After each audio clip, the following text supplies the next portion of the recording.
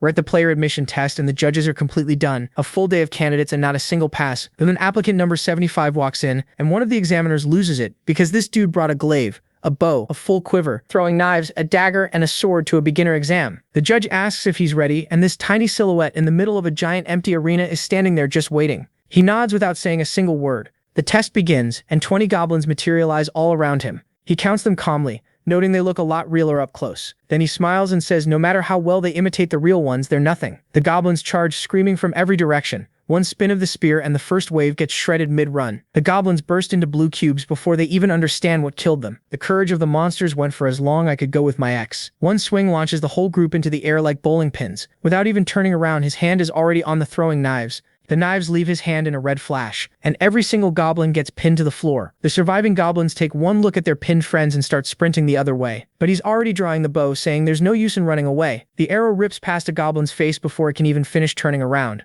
And the reason his archery is this clean? The one who taught him was the famous marksman Gilbert Grimm. For a second, it's like the legend himself is shooting through him. The last survivors grit their teeth. If they're dying anyway, they're dying fighting. So he calmly puts the bow away and draws his sword. The blade drags across the floor, sparks trailing. They surround him from every side, jumping in all at once, exactly what he was waiting for. His grip tightens on the handle. One swing, everything around him gets cut down midair, and then he freezes, realizing he maybe overdid it for a rookie exam. The adrenaline fades and Bro is shaking on his feet, thinking he seriously needs to rebuild this body, while the judges above can only whisper amazing. The examiner sets his cup down and says they've reached a conclusion. Applicant number 75, Seo Jun-ho, passed, with the entire room still trying to process what they watched, and every single judge is asking the same thing. Who is this guy? To answer that, we have to go back 25 years to be precise. Humanity's final dungeon, and standing at the end of it is the Frost Queen, the monster that froze the Pacific Ocean with a snap. She's laughing in his face, asking how it feels to make it this far after leaving his whole team behind to die. She tells him he understands nothing about this world, but Bro cuts her off, saying he's got no time to fool around.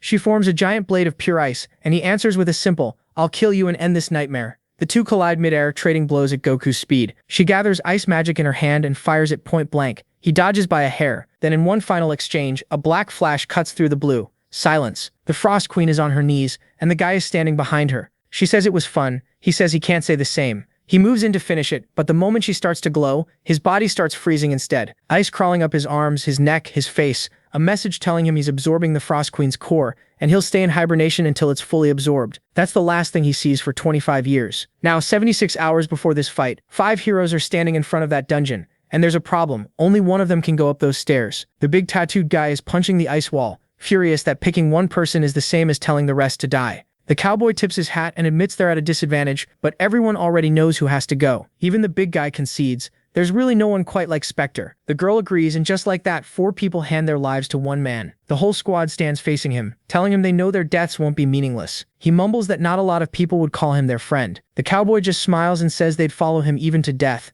The healer beams at him, saying none of it will be in vain, and all he can get out is a quiet "you guys" before apologizing and walking up those stairs alone. 25 years later, the year is 2024, and we're at a museum exhibit about the monsters humanity still can't defeat. A presenter explains how one man froze the Pacific with a snap of the Frost Queen's fingers, and how 5 legends walked into Antarctica to stop her. Those 5 are displayed right there, frozen in ice. The 5 heroes. Then a nerdy kid starts screaming, pointing at the exhibit. The ice statue just moved. The presenter laughs it off, explaining the chamber's temperature is controlled 24/7. There's no way anything happens to those statues. Then she hears the cracking behind her. The ice explodes and a figure bursts out of the shards. He drops to his knees shaking as a message tells him the absorption finally hit 100%. The only thing Bro can say after 25 years, cold, and a new notification, X-rank skill acquired, Frost. The news detonates worldwide within hours. The legend has awakened. The Spectre is back after 25 years of cryogenic sleep. Meanwhile, the legend himself is sitting in a hospital bed scrolling headlines like a grandpa who just discovered the internet. It's been 25 years. He tries to make a fist and can barely close his fingers. The doctors walk in with news. The president of the Player Association is coming to see him personally. Jun-ho already hates this. If it's not someone he knows, he's sending them away. But the doctor says the man used to talk with the Spectre all the time, a close friend. And when the guy shows up, Bro instantly recognizes him. It's Shim Do-kal, and just like he predicted 25 years ago, dude went completely bald. That's the first thing he says after a 25-year reunion. Shim is furious, saying he was dumb for expecting an emotional moment. Once they're alone, Jun-ho asks the real question.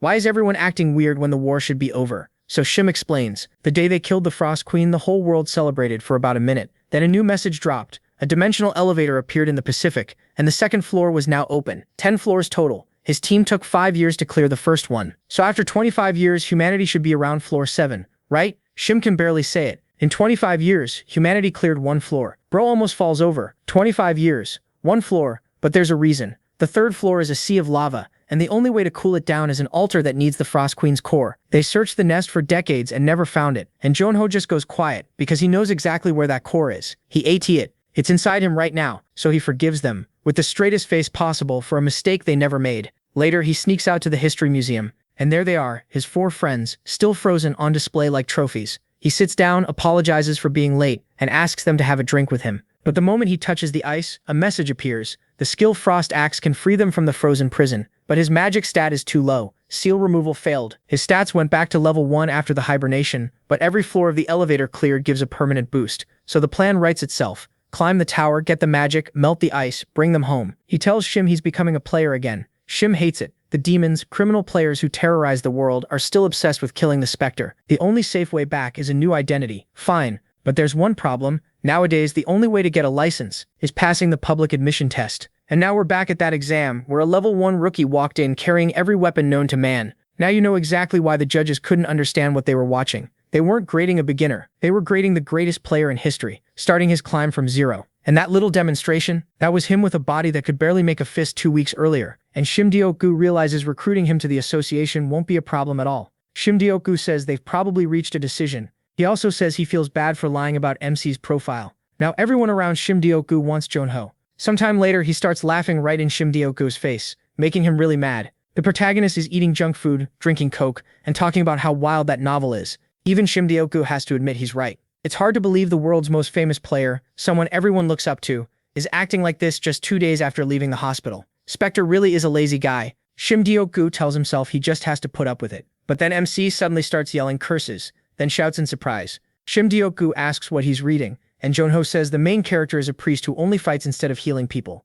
Shimdioka asks if he's crazy, and he actually agrees. Still, Shimdioka tells him to sit down because he brought the things the protagonist asked for. That gets MC's attention, but Shimdioka asks why he wanted info on incomplete gates. He's not seriously planning to enter one at his current level, right? Junho says yes. Why else would he ask? That leaves Shimdioka stunned. He knows exactly what that means. If those gates still haven't been cleared, he asks if he's joking. Did he really think he'd forget? He explains that gates are full of monsters and traps that attack any human. Some are so dangerous that not even the players' bodies are left behind. Those are the gates that were never closed, called incomplete gates. The protagonist says they're the only gates beginners can enter, but that also makes them worse. High-level players can't go in, and rookies chase the rewards then end up dead. With MC's body like this, it's too much for him right now. But MC asks what Shimdioka is so worried about. Doesn't he know him? Besides, incomplete gates must be a huge headache for the association. Shimdioka admits that's true, but says he still can't let a friend walk into a place that dangerous. Junho goes cold for a second, then ruins the serious mood by saying he knows this should be an emotional moment, but he's going anyway because there's too much to gain.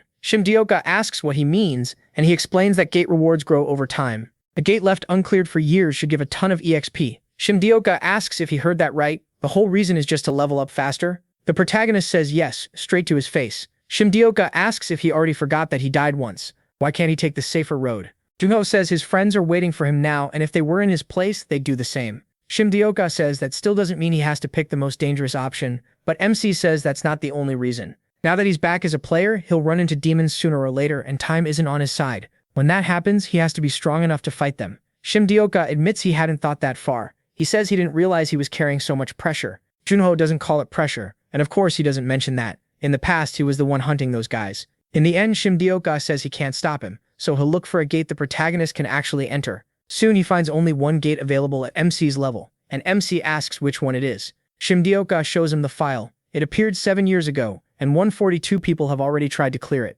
Only level 1 players can enter, so they call it a rookie graveyard. He says the rules sound simple, and Shimdioka says he's awfully confident. Then Junho gets a notice on his smartwatch. Shimdioka says his payment came through. He adds that this means the protagonist is now under contract with the association and will serve under them for 1 year. MC immediately asks what the hell he means by serve under them. He says he'll show him who the real servant is, and Shimdioka quickly tells him to calm down. Then he asks about housing. If the association has places for players, is he staying there? Shimdioka says that's a good idea. He'll be safer nearby. He tells him to give him a nice room, and Shimdioka says he can have whatever he wants.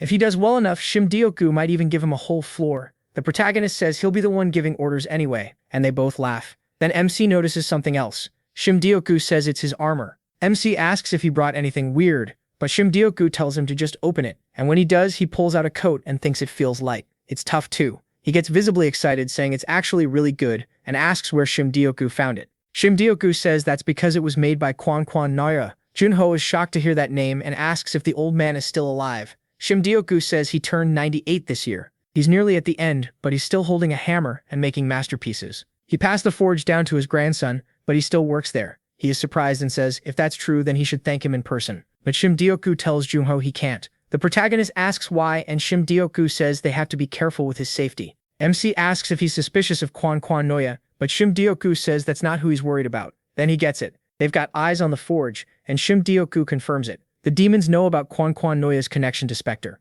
If Junho goes there now, it would be the same as exposing who he is. The protagonist accepts that pretty calmly. If a rookie like him suddenly leaves the country to see Noya, people would notice right away. Shimdioku reminds him that he already said he'd support him, so MC should understand. He says there's nothing else they can do. He just needs to get stronger and visit him later. He asks Shimdioku to pass on his thanks, then says he'll take that gear. After that, he asks what weapon he should use, and Shimdioku says the warehouse should have something good. He can take whatever he wants. Junho says now they're finally speaking the same language. Shimdioku asks when he plans to leave, and the protagonist says he was thinking of going right away, but he should raise his vitality first. Just the exam drained all his energy. If his vitality stays low, he won't even handle monsters, let alone demons, so he needs to prepare. Shimdioku asks how long that'll take. Will it be a month? Shimdioku says that's way too much. 10 days is enough. After that, he heads to Namyang province, to Mount Shongma. Once he arrives in front of the gate, he finally gets ready to enter. It's the Gate of Dawn's curse. The only clear condition is surviving until sunrise. When MC steps inside, the sun is already setting, so he first thinks the place feels pretty comfortable. He'd been holding his breath, but when he sees the graveyard ahead, comfortable doesn't feel like the right word anymore. He figures he might be going a little crazy. Still, after checking the info, he sees this gate isn't supposed to be that hard, and the goal is simple, just stay alive until dawn. He came at a good time too. From the records, the groups who entered in the morning lasted the longest. Time works differently inside the gate, and people who went in later didn't have enough time to adjust. They probably got hit right away and had no real chance to respond. In the end, there wasn't much they could do, because they were only level 1 players. But Junho has survived all kinds of things, so he's ready for whatever comes. As time passes and night falls, he feels a strange, uneasy sensation like he's being watched. He feels like something is watching him, maybe the undead. He mutters that this is going to be a mess. The second he stands up, the undead burst out of the ground. One grabs his leg and he just says he knew that would happen. He smashes its head, trying to kill it, but it doesn't work. So he tells it to stay down and go back to sleep. There are more all around him, and then night fully falls.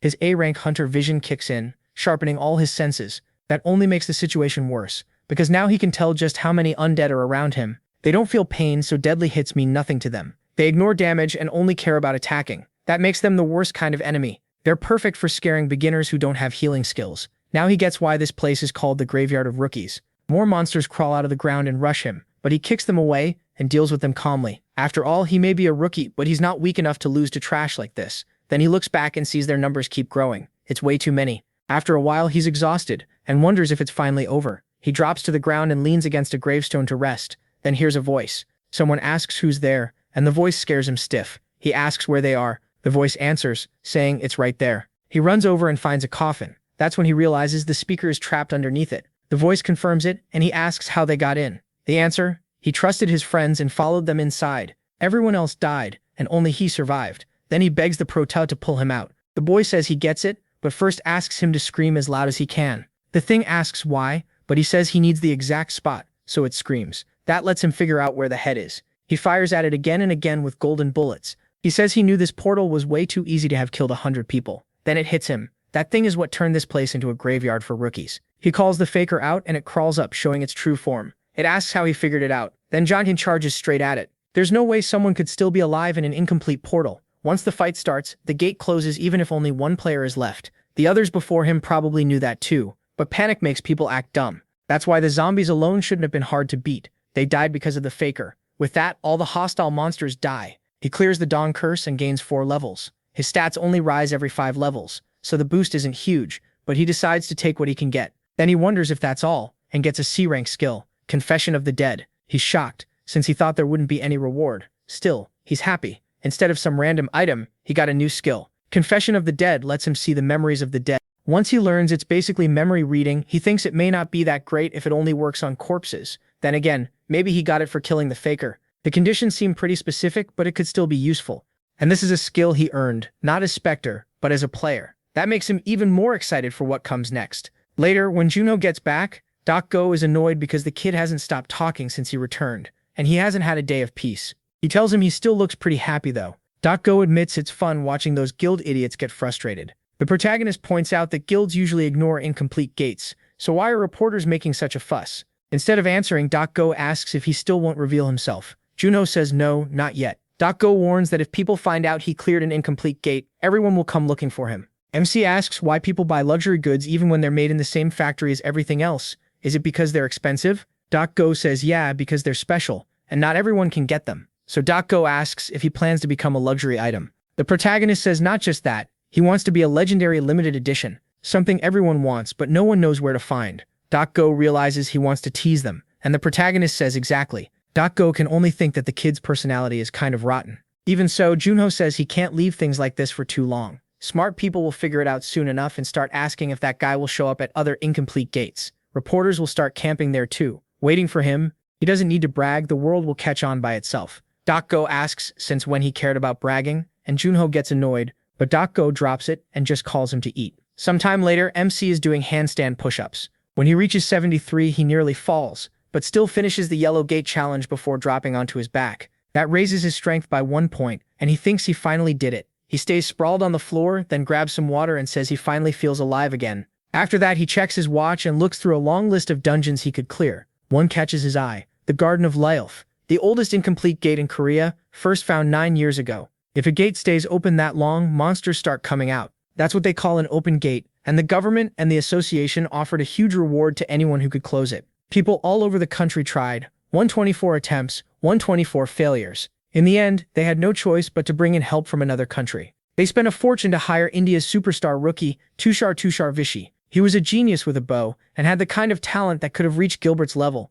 or maybe even gone past it. But he failed, and hope died with him. A 22-year-old with a huge future ahead lost his life there. Junho thinks that's a real shame. That's why he prepares even more carefully. His training just raised his strength, and now every stat except magic is above 30. For his level, that should be the max. Still, if even someone like Tushar couldn't clear the gate, he can't ignore the chance that something hidden is waiting inside. So he gets ready for every possible situation. Even then, he draws on a bit of his magic. Since he can use freezing now, he's getting used to it and wonders how strong it'll be in a real fight. Then he heads for the Garden of Lyelf and finally arrives. To close the gate, he has to wipe out every monster. He doesn't know how many Lyelfs will appear, but if even teams of 4 failed, there has to be some hidden trap that killed them. He scans the area and notices a maze below. For now, he decides to stay away from that suspicious place. Lyelfs only come out at night, so he waits and soon night falls. Then they start bursting out of the ground. One makes a noise right beside him, making him jump. At least now he knows they announce themselves when they appear, and with night here his senses grow sharper again. For now, he only sees 2. He thinks that's a nice welcome as they throw attacks at him. Junho charges in, plants his halberd, vaults over the attack, and gets ready to strike. As he lands, he uses ice to make a spear and throws it straight at them, killing the first one easily along with the one beside it. Then he realizes that the spear is really useful. The Frost Queen's power is definitely worth having. But another attack comes, and he sees a whole horde rushing in. So yeah, 2 was way too few. He dives back into the fight and cuts through them with ease, shredding monster after monster. He splits them apart, and the last one looks around in confusion. Then Junho appears right behind it, ready with the final blow to finish the thing off. But when it finally drops, he realizes that was way too fast. Even worse, more have already appeared, twice as many as before. That's when he figures it out. They multiply when they die. After fighting them for a bit longer, he starts running and wonders how many there even are. The whole thing is getting ridiculous. The monsters chase him and whip vines at him. He has to defend himself with everything he has, using the Frost Queen's power as well as he can. Now he has both an ice spear and a shield that blocks the vines. Behind that shield, he gets ready to strike back with shadow power. He slices through the one-eyed monsters in a clean frontal cut. When they finally fall, he realizes he's completely worn out and starts wondering how many hours have passed. Closing the gate is tiring, but not impossible. Still, one thing keeps bothering him. Even if he has an overpowered skill, if this is all the gate has, then a team of 4 should have been enough. And among the players who tried to clear it over the last 9 years, there were plenty with amazing potential. Tushar was one of them. One of them was Tushar, and from what the protagonist knows, he should have handled at least half those monsters by himself. With a full team, they should have cleared the portal. Even while the monsters keep swarming him, he can't stop thinking, why did Tushar fail? He keeps cutting them down until he finally clears the Garden of Lyolth. As the sun comes up, he says he seriously thought he was going to die. Still, as long as he's alive, he'll take it. Then he looks around, confused about how he even got there and where exactly he is. The maze starts pulling him in, and he decides to check it out. But then he spots a dead body nearby. The air reeks of corpses. He wonders if all these groups were trying to escape, and realizes the maze was just a waste of time for them. If they couldn't block the core, this place only became a dead end. After a while, he reaches the end of the maze. There he sees Tupar Vishi's body and recognizes the bow beside him. He remembers its name, Tempestade. After paying his respects, he takes the bow. Its arrows fly in wild, shifting paths like wind in a storm. That's how it got its name. He recalls that the Indian government had entrusted it to Tupar Fire. Then he notices something else, a notebook, and he opens it to see who it belongs to. It starts, April 7th, 2044, 12:40 p.m. Tupar Fire writes that he was sent to clear the Lilith portal in Korea,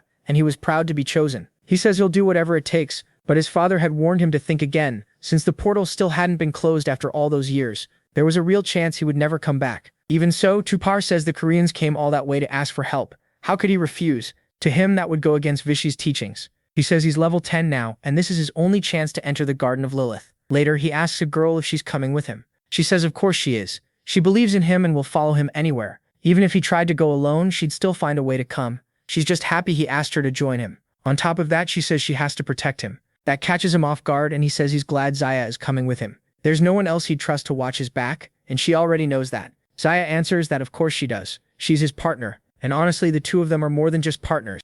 Together they promise they'll close the portal no matter what. Somewhere else, Tupar Vishi sees one of his teammates talking to his daughter, promising he'll come back. Tupar apologizes for calling him out like that, and the man says this is his first trip so far from home, leaving his daughter behind. But her grandmother is there, and since Tupar asked for help, he couldn't say no. Tupar Vishi thanks him, and the man says that if he's going with a rising star like Tupar, then he has to do his part too. After that, they head to Indira Gandhi International Airport in New Delhi and get ready to fly out with his fiancée and one more teammate. Once they arrive, they train a bit, and Tupar says he has a good feeling about this. Then on April 24, 2044 at 11:37, they finally enter the Garden of Lilith. As they step inside, they're struck by how beautiful it is. None of them has seen a portal like this before, but they quickly snap back because they're in a dungeon, and they can't let their guard down. For now, they decide to observe the area. Then at 8:33, 8 of them appear, and they wonder if that's already a bit much. More keep coming, but the group handles them easily at first. Then the count doubles, this time reaching 32. After that, the numbers just keep climbing, and eventually their tank gets hit in the chest and starts bleeding. Tupar is shocked when he sees it. They tell everyone to grab the others and run. The group rushes to the maze, and the girl yells for Tupar to hurry. They need shelter. Tupar realizes that every time they wipe out a horde, the next one gets bigger.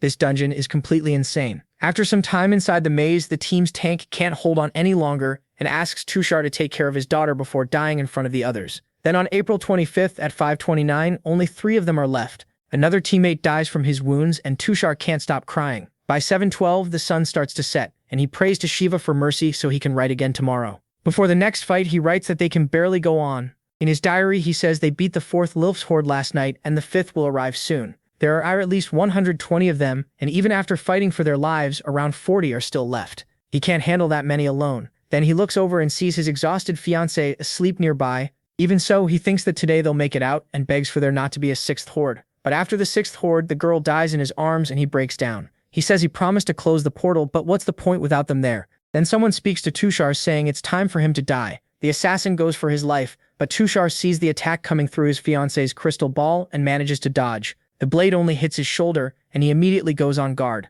The assassin is surprised he avoided it and says Tushar really does deserve his name, as India's rising star. Then Tushar notices his eyes and realizes he really is a demon. He demands to know how the demon tricked them and what kind of bad luck brought him there. The demon says that's the dumbest thing he's heard. And the answer is simple. Tushar's girlfriend was just as stupid as he is. He says even he didn't know there would be that many Lilfas, so he planned to help a little after Tushar's friends died. But they were useless and died too fast, and it nearly put him in danger too. Hearing that, Tushar gets furious. The demon thanks him for helping close the portal, then says it's time to hand over Tempestade and join his friends. Tushar snaps, but then he notices something and freezes in shock. The demon asks what's with that look. Was he scared to die? But then a 6th horde really does appear. Hanan sees Tushar run and says he didn't expect that, but it doesn't matter. The poison will kill him anyway. As Tushar runs, Hanan sees monsters crash into him and tear him apart too. So there really was a 6th horde. Tushar keeps running, poisoned, frustrated because he can't even feel his arm anymore. He thinks he can't die like this. He enters the maze and hides there, reaching the end only to realize the place was a trap.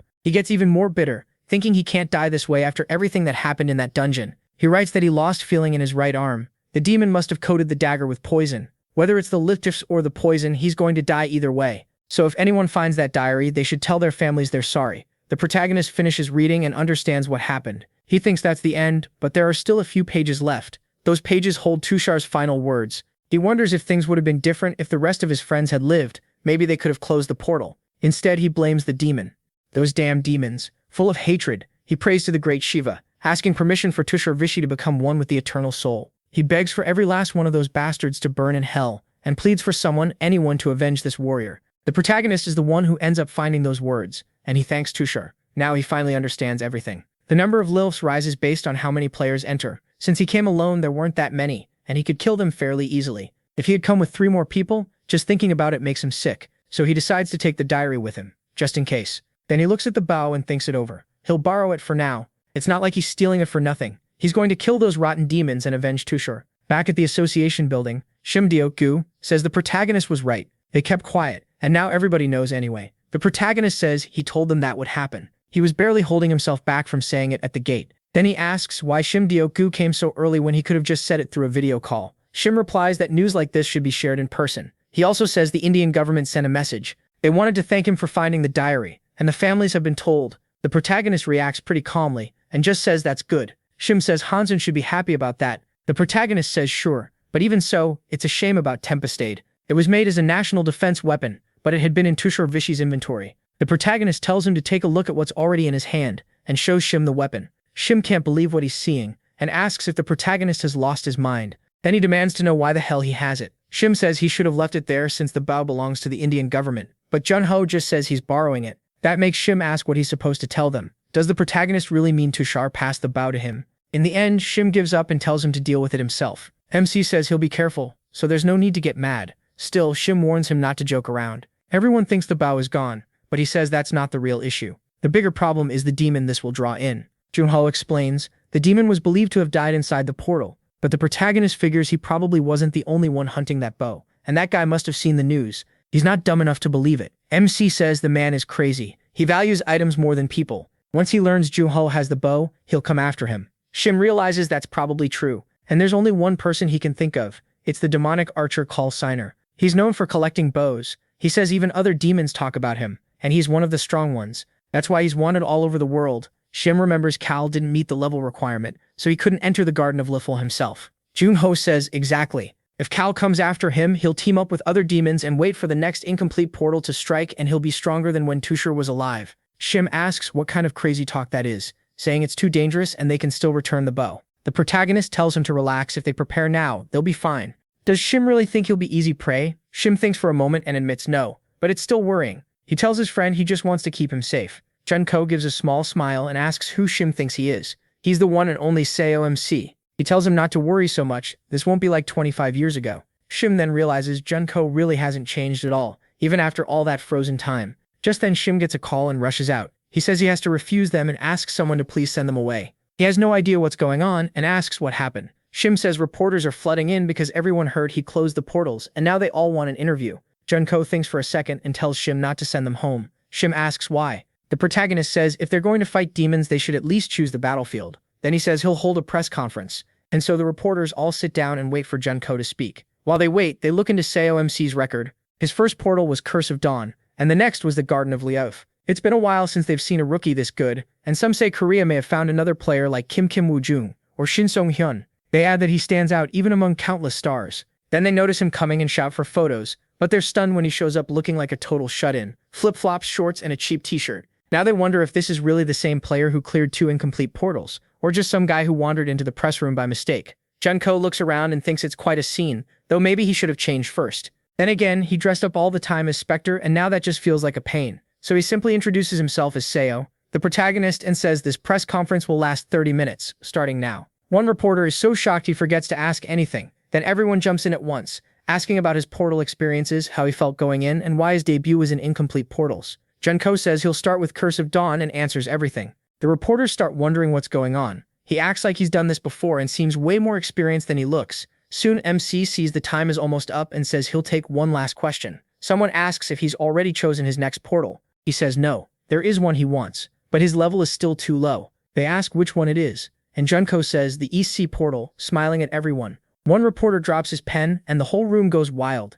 taking pictures and recording the moment. They ask if he really means that East Sea portal. It's the last incomplete portal in Korea, and if he clears it, he'll have closed 3 incomplete portals, something that's never happened before. Junko says that's right, still smiling and leaving them even more shocked. They mention there's a boss inside and ask if he has anything to say about that. The association has even discussed whether to label it a rank 1 portal, so don't he think it's too dangerous? He understands why they react that way. A strong boss changes everything. Bosses are on a whole different level from normal monsters. They're incredibly powerful and some even rule over monsters, like a king. Even so, he just tells the reporters that if he fights a boss, he'll win. That ends the press conference and his words spread across the internet. Elsewhere, someone watches it all and says people are making a huge fuss over a rookie, but that only shows how important incomplete portals are. He says it's been a long time since the first floor gave him news this interesting. His assistant suggests contacting Junho if he's interested, but the man says no, he's not interested yet. In fact, not even close. When something amazing happens once, people call it fate. If it happens twice, they call it skill. But he says they should wait for best 2 out of 3 before betting on him. There's no point remembering the names of people who will die soon anyway. The stern man in front of him starts shaking and says that if player Junho pulls off one more miracle, he'll get an invitation from Shin Sung-han himself, the leader of Korea's biggest guild, Goblin. Meanwhile, the protagonist looks through all the offers. He says they're not bad but not great either, so he'll pass. Then he asks if all of them are cooperation requests. Shim says yes. After the press conference, he got really popular. MC says a good request needs 3 things: solid EXP and drops, fair difficulty, and good pay. It's hard to find all 3 at once. Honestly, he thinks they could try the last one, but Shim quickly says no. If he helps now, it'll set a bad precedent. Instead, Shim brings up another request from a father searching for a cure for his daughter's terminal illness. The key to saving her is the core of a gray fox. That name makes him pause. It's been a long time since he heard it. Shim says he saw one back when he first became a player, and he says he almost died that day. Shim says it's easier to just show him. The portal is the national rank divine fox, and the protagonist is surprised. He looks over the images as Shim explains the portal appeared only 3 months ago. It still hasn't been declared incomplete, but one monster there has already wiped out 7 parties. Junho notes the required level is even higher than the Gray Fox portal he cleared as Spectre, so this will be tougher than before. Shim says it won't be as hard as it sounds. Players are stronger now and their gear is much better too. MC says he hasn't seen many skilled players since coming back, but he trusts Shim. If he wants to see what the new generation can do, then this is the right place. Shim adds that the request actually came from a friend of his, and that surprises him. Shim asks if he knows the MCO group, and says its chairman made the request. The protagonist asks if he means Choi Man-hyuk's son, and Shim explains he actually has a second son named Choi Pil-ho. While they're talking, someone knocks on the door. A girl walks in and asks if the chairman called for her. Shim welcomes Cha Tae-seon and says that from now on she'll be Junho's secretary and assistant. MC thinks that no matter how famous he is as a rookie, it would still look suspicious if the chairman handled everything for him. Seon politely greets him and he greets her back. Shim tells Junho he'll talk with the group chairman and asks him to work well with Seon. He says she's very responsible and can be trusted. She thanks him for the praise and Shim says he just expects good results from both of them. Then Seon asks the protagonist if he knows about the Myung-ho group. He says yes, they're #1 in Korea. She explains they're famous for staying clean, with none of the scandals rich families usually have. Their lives seemed perfect, but then tragedy struck. The eldest daughter, Choi Pyu-ho, has 9-hole rupture syndrome. MC says it's a condition some people with huge yin energy are born with. The only treatment is transplanting something with strong yang energy into the body to buy more time. She says one way to treat it is with the Gray Fox core. 29 years ago, Spectro, who was the top player back then, killed the Gray Fox and proved it worked. She adds that Spectro is someone she really looks up to. That makes Junho pause, and she asks why he suddenly got so awkward. He brushes it off, saying the story just hit him hard. When they arrive, he sees the place hasn't changed. She asks if he's been there before, and he says it was a long time ago. Then she tells him to wait outside while she goes in first, and make sure everything is ready. But before that, someone comes to the door and asks if he's Junhyo. The man says it's a pleasure to meet him. He's been waiting, and he's the head of the family. The secretary is shocked he came in person, and the protagonist introduces himself too. The chairman praises him as the hero who closed incomplete portals to protect people, then says he's the one who feels honored. But the moment they shake hands, Junhyo realizes the man is literally trembling. He says this is his only wish, begging MC to please save his beloved Hyu-sun from that cursed disease. He sums it up, they need the Gray Fox core. The chairman says yes. He searched everywhere and found a case in France where someone fully recovered and people said it was because of the Gray Fox core. Then he gets right to it and offers 15 billion won as a reward. He also promises any item or material Junho needs for the portal. Anything at all, as long as he can get it. The girl is stunned by how huge the reward is and thinks he'll obviously accept, but the protagonist apologizes and says he has to refuse. Everyone there is shocked by the boy, so he explains. The chairman quickly raises it to 25, even 30 billion, asking if that still isn't enough. Junho says he isn't asking for more. 10 billion is already more than enough. The girl is just as shocked as the chairman, so he asks why, and MC says Spectro once got an offer from a French client. The man was ready to give up his whole company to save his daughter, but Spectro refused all of it and only took 100 million. He says his reason is the same. You don't take advantage of someone trying to save their daughter. Later on the way home, the girl says she'll park the car and he can go ahead. Then she remembers to ask if Junho heard the story about Spectro from the chairman. The protagonist says Chairman Shimdioku was close to him, so he asks Cha if she believes it. Spectro is known as cold and calculating, but she says it's the opposite. A kind person like him absolutely would have done that. MC asks if she really thinks Spectro was kind, and Cha says yes. After what MC said today, she's even more sure. Spectro watched his parents die right in front of him. If a client had money and offered 10 billion won, she doesn't think he would have even named a price unless it was truly needed. Someone who couldn't save his own family wouldn't want others to suffer the same. She adds that of course nobody but him knows that. Junho is surprised by how well she figured it out. A while later, Shimdioku asks how Cha was. He says they only talked for 2 hours, but she's good at giving advice. Shimdioku tells him he'll see her real value soon. With that way of talking, she could work for a famous guild or a huge company. She only chose this place because the association is taking care of Spectro. As they keep walking, the protagonist asks where they are, but Shimdioku says he's just making small talk because he's too embarrassed to open that door with his fingerprint. He calls Juno out for stalling. Then he says if MC wants to beat something on the Grey Fox's level, he'll need to bring something useful. And this place holds all kinds of old weapons. He explains that in the last 25 years, technology has advanced a lot. They made weapons and materials nobody could have imagined, and it changed how players fight. Then he tosses a sword into Junho's hand and tells him to pour magic into it. He does, and the blade starts glowing. Shimdioku explains that with a little magic, an artificial blade forms, and it can pierce an orc's hide with ease. The protagonist studies it, while Shimdioku keeps showing off more gear, even a shield made with magic. Then the protagonist asks if players these days mostly use this kind of weapon. Shimdioku looks surprised and says high-tech weapons are very effective, so why wouldn't they? MC asks if even rankers use them, and Shimdioku says he's not sure. Rankers usually carry custom gear. But he says all of this is just kid stuff compared to real predators. Against monsters that can tear apart a player's magic, these things won't matter. So he asks Shimdioku why weak monsters appear on lower floors. Shimdioku guesses it's because players would die if they had to face strong ones right away. Junho says exactly. The system is fair. Players grow by fighting enemies around their level, then use that strength and experience to beat stronger ones later. Shimdioku asks if that means these weapons aren't useful against top monsters, and the protagonist says that's right. Shimdioku agrees. Players who rely only on high-tech weapons never achieve much. They're mainly good for clearing portals near their level for cheap. Junho says he gets it, but then he notices a sword thrown off in a corner and asks about it. Shimdioku says it was made with new materials too, but it wasn't very useful, so he tossed it aside. MC asks if he's serious, then swings with full force and makes the whole place shake. Shimdioku nearly jumps out of his skin. Junho says the world really has gotten interesting, and asks what's wrong with players limiting themselves to these toys. Some time later, they stand in front of the portal. He said he'd enter. He sees a crowd of reporters and players waiting there. Someone tells him everyone's excited about the Grey Fox core. Including him, a group of 27 people will enter the portal, and some were sent by guilds. Junho thinks it over as he steps out. He says he'd like another cup of that good tea she made, but also tells the girl she'll have to wake up earlier than usual tomorrow, and she complains about that. He says that after today's portal run, he'll be flooded with cooperation requests.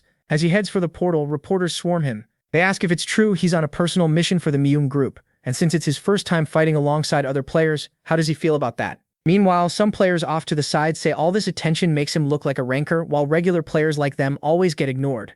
One girl says he's the rookie everyone's talking about, so he's probably been all over the news. They're shocked that this skinny guy really closed 2 incomplete portals, but they don't buy it. Even his gear looks terrible. Still, they guess he must have more items in his inventory. There's no way he'd enter with just that weapon. Soon the interviews end and everyone gets ready to go in. They head into the portal. Once inside, they're met by burning dunes and endless sand. It feels like a giant desert. People wonder how they're supposed to move in all this heat, but then one man shouts for everyone to listen, and they ask who he is. He introduces himself as Cha Ming, a member of Korea's 13th rank guild, Choenkai, and everyone is surprised that Choenkai joined the raid. He says they all know a portal like this isn't something you handle alone. Since the group is big, they shouldn't waste time fighting each other and creating extra danger. He wants to make a deal, and a horned man asks what kind. Chai Ming says his guild will pay 10 million won to everyone who follows their orders inside. In return, Chai Ming keeps the real prize, the Grey Fox core. Everyone is shocked that's what they were after. He points out that paying everyone won't even cost 300 million won, then asks how they plan to get the core without Cheonghai's help.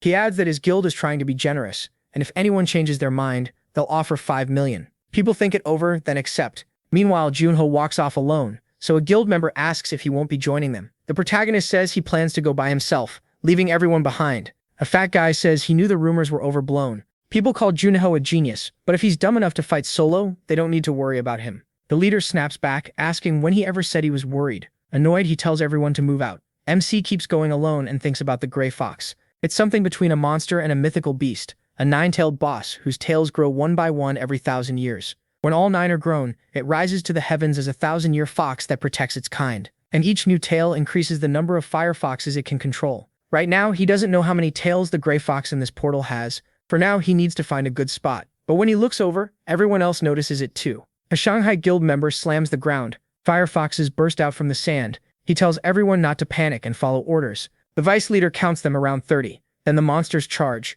The group waits for the right time to strike those things. Meanwhile, the bald guy and the big guy start activating a device they brought with them. It raises 4 towers around the group. Those towers start shocking the foxes rushing in. Everyone's stunned that it actually works. The Shanghai leader boasts that this isn't the age of weak weapons and simple traps anymore. This is second-floor technology. Loaded up with gear, they rush in like a full battle squad. They say they've already killed over half, with Che leading. The big guy says they'll get the gray fox easily at this rate. But Che cuts him off. If he has time to talk, he has time to fight. One of the girls admits she got nervous after hearing about the gray fox but says this is nothing. The bald guy brags that's what happens when you join Shanghai. Then something huge blocks the light above them. The bald guy looks up and asks what it is. A giant gray fox appears, with multiple tails. It towers over them, and the bald man shouts that the fox is here. Seeing its cubs dead below, it flies into a rage. Terrified, the group hears it roar and threaten them. Then they realize it has 9 tails. No way this is possible. The one Spectre beat didn't even have 6. Still, the guild leader orders everyone to pull themselves together, hold formation, and keep attacking. But everyone is shaking. They don't look like they can help at all, even with the guild here. The leader tells himself it doesn't matter what the monster is, a blow to the head or heart will kill it. He says the trap he prepared is stronger than anything they've used before, and if it catches her, she won't escape. Today, he'll kill the gray fox and surpass Spectre. But then the fox spits out a blast of fire so strong it should have left nothing behind. Even so, they barely survive, and the leader realizes none of his weapons, traps, or plans worked. How are they supposed to kill a monster this huge? It feels impossible, and the fox gets ready to attack again. He realizes this is how he dies. But just as the next attack comes, Junho steps in front of everyone. They're shocked to see him. They yell at him to move, but he calmly says he'll be fine. The leader can barely believe it as he draws his sword. The fox fires another giant flame blast straight at him, and the guild leader thinks it's over. But the protagonist slices the attack in half. No trouble at all. Everyone just stares in shock. Junho feels his sword shake from the force and realizes they were doomed from the start.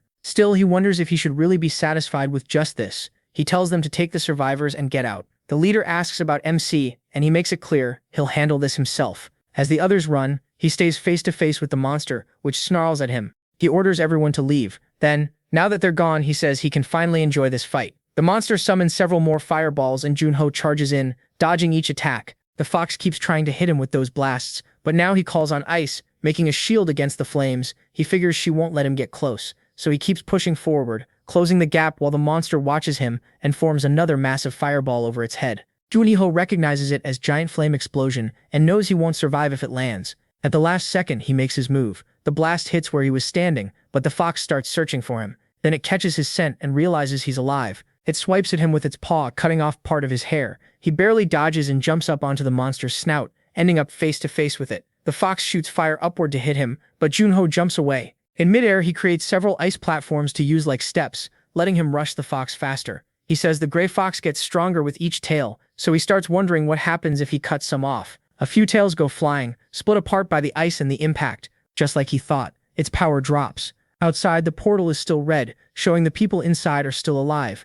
Outside, reporters say it's already been 10 hours since the players went in. The last group survived 2 days, but one reporter tells the other not to be disrespectful. All they can do now is pray everyone comes back alive. Back inside, Junho keeps fighting the fox and it starts to panic as he keeps hitting it with ice. He realizes this is the first time it has ever felt pain. It had no natural enemy, no rival. It only killed countless players, never thinking it could one day become the prey. Fear takes over, and it attacks wildly from every direction. Junho slips away, dodging another paw strike. The fox frantically searches for him. until it notices where he's coming from. The protagonist gets right near its face and asks where it's looking, then slashes one eye, blinding that side. The fox starts gathering fire again and launches another attack at him, but he keeps dodging and striking back. The monster suffers more and more under the non-stop hits. Now it's the one getting scared, backing away from the boy. It retreats and forms another huge fireball to throw at him. Junho says it's being dramatic and asks why it's still resisting when it already knows it's going to die. Then he raises his hand and gathers the power of the Frost Queen, saying it's too late now.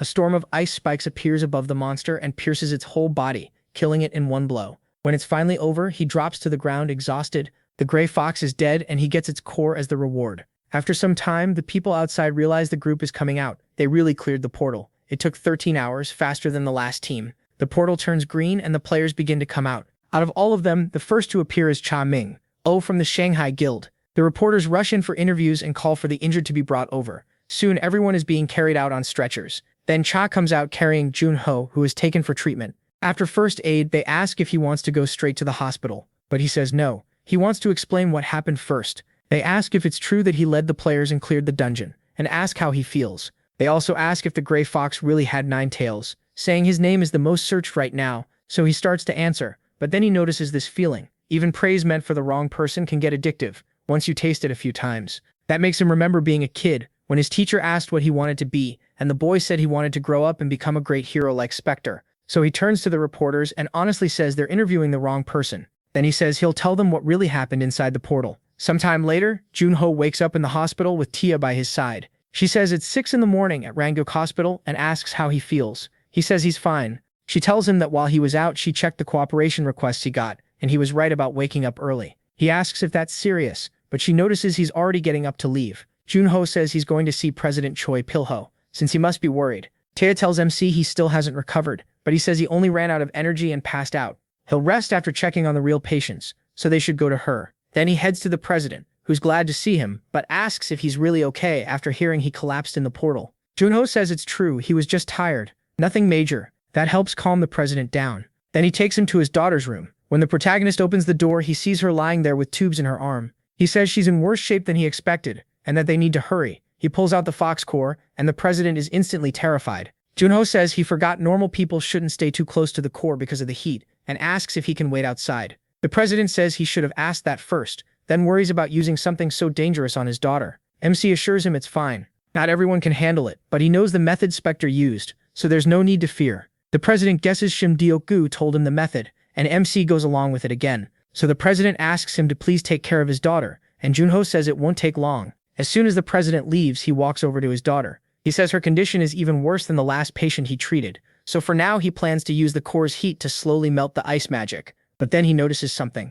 The system says he's sensing intermediate yin energy from the target, and he can absorb it with his freeze skill. That catches him off guard, and the system adds that absorbing it will raise his magic stat. He's stunned. Freeze is an X-rank skill with almost no weakness. It works for both offense and defense, and now it can even boost his magic by taking in yin energy. Not even the X-rank Dark Observer could do that. Then he realizes this is the first time the skill has reacted like this. Maybe Dark Observer would do the same if it found magic tied to darkness. That's definitely worth testing later. But not now. First, he has to treat the 9 yin syndrome before the patient suffers anymore. He needs to remove all the yin energy inside her, and he's going to do it in one go. So he starts drawing that energy out of her. Back when he was Spectre, he used the core's yang energy to force the magic apart, but that put huge stress on the patient's body. He had no better option then. This time, it's the reverse. He'll drive the yin energy out and absorb it little by little until things balance out. It's much safer than using the core. Outside, the president grows more and more anxious. Tinya notices the door opening. She calls for him. Junho steps out, and the president quickly asks about his daughter. The protagonist says it worked. She's completely fine now, and there shouldn't be any side effects. The president breaks down in tears and drops to the floor in relief. Then Tita says his vacation starts as soon as they get back to the association, and he should avoid physical activity for a while. He agrees. Still, he feels like he handled this mission well, and thanks Tia. She's happy to hear that. Then the president says he's thought hard about how to repay him. He even considered offering more money, but figured MC wouldn't want that. MC says he only did what he had to do.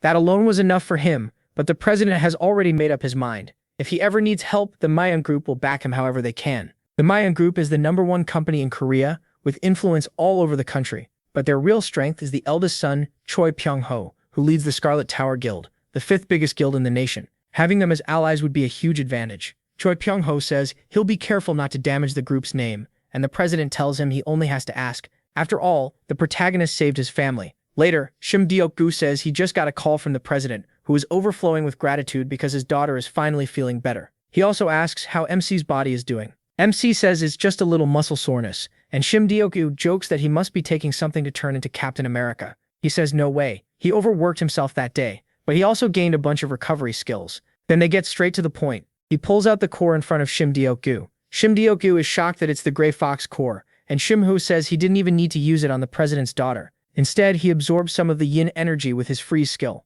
Shim Deok-gu loses it, asking if that's really possible. The protagonist says the system confirmed it, and it even raised his magic stat. He also learned something useful. Freeze can absorb yin energy from anything, so it may work not just on illnesses like 9-yin syndrome, but on items too. Shim Deok-gu says he was wondering where this was going, but if that's the case, MC is basically telling him to find a good item. MC says now they're speaking the same language. Still, one thing might be a problem. The syndrome was only rated intermediate. Shim Deok-gu is stunned that an incurable disease is just intermediate. That probably means normal items won't do much, and he figures that's likely true. So Shim Deok-gu says he understands and will look for suitable items, while the protagonist should check the market too. The protagonist mentions the player market has been a while, and Shim Deok-gu tells him not to cause trouble. The protagonist asks why he'd think that. Honestly, because you probably would. With that, he starts explaining the player market. It's an offline market used all over the world, where people buy info and all kinds of items from portals. That's why even normal people know about it. Junho wonders how long it's been since he last went to Insan-dong. It's gotten a lot more crowded now. Back then, the place was nearly empty because everyone was focused on surviving. Seeing that change makes him genuinely happy. But instead of the regular market, he has business in the black market. Once inside, he sees a crowd watching something. He heads to room 8, seat G10, and explains that the cinema in the player market has a special seat used as a teleport point to the black market. That seat acts like the gate itself. He remembers one of his old companions complaining that the market's teleportation system was awful. With portal resources, almost anything should be possible. So how does teleporting still make people sick? She used to say she'd rely on her own magic instead. Junho waits and is teleported soon after. He arrives at the black market, Ethiopia, the underground city. It feels nothing like the normal market, only a select few can enter, and player markets around the world are just doors that lead here. Nearby, people are talking, saying Wu Zhang of the Nine Heavens hasn't been seen in a while, and asking how long the association plans to keep hiding Spectre. Junho explains that the black market has no guides or normal protections. It's an underground world where common science doesn't mean much. Then someone spots Ju Hong, the one who closed the incomplete portals, and MC notes that the place still isn't completely safe. Even so, there aren't many players here who could really threaten him, because most of the strong ones already moved up. The players left behind are either too weak to reach the second floor, or they made it there and couldn't handle the pressure. If they're that weak, he can deal with them. So when a few of them block his path, he simply tells them to move. One of them instantly gets scared, and Junho thinks that was easier than expected. Then he walks over to a bald shopkeeper. The old man is surprised to see a celebrity there. He says he came because he heard some artifacts had arrived, and the man claims everything on display is already out front. The protagonist didn't expect much, but he struck gold. He can sense weak cold energy from one item, other strange energies nearby, and even intermediate freezing energy. Even if the level is low, those items should still help raise his magic. So he tells the old man that, now that he thinks about it, he heard from some rookies that the shop keeps its best items in a separate room. The old man is clearly startled. He denies it and asks who would say such a thing, but Junho says he already knew, because the man is a terrible liar. He asks to just take a look, promising he'll buy some things too, and keep the secret. The old man grumbles, asking which idiot spilled that. Then he shows MC the hidden room, telling him these are the best artifacts he has. Junho says they all look impressive, but he doesn't see anything with a darkness attribute. Those are rare. Then he notices an ice-type item, but the old man warns him not to touch it. He says the thing has a strong curse that freezes the wearer's body, but he calmly puts the glove on anyway. The old man is left speechless. It's the gauntlet that carries the rage of Han's ice fairy, rare and almost cursed. The moment he puts it on, he feels intermediate freezing energy. That means he can purify it. Since intermediate is the same level as 9-yin syndrome, he should gain about the same amount of magic as before. So he says he'll buy that, and the earlier artifacts too, and the old man can only thank him with a huge smile. After that, Junho heads to a bar.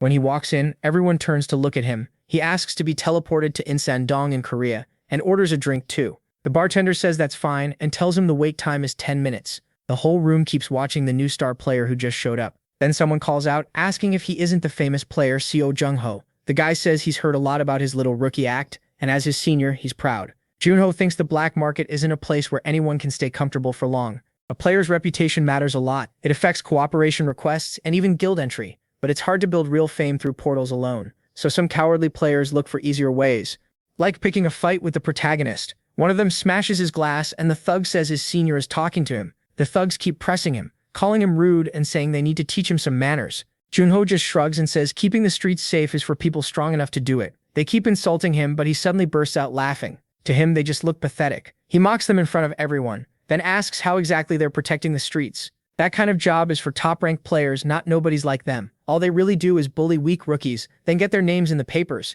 That hits a nerve, and they clearly hate hearing it. Junho tells them not to look down, they should look up. Maybe then they'll feel better after making those smug little grins. By then, the three of them are already shaken. As they square up against MC, who looks more than ready to beat them down, the crowd starts whispering, asking if that's really him. If he loses here, the news will go crazy. And these guys are really ganging up on a player who barely debuted. How lame is that? The redhead snaps back that Junho can talk all he wants. Only the result matters. He may have beaten the Gray Fox, but now he's facing the Gangnam Trio. The protagonist calmly asks the bartender how long until teleport. 4 minutes? That's enough for him? He says 4 minutes is more than enough to play a little. Then steps up to the halberd user. The guy can't hide that he's nervous. He starts swinging his halberd wildly, pointing it at MC and bragging that he's the trio's Reaper Lancer. MC should feel honored. Then he notices the dagger and asks about it, since he thought he used a sword. He answers without a care. He doesn't need a sword to crush trash like them. That sends the guy into a rage and he charges. But Juthal watches the strike coming and slips past it with just a lean of his body.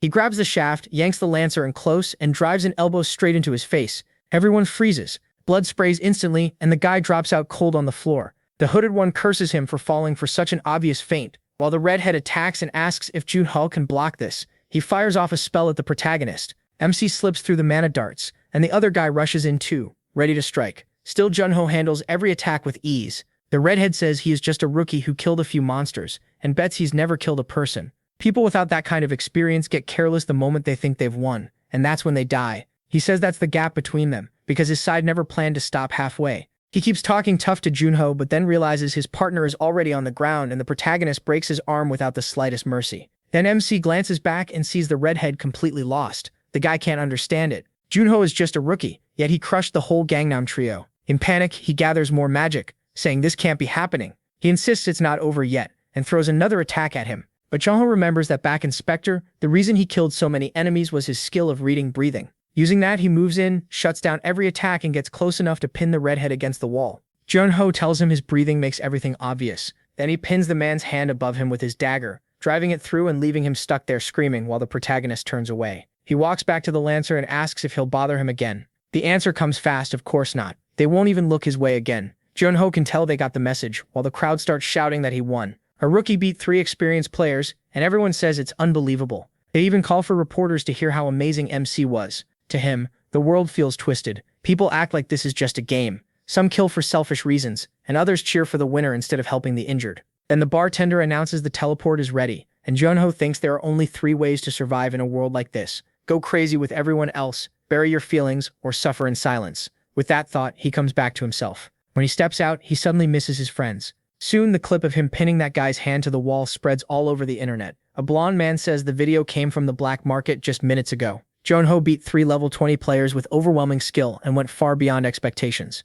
Then he asks what the princess thinks, and she keeps watching, clearly interested as she asks for his name again. Later, Junho is taking a picture with a girl, wondering why this is even happening. Then he sees a whole line of people waiting to take photos with him, and he's shocked. At this rate, he figures he won't get home before night. Then someone calls out to the protagonist, and a girl walks up asking if they can talk. Junho notices her light orange hair and the strong heat coming off her. There's only one person who fits that. One of the 6 Great Guild members, the Dokebi princess, Gong Joha. She hands him a card and says she's not some suspicious person. He replies that he knows if Dokebi came to see him, then they're interested, and honestly that feels good. She asks if they can talk at a cafe, and he agrees. It also gives him the perfect excuse to get away from the crowd. Once they reach the cafe, he sits down with her. She says she hates going outside, hates the heat, and hates having to wear all those layers. Junho asks if that's strange for someone with fire powers. She says that's exactly the problem. She likes cold things. Memsi remembers hearing that even demons fear her and starts wondering if this really is the same Dokebi princess. Then she gets to the point about what Dokebi wants with him. She asks if he wants to join them. Junho is caught off guard by how direct she is. She explains the vice leader sent her to recruit him, and dragging things through paperwork takes too long. She planned to decide after meeting him, and after seeing him, she's convinced. First, his achievements alone are enough for a personal visit. He's the famous super rookie. Junho thinks no one at his level has done what he has. She also judges his battle sense and future potential as top class. He asks if she already heard about the black market fight, and she says she liked what she heard. He's good in combat. The last thing she wanted to confirm was his listed skill, asking if it really is just that one low-rank ability. He says that's what the fake profile shows, at least. That only makes her want him more. She tells him to think about it. If he's already this strong with just a D-rank skill, imagine what he could do with more. If he joins her guild, he'll get access to all kinds of skill books, plus trainers who will build his schedule. Junho knows that's a huge offer. Guilds don't just have better resources and benefits. The pay and support are better than the association too. That's why so many strong players left the association. Guilds are thriving for a reason. She adds that Dokubi is one of the strongest guilds in the world, and they know more about the second floor than the association does. So wouldn't it be smarter to join them instead of staying there?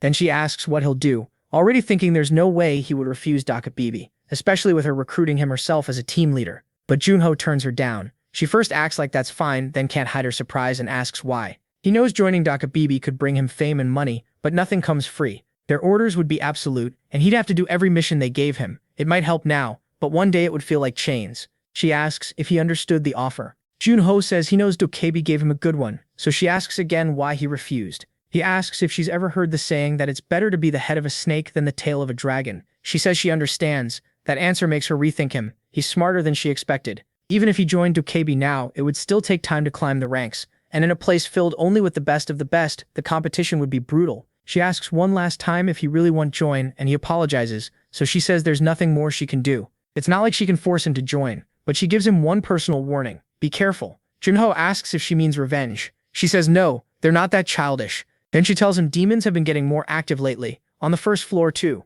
He asks if that means the demons are planning something, and she says probably the association likely still doesn't know, which is why she warned him. If he runs into them by accident and gets attacked, she says she'd be disappointed. He just thanks her, and the girl says she'll see him another time, calling him Snakehead. That catches him off guard. Then he goes back to Shim Diokol and tells him everything he learned. Shim asks if the demons are moving again. Junho says Dokubi has no reason to lie to him, so it's probably true. Shim says he knew their intel was better than the association's, but that's not the real issue. Then he asks if the protagonist will regret turning them down since Gong Juhei came to see him in person. MC says not really, sure he'd get fame and money with them, but he doesn't care about that stuff. Then he asks why Shim is making that face. Does he want him to join them? Shim says that's not it. He just thought they might be more useful to him. Still, Junho doesn't like that kind of talk. Guilds are strict while he can do what he wants with the association, so Shim shouldn't worry. That leaves Shim looking all soft and touched. He says all right. Then he adds that they'll renew his contract tomorrow and even give him a whole floor. He appreciates it, but asks if that's really okay. Shim says of course it makes sense for someone the Big Six wants, and the budget for him isn't small. He adds that once they gather enough information, they'll start trying to catch up. Junho is happy and thanks them for it. Then he asks which floor he should take. Shim says floor 77, and the protagonist says he'll go get his things. But before that, he speaks to Shim again, asking him to schedule the East Sea portal raid for 1 week later. Shim asks if it really needs that long. Then he wonders if MC is planning to go after the demons. MC says exactly. Once the bait is on the hook, he just has to wait. That's how you catch a big fish. Soon, the news reports that he will try to clear the East Sea portal. It's something nobody has ever done before, and if he succeeds, Korea will become the first safe region in the world with no incomplete portals left. The Korean Player Association also confirms that the protagonist renewed his contract, strengthening their partnership. They also reveal that Junho turned down an offer from the Dokubi Guild to stay with the association. Now everyone knows he plans to enter the East Sea portal, and the whole world is watching, trying to figure out how he'll pull it off. Meanwhile, that demon man keeps watching MC from the shadows. He stands up to act and calls his shadow out from the ground. It asks if he called for it. After getting his information, it asks if this is the man they should target. He says yes, he is the one who has Tempest. The shadow says there was a rumor it was in Tushar Vishi's inventory. He says of course Tushar hid it from the public, and he was the one who found proof that Tushar Vishi was killed by a demon. He says they'll be careful with him. Then the shadow asks if they should go to the first floor, but he says they still have no proof, so it's not worth risking a direct clash with the association right now. He says that's right, then asks if there's anyone left they can use. The shadow suggests the Shadow Brothers, the ones they plan to use at the Vegas auction. They're power-hungry, and even among demons they're especially capable, so he orders them sent to the East Sea portal. It doesn't matter whether they kill Junho or do something else. But then he suddenly notices someone watching them and turns around in fear, only to find no one there. Then he realizes it's the Sword Saint. He tells the shadow to get ready to leave, and it simply slips away, which only makes him furious. He curses Kim Wonjong, the Sword Saint of the Nine Heavens. Even as an archer, he still doesn't have enough range. If not for him, he would have recovered Tempest already. Now this is starting to feel like a joke to him. Thinking of the protagonist, he says Carl Seiner will keep watching until the protagonist's luck runs out. Back with MC, he asks if they took the bait, those American Shadow Brothers. He asks if they're really joining as Hyde's medics, saying that's completely suspicious. Then he asks if they can have Secretary Cha keep an eye on them. Now he starts to draw out his power. A shadow spreads from his body and fills the whole area. He says he's going to spread energy through the ground to train his magic. It's a little dangerous, but the method Skya taught him works better. So he keeps doing it, and it's like he's learning to cover what he can't avoid with S-rank dark observation inside the portal. He keeps training to get ready, and sometime later at the EC portal on Forgotten Dragon Island, he arrives there. Just from the name, Junho guesses the boss is probably some kind of dragon. Dragons are high-level monsters, and the goal is simple: defeat the nameless dragon, a boss rookies can't even touch. He fought dragons a few times before, but it was rough since he had no flying skill. He used to get stuck on the ground, pissed off while trying to hit them. So this time he figures he'll either climb onto its back and fight there, or bring it down. Then he thinks of something and gets a message from Chas with the information he asked for on the Shadow Brothers. He notices she's really fast. The Shadow Brothers, Vincent and Edvar, are a duo from the United States. They specialize in escorting VIPs and are veterans with over 200 completed missions. It's a rare case where both brothers awaken shadow abilities. In an interview, they explain why they chose to go to the EC portal. But then the question comes up, why this portal? They say they were moved by Junho's huge resolve, with the straightest faces possible. Asked if that means they think victory is guaranteed, they say it's just admiration. He is a player who keeps doing the impossible, and they're honored to help him close Korea's last incomplete portal. The protagonist wonders if he'll be able to use that, and sometime later at a dump-like place, the day of the raid finally arrives. At the EC portal, a huge crowd gathers in front of it. There are tons of reporters, and Deokgu asks Seo MC if he's nervous. MC says he's nervous as hell, and Deokgu had actually thought he wasn't nervous at all, so hearing that shocks him even more. He says this stupid game keeps lagging, so he told Deokgu to buy a new phone. He asks why he's still using that thing. It's basically ancient. Still, he asks why Deokgu is getting distracted now. This is the portal with 500 reporters around, and Deokgu says he's not distracted or nervous. After all, why would the protagonist be scared of a dragon that doesn't even have a name? Deokgu agrees, but the protagonist isn't going in alone. He brings up the Shadow Brothers. Since there are no other participants, that probably means they're working with the demons. They're strong, and Deokgu gets nervous knowing they'll be guarding MC's back. He says they still don't have hard proof, but that's what his gut tells him. He wants to cancel the raid because he feels too uneasy, but he tells him not to worry so much.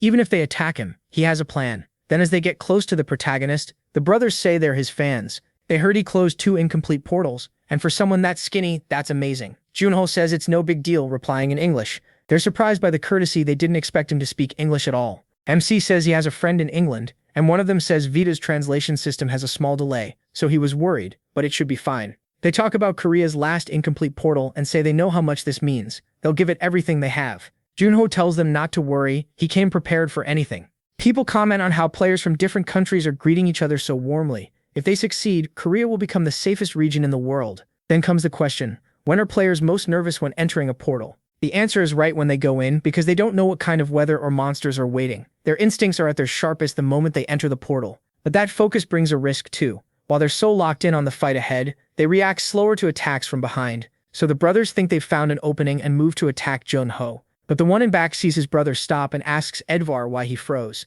Edvar tells Vincent to wait, because now he's not sure his back is really open. It feels like he already knows everything, and that scares him. Then the portal closes around them and they appear inside. Edvar thinks they just lost a perfect chance, but Vincent calls out asking if this is an island. Edvar says they failed this time, but they'll make another chance. Then they start checking the area, and Edvar says the pressure is intense. He didn't expect a place like this inside a portal. Vincent asks where the nameless dragon is, or any monster at all, because he doesn't see anything nearby. One of them asks Junho if he sees anything, and the protagonist thinks something is off. The portal boss doesn't even have a proper name, and this feeling it's like a one-star portal. That's when he knows something is seriously wrong. And then all of them are suddenly covered by a huge shadow falls over them. When they look up, they spot a massive dragon flying overhead. Edvar instantly realizes it's the nameless dragon. The thing is gigantic. They finally found that Leviathan in the sky. They ask how they're supposed to kill it and turn to Junho, but he's already gone. They curse and ask where he disappeared to. One of them says it's impossible. They didn't even sense him move.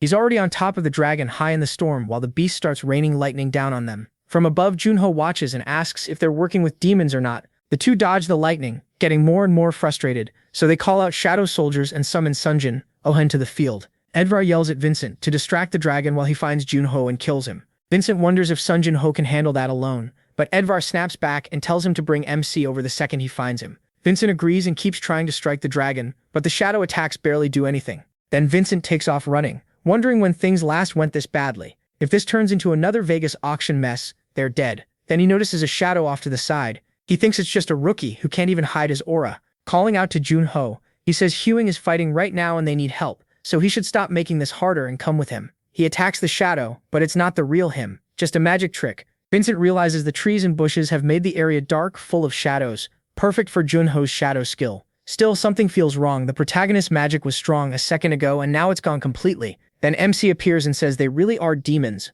What a shame. He's suddenly right on Vincent's shoulder, almost sniffing him. By the time Vincent notices, it's too late. Junho is way too close. Shaken, he asks when he got there. He answers in English and tells him to stop pretending they aren't demons. Vincent fires back that the protagonist is making false accusations. After all, the protagonist attacked first. If he'd already extracted one of them, of course they'd respond. MC says it was a nice try, but he should have hidden those red eyes first. The scarlet eyes of demons. Vincent realizes he's exposed because no one had ever suspected him before. Junho asks if he can't control them. Vincent asks if he thought he'd get scared and run just because he was found out. That would be a pathetic way to die. He grabs his sword again and activates his shadow skill. Demon clans almost never appear in portals, but if someone kills one and drinks its blood, they become a demon too, losing their emotions and growing violent, while gaining demon energy. Vincent says using it feels insanely exciting every time. Then he tells Junho he'll cut off those useless legs first, so he can stop dancing around, and he slashes at the protagonist's legs. MC doesn't move. He calmly uses Shadow Walker to slip out of the attack, shocking Vincent. Vincent asks where he went, but Junho's black energy wraps around him from behind. He says that at first all he could do was hide his presence a little. When Vincent tries to attack Seo, the protagonist, MC vanishes again, reappearing elsewhere as he explains that with time he trained the other parts too. Instinct, sound, smell, magic aura, then asks what Vincent thinks comes next before completely overpowering him. Meanwhile, the other one is still dealing with the dragon and thinks the beast won't even come down from behind the clouds. Then Edvar sees someone coming back. Vincent shows up and calls out to him. Edvar asks why he's alone and where Seo Junho is. Vincent says something is off about him. He already knew they were demons, and even after Vincent used demon energy, he still couldn't find him. That bastard had been hiding his real strength. Edvar asks how the protagonist escaped, because if he's really that strong, why didn't he kill Vincent? Vincent insists what he felt was real, but Edvar says he got tricked. Why would MC pass up the chance to kill him while they were split up? Still, Edvar decides it doesn't matter. Vincent needs to forget that and help with the dragon. They need one person to attack while the other draws its attention. Vincent asks if the dragon is really that strong. Edvar says that's not all. It's insanely annoying because attacks from the ground are useless. But dragons do have a weak spot. The reverse scale, the one that grows the opposite way. Vincent figures he'll use shadow movement to get there. But the dragon reads their plan and starts charging an attack below. Edvar shouts for Vincent to dodge, and they barely avoid the blast. The shadow soldiers get wiped out, and Edvar feels the damage from losing them. Vincent calls to his older brother, but Edvar tells him to forget it and stay focused. Vincent nods, forms a spear, and gets ready to strike upward. He aims for the dragon and actually lands a hit. The spear cuts the dragon's cheek, but it's not enough. Vincent says he missed, though at least the dragon is flying lower now. So he uses shadow movement to get close, climbing onto the dragon's back. Then he realizes this thing feels even bigger up close. Down below, Junho watches and calls them idiots.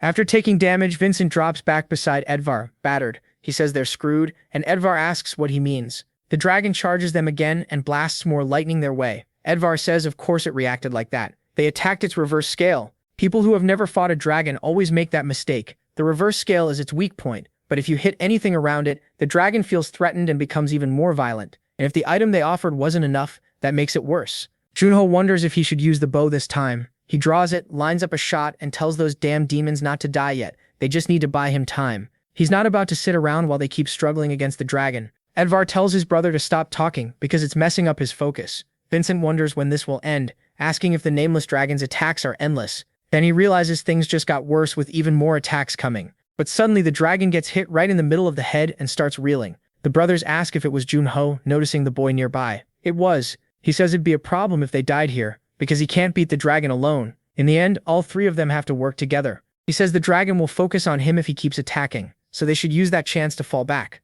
But the dragon keeps going after only them. Junho is surprised. The two are just running instead of fighting back. Then he realizes they're trying to make the dragon target him, but he says sorry. That oasis they're looking at is just a mirage. He raises his bow again, this time aiming at the clouds. As he pours dark energy into the arrow, he lets it fly with absurd force. Junho thinks that should do it, and wonders if he should go after those mutts now. One of them mentally curses the protagonist, wondering why he stopped attacking. Then another strike comes at them. Junho appears beside them, telling the two they should be hunting, not playing tag. They ask that idiot if he wasn't supposed to support them, but MC says he did. When they look up, they see a sky full of stars, and those stars rush the dragon from behind, slamming it down onto the beach. Looking back, they realize they couldn't even scratch the dragon, but Junho dropped it with ease, and his main weapon is supposed to be a sword. What was that? He asks if they're impressed. He says Tempest really is an amazing bow, and it works great with these skills too. Now he gets why Cal Siner was so obsessed with it. Now that the protagonist knows everything, the two start begging. They say they helped in the fight, so they should talk. They're just underlings. They offer information about his whereabouts if MC lets them go. MC tells them to go to hell. He has no interest in making deals with people like them. They've seen too much, so he can't let them leave. One asks if he really thinks they'll die that easily. He rushes straight at Junho, but the boy doesn't hesitate. In one move, he tears off the man's arm and takes his head too. As his brother watches Vincent die, Edvar panics and charges him in rage. The protagonist dodges the attack and drives his sword into Edvar's stomach. Edvar asks how Junho can do this, and MC says if there is an afterlife for bugs like them, they should think hard about what they've done. They collapse, asking how this happened. Then he turns to the next target, the dragon dying nearby. He walks over to it, he moves in to finish it, but the dragon gives him a strange look. Junho pauses, wondering what that face is supposed to mean. Then he says goodbye to the creature. With one last strike, he puts the dragon down. Its eyes finally close, the nameless dragon is dead. That ends the raid. He gets 20 kilos of dragon bones and levels up twice, but decides to check the rewards later. What he wants to test now is that new skill. It came from Curse of Dawn,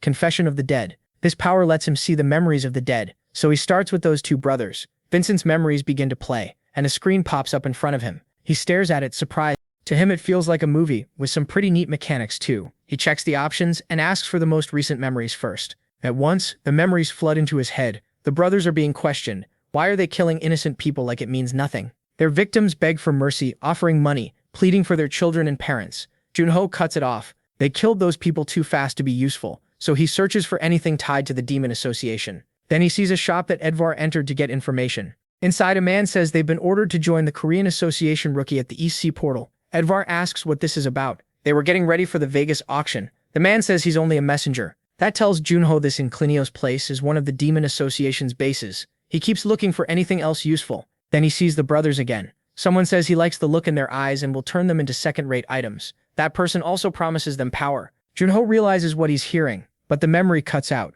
The skill rank is too low, so he can't recover the whole thing. For his safety, the skill shuts off on its own. He wonders who that last person was. Maybe a demon ranked above the brothers, but if he wants more, he'll have to evolve the skill. Then the protagonist remembers something. The skill doesn't work only on humans. He looks at the dragon's body and figures a monster this strong, far beyond the gray fox, should have some kind of history. So he tries to see what kind of being it really was, and activates the dragon's memory. Suddenly, he's standing before a monk. The monk says it's been 5 years since the Great War between nations ended, then asks if His Majesty can hear the people celebrating his peaceful rule. But the king questions that. He says the war never truly ended. The Great Republic is still moving into the northern lands. Junho is completely lost, and then realizes this is a human memory. The man is sick. No, the king is dying. He asks Beapose if he knows the legend of Shin Ryong, the dragon that protects the Great Republic. Beapose asks if that isn't just a superstition. The king says he thought so too, but if the Great Republic really has such a dragon, then his people need a Shin Ryong of their own. After he dies, they must burn his body and scatter his ashes in the East Sea. Then he will become the nation's guardian dragon. The monk asks how he can reject samsara and karma like that.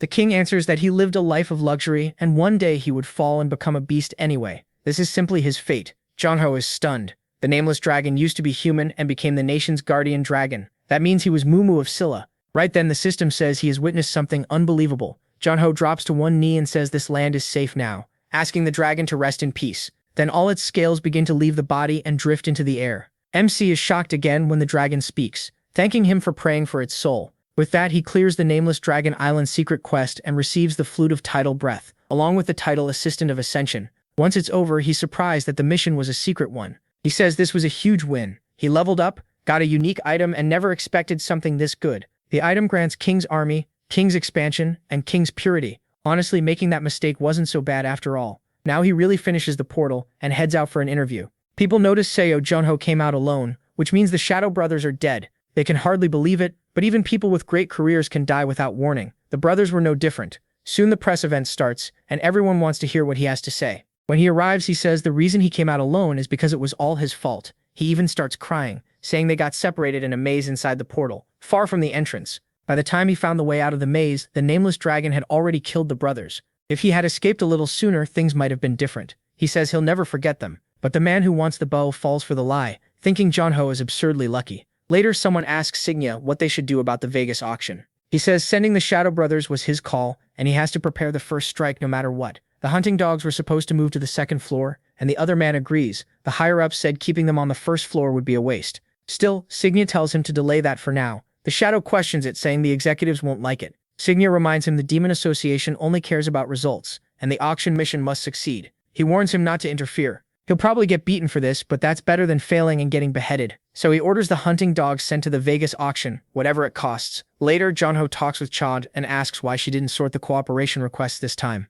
Dark circles under her eyes, she says she already did. He asks if all of this is really from cooperation requests, and she says yes, it's because he cleared the East Sea portal. Junho says he barely even helped, but Cha reminds him that reporters can say whatever they want among players. Luck counts as a skill too. Then she adds that he seriously needs a haircut. Right now he looks almost homeless. He asks if it's really necessary since he's not some celebrity, but she says yes. His hair looked awful in the press conference photos. Then she says these are the profiles of famous players right now, showing him a bunch of ridiculous-looking guys. He says their careers aren't as good as his, but at least they don't look that sloppy. Junho hates hearing that, and when she asks if he has a day off, he says yes.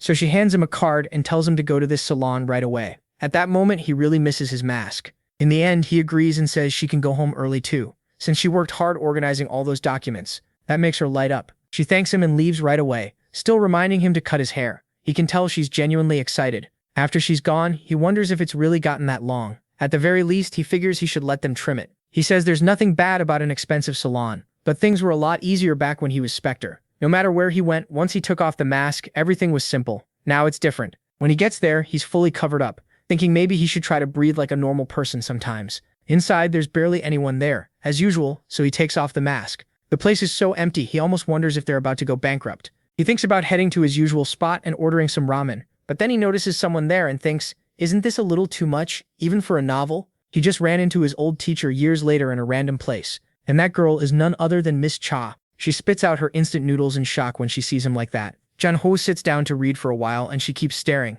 He tells her he's not leaving just because she keeps looking at him like that. She gets awkward and slams her book on the table. Then she says she's a reader, and there's nothing wrong with reading whatever she wants. Her ancestors said the universe hides inside books. Dyeonshu says she's not wrong, but the universe definitely isn't hidden in the book she's reading. The S-rank addict who trained for 990 million years. She shoots back by asking Seo, the protagonist, what he's reading to talk like that, and he admits it's another novel, not much better. So he asks if they can call it a tie. She tells him to show her the title, and he does. That makes her laugh, saying it's no different from hers. Things get pretty awkward after that. A while later, he finally finishes reading and asks Miss Cha if she's done too. Smiling, she says it was great. He says it was a little surprising, and she asks if he means seeing her in a manhwa shop. He says yeah, he heard she came from high society, so he figured she wouldn't come to places like this. She says most people assume that, but she likes reading here because no one bothers or interrupts her. She also loves turning real pages instead of reading on a screen, and says paper smells great too. Old books are even better to her. It's like the smell gets richer with time. Then her watch beeps. She says it's late and she should head home. He asks if she wants him to call a taxi, but she says it's fine since she lives nearby. She tells him she'll see him tomorrow, and Junho thinks Miss Cha really works hard, so he decides he should do the same. Then Shim shows up and brings up the US, asking if MC is planning to attend the Shadow Brothers' funeral. He asks why he would, and Shim shoots back, then why does he want to go there? He also says he found a place where the demons gather, thanks to that lead, and Shim is shocked asking where it is.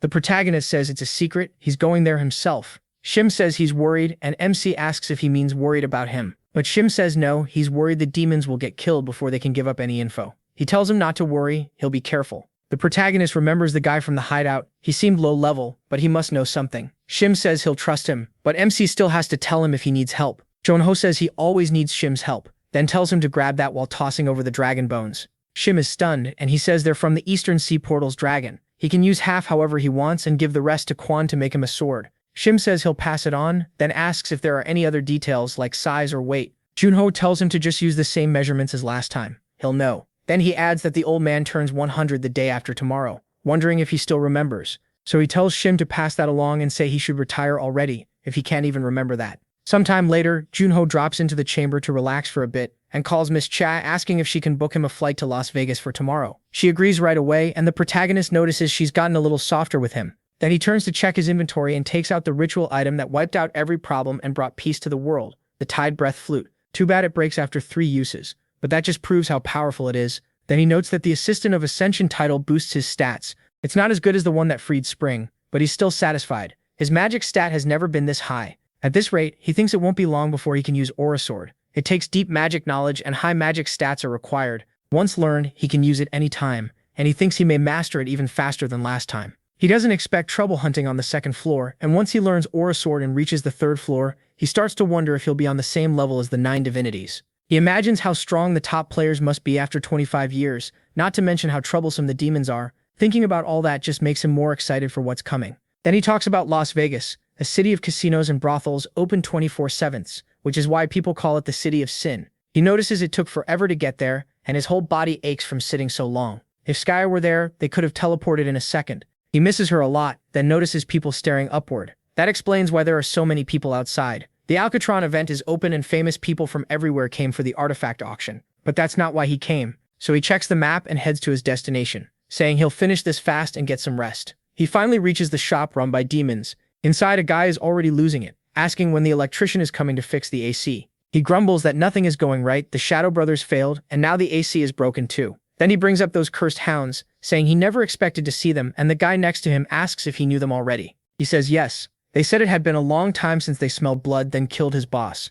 Just then someone arrives, and the guy almost jumps out of his skin when he realizes it's the hounds. The girl asks what the hell this is and why it's so hot, asking if he wants to die. The two quickly apologize and she tells them to just give her the orders already, taking the request. When she reads it, she's surprised, then realizes her assignment really has changed. They can't believe it and ask if they're not going to the second floor. She tells them to look for themselves if they don't believe her, and as soon as he checks, he gets furious. She asks her boss if they shouldn't file a formal complaint, saying they're basically being robbed and the signer isn't even truly above them. The boss stays quiet until he looks at that green-haired guy and asks for the order. He smooths the paper out and hands it over. The moment the boss takes it, he burns it up and asks the scout if there are any other orders. When the answer is no, he simply tells the two of them to leave, shuts the door and leaves the clerk collapsed in fear. His friend asks if those really were the hounds, and he says they were terrifying, though the leader looked pretty decent. Then the old man snaps and asks if he's blind. When asked why he's so mad, the leader says he'll only say this once, so listen well. People call the 9 strongest players in the world the 9 divinities.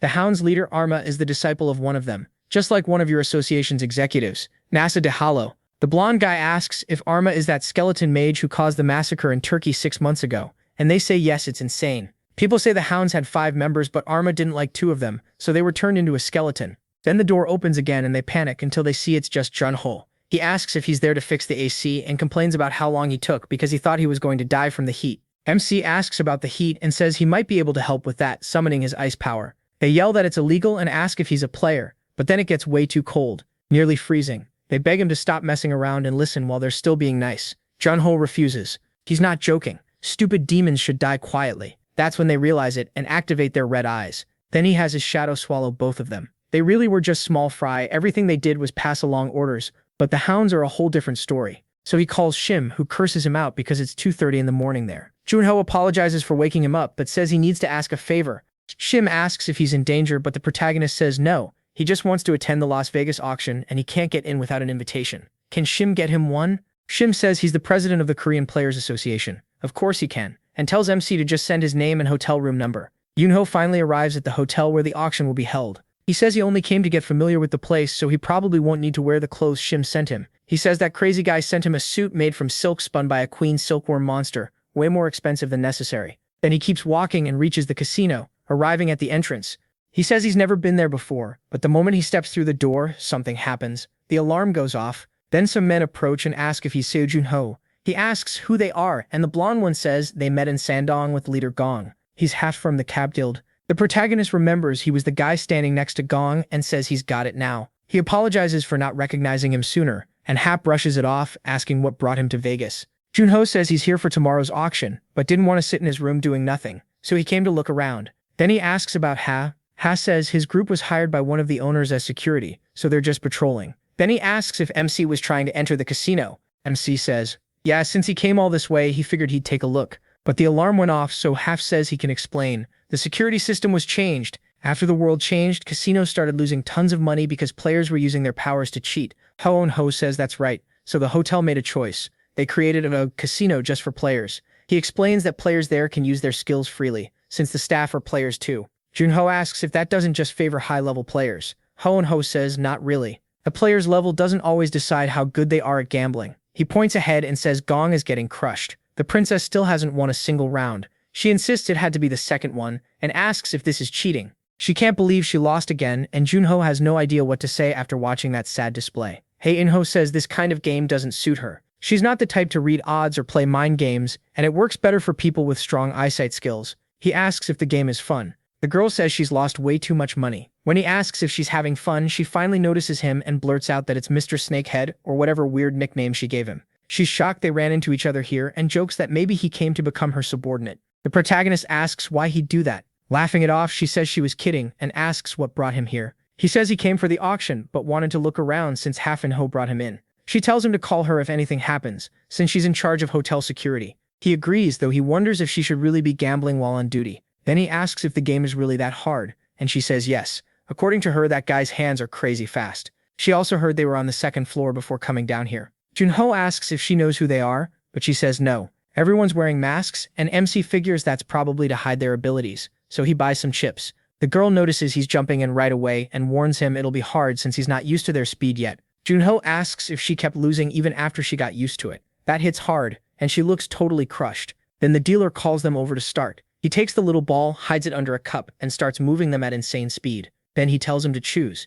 As he gets ready to answer, the girl says she finally gets it. She picks the left one and says she feels good about this round. Then she wonders if she should bet again, but Junho tells her she really should stop. She asks why, and he bluntly says she has no talent for this. Then he picks the middle cup. The dealer looks surprised. He congratulates Junho for getting it right, and the girl is stunned, wondering if this is that legendary beginner's luck. Still, she says that kind of luck only works once, so he should quit while he's ahead. Of course, she never won even once, so she never got the chance to stop. The protagonist asks what tragic backstory explains luck this bad, then he goes again. But right then, a woman walks up and calls out to Bondace, asking if he wants to play with her. That immediately puts MC on guard. The man asks her not to call him that, and even MC is surprised he found them here so fast. His luck is holding up. He didn't even have to search for them. Still, he has no proof they're demons and he can't make a scene in public. They probably won't expose themselves either, so he needs to make his own battlefield. Junho says this is more fun than he expected, and decides to play a few more rounds. The girl thinks gambling addiction is terrifying if he already wants to keep going.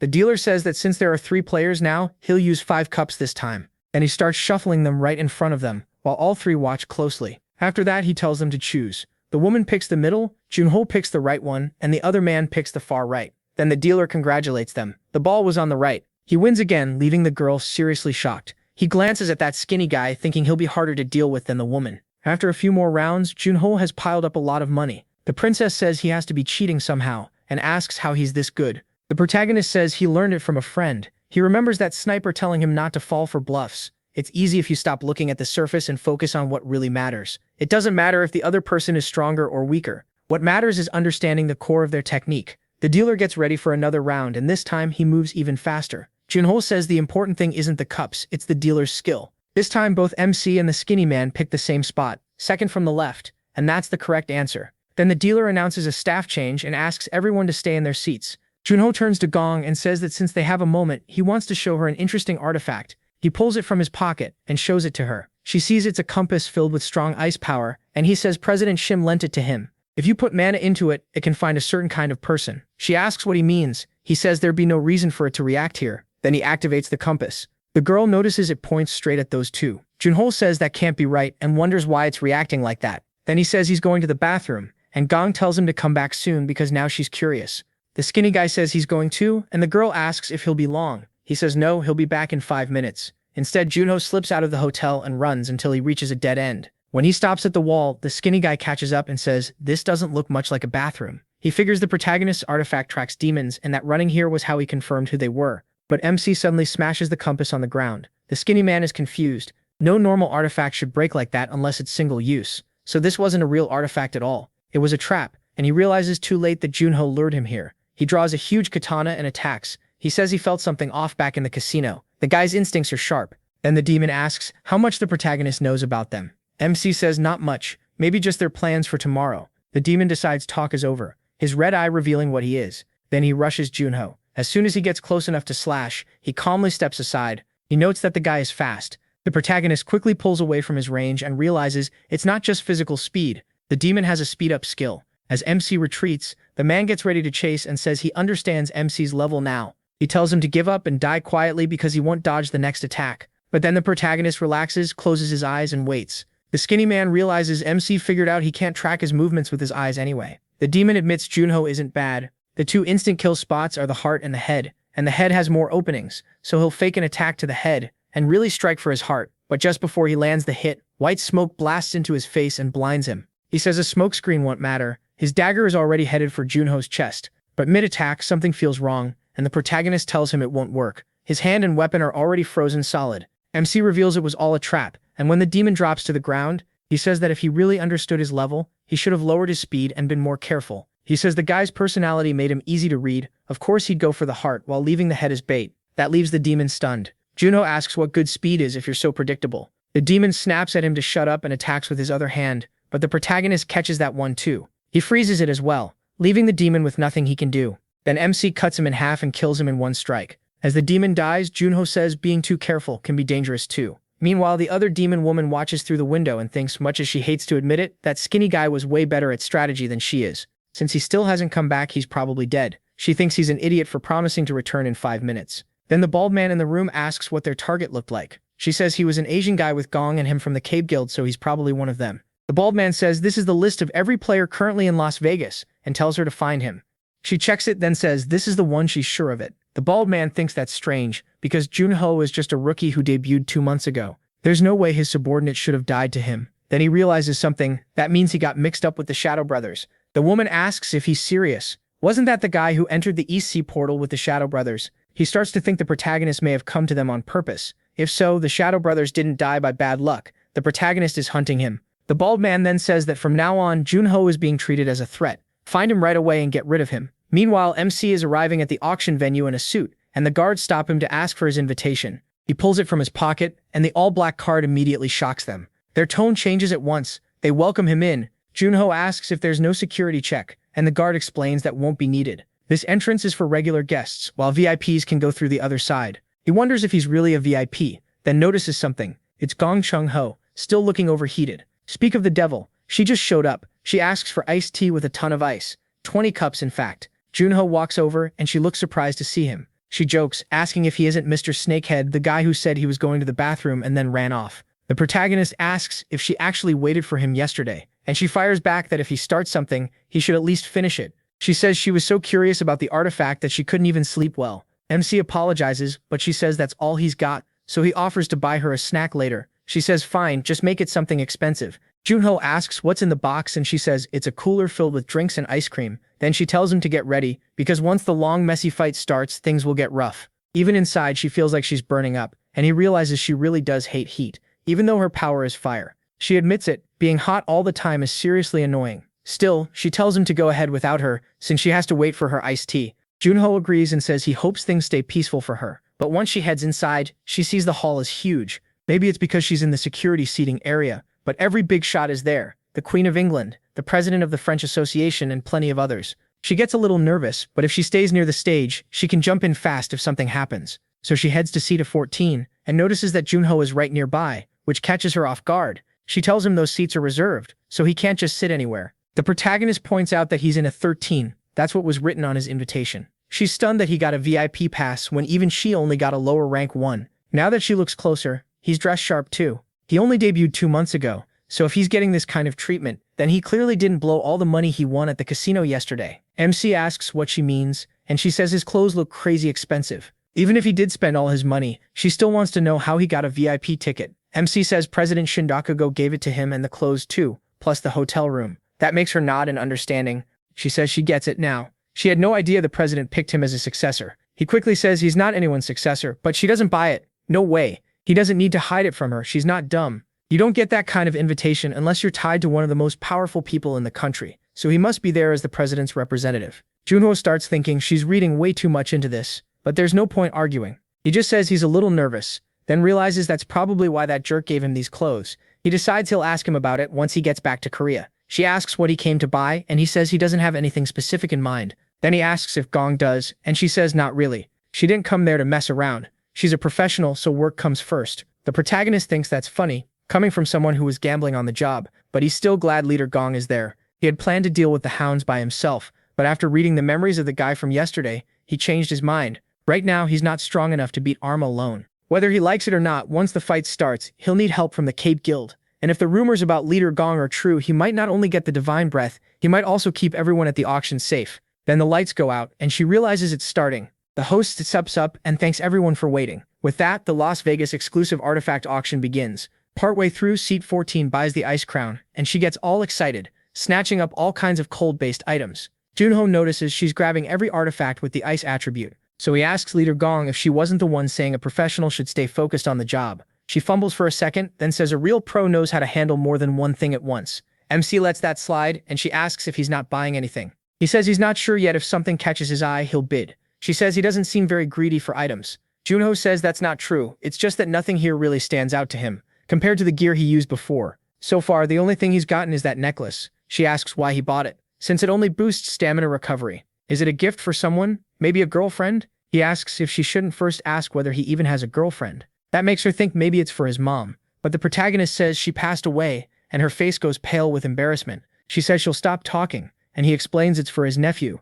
so she doesn't need to feel so bad. The auction keeps going, and now an item that hasn't appeared in a long time is brought out. Veteran bidders recognize it right away. Item number 84, the unknown orb. The moment Junho sees it, he's shocked and wonders why. Out of all his abilities, one is reacting to the orb. People around them scoff, saying who cares if it came from the second floor. They still haven't figured out what it does after 20 years. Someone adds that a man once claimed he'd solved the mystery, but since it's up for auction again, he must have given up. They laugh, asking who would buy something that useless. Junho realizes that's enough for him. He doesn't know why his skills suddenly reacted, but it's never led him wrong before, so he decides to trust it again.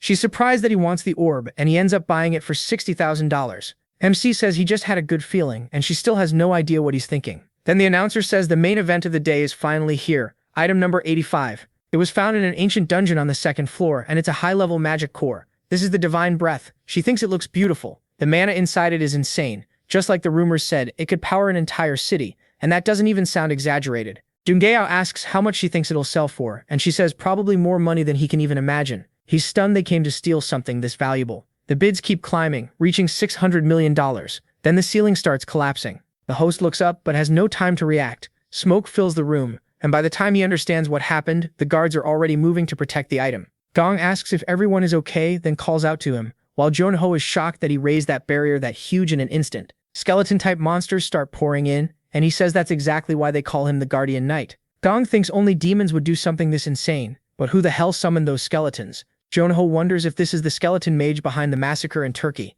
That kind of skill isn't normal. Since he plans to leave the auction hall to them, he decides to at least give some information. Gong agrees and tells everyone to listen. First priority is evacuating the guests. If they have extra people, then protect the auction items. She orders Han Ho to secure the divine breath, saying they'll hunt down the skeleton mage after that. He obeys right away. Then she turns to the protagonist and says some help would be nice, but he's already gone. She wonders where he ran off to this time, because he's always disappearing. Just then she hears someone shouting, telling everyone not to panic even with the chaos. They should move calmly. He says a barrier is up, so they're safe for now, but the rich guests aren't buying it. They yell that they're not safe at all. The barrier looks like it's about to break. Do they really look safe? They demand to be let out. Gong asks how long it'll take to get everyone through a tiny door like that and tells them to move faster. In-ho tells the princess this place is expensive, so she can't just smash walls like that. She snaps back that people's lives are in danger, so he needs to stop being picky. At a time like this, he figures helping her was the right call, even if she'll have to leave him out of the apology letter. Still, she tells him not to be so harsh on her. But right above her, something appears, a dark portal, and an attack shoots out of it straight at In-ho's shoulder.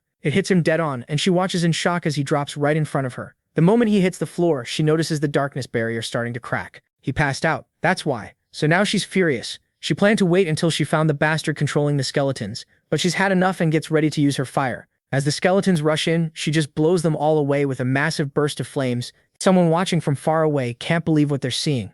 The demon woman can barely accept that a human did that. Once she realizes this is the S-rank flame ruler, she decides not to fight that monster head-on. A sniper should act like a sniper, so she sharpens her vision and scans the battlefield from far away, until she spots the orb they need. Then she uses capture, opening a black hole in her hand and pulling the orb to herself. Just like that, she steals the divine breath with ease. Right after that, her phone rings. The boss asks if she got the item, and she snaps back. Of course she did. He praises her and tells her to head to point B right away. She says the mission is done, and even if she didn't kill Junho, this is good enough. But then she looks down and sees that it's Junho. He's running toward her, and she lights up. Speak of the devil, there he is. She grins and says she'll kill him fast, aiming for his head. She fires into one of her portals, then opens several more to move the bullet closer, including one right behind the protagonist. But he dodges at the last second and escapes the shot. She's stunned that she missed. That was a long-range shot boosted by teleportation. Missing should have been impossible. Annoyed, she swears she won't miss again, and fires another round at him. This time, the protagonist looks right at her position and uses Shadow Step, vanishing from her sight.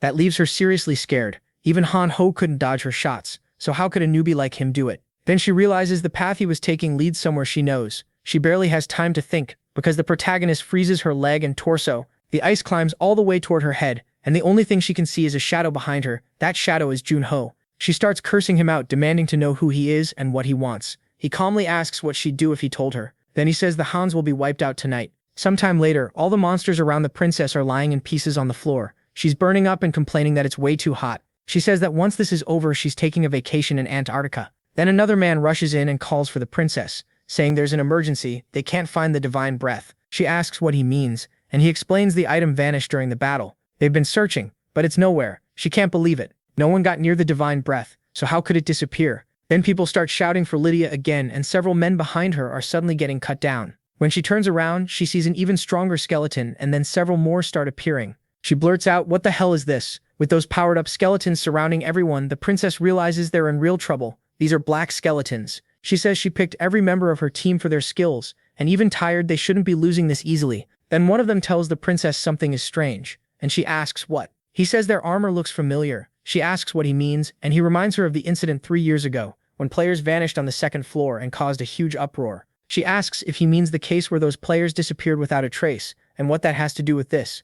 He says he handled the investigation, so he knows every detail. Their gear, fighting styles, everything. And all of it matches these skeletons. That's when she starts to realize the truth. Meanwhile, the protagonist reads the demon woman's memories. He sees her boss saying they'll attack the auction hall to distract Gong Jong-ha while she steals the divine breath, and she agrees. He also tells her to meet at Hotel Sherry, Point B, after it's over, and to avoid dangerous players. But it's too late for that because the protagonist already finished her off. He notices she doesn't know much about the Demon Association either, which makes him wonder if the Hound's leader keeps his subordinates in the dark. Then he thinks about the skeleton mage Arma. He'll need to see that guy's memories too. From the Hound's memories, he learns the skeletons attacking the auction were once players sacrificed by Yahello, and Yahello's disciple Arma is controlling them. Arma is hiding somewhere far from the auction, with lots of magic traps ready, so rushing in would be suicide. If he can't get in safely, he can't do much. Then he notices the watch on her wrist and thinks this might be the answer he needed. Back at Arma's hideout, magic circles cover the whole place. He waits there for her, so the protagonist sends messages using the girl's identity.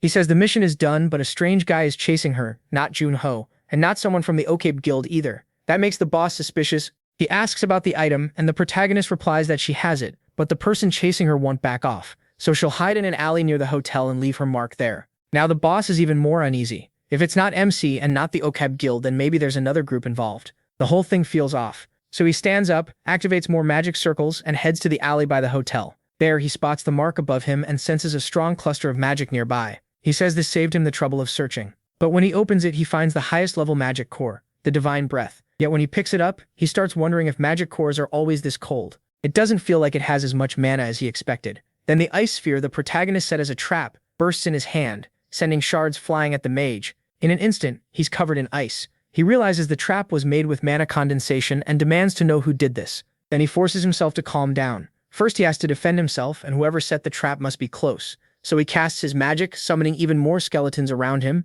and says he didn't want to use his full power, but now he'll crush his enemy with a legion of undead. That's when the protagonist appears right behind him and says he did pretty well, except for one thing. He's wide open while casting. As soon as the boss looks back, the protagonist drives his sword straight through his chest, and he can't understand when Junho got there. Then it hits him. He had been waiting for him to cast from the very start. He knows he's been completely beaten. As he falls, he curses the protagonist and asks his name, but Junho asks if he ever answered the people he killed. The man realizes the protagonist is right, and MC raises his sword, saying there's no reason to ask questions now.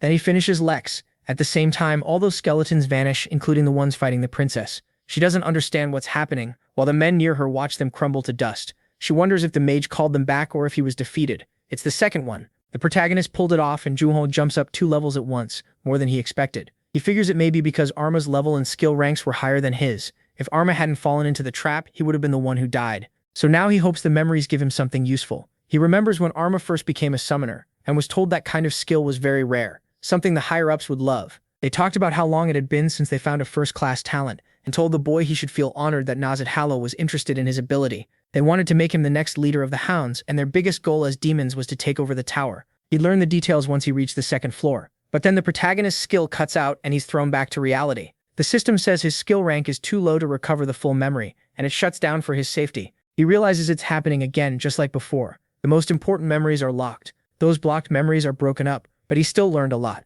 Those bastards train orphans to become demons. Before that, they treat them like tools, not people. And if they can't survive the brutal training, they're thrown away without mercy. He can't just sit still after learning all that. He has to act. The arma behind the massacre in Turkey also came from an orphanage, so he needs to wipe them out before they make more monsters like him. And that name, Yahello, he's the one Junho saw in his shadow brother's memories. Maybe it's the same person, but he can't be sure since he doesn't know how many demon groups have top leaders like that. Thinking of the master and his disciple, he calls it lucky and promises to wait for him. Then he'll tear out the evil at its root and send them all to hell. The next day, the princess is a mess. She keeps asking if they've found him yet. They all apologize for failing, and it only makes her feel worse. The thieves grabbed the divine breath and ran right away. If they had fought a little longer, she could have followed the magic trail to their hideout. Then she asks the time. It's already 7 a.m., and she jolts up because if those demons hadn't shown up, she'd still be asleep at the hotel. Just then, Enho calls for her, and she asks what happened. He says someone left her a gift and she wonders what it is. Maybe a fan sent it. He figures that might be it. She complains that people keep sending her stuff even though she already told her fan club not to, unless it's for a signing event or something like that. But Enho says what's inside is actually good news. It made him happy. She asks if it's something weird and if he already opened it. He says no, nothing strange. He checked it first though because it might shock her. And when she sees it, it's exactly what she's been looking for. At first she thinks it's a copy. It looks exactly like the divine breath from the auction, but he tells her it's the real one, and she lets out a huge scream.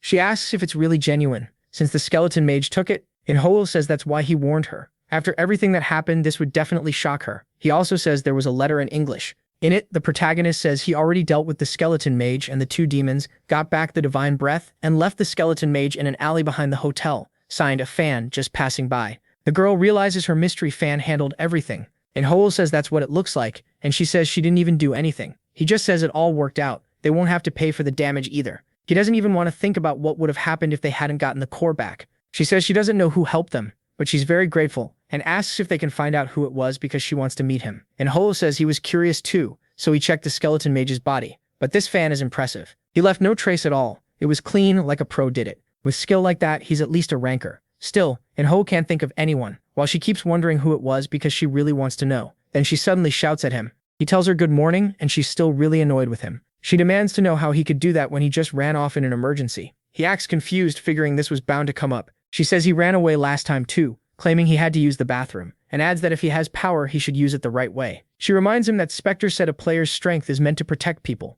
Junho asks if he really said that. She stares at him, asking what he means. Spectre said it, not him. He's mixing himself up with the character. That catches him off guard. He can't believe he said something that cheesy, then remembers it was basically scripted. He says one of his interviews was almost fully planned out, so he doesn't even remember most of what he said. She tells him that from now on, if something happens, he better not run and should think about people's safety. He says he'll remember that and admits he was wrong. Even though the day was saved thanks to the Ice Girls, she lights up after scolding him and says she hopes he got the message. Still, she asks if he knows who wrote that letter. He says no. All excited, she says a fan caught the skeleton mage and the other demons sent back the divine breath. And Ho thinks the person must be a ranker. She's dying to know who it is, but Junho asks, what if it wasn't a ranker? She says that's impossible. They checked the area, and the person left nothing on the body or in the alley. And Ho is a ranker too, so if even he found nothing, then it had to be another ranker, or someone on that level. The protagonist smiles to himself at that. He erased every trace with magic. He learned that trick from Skya Killiland, and it turned out to be really useful.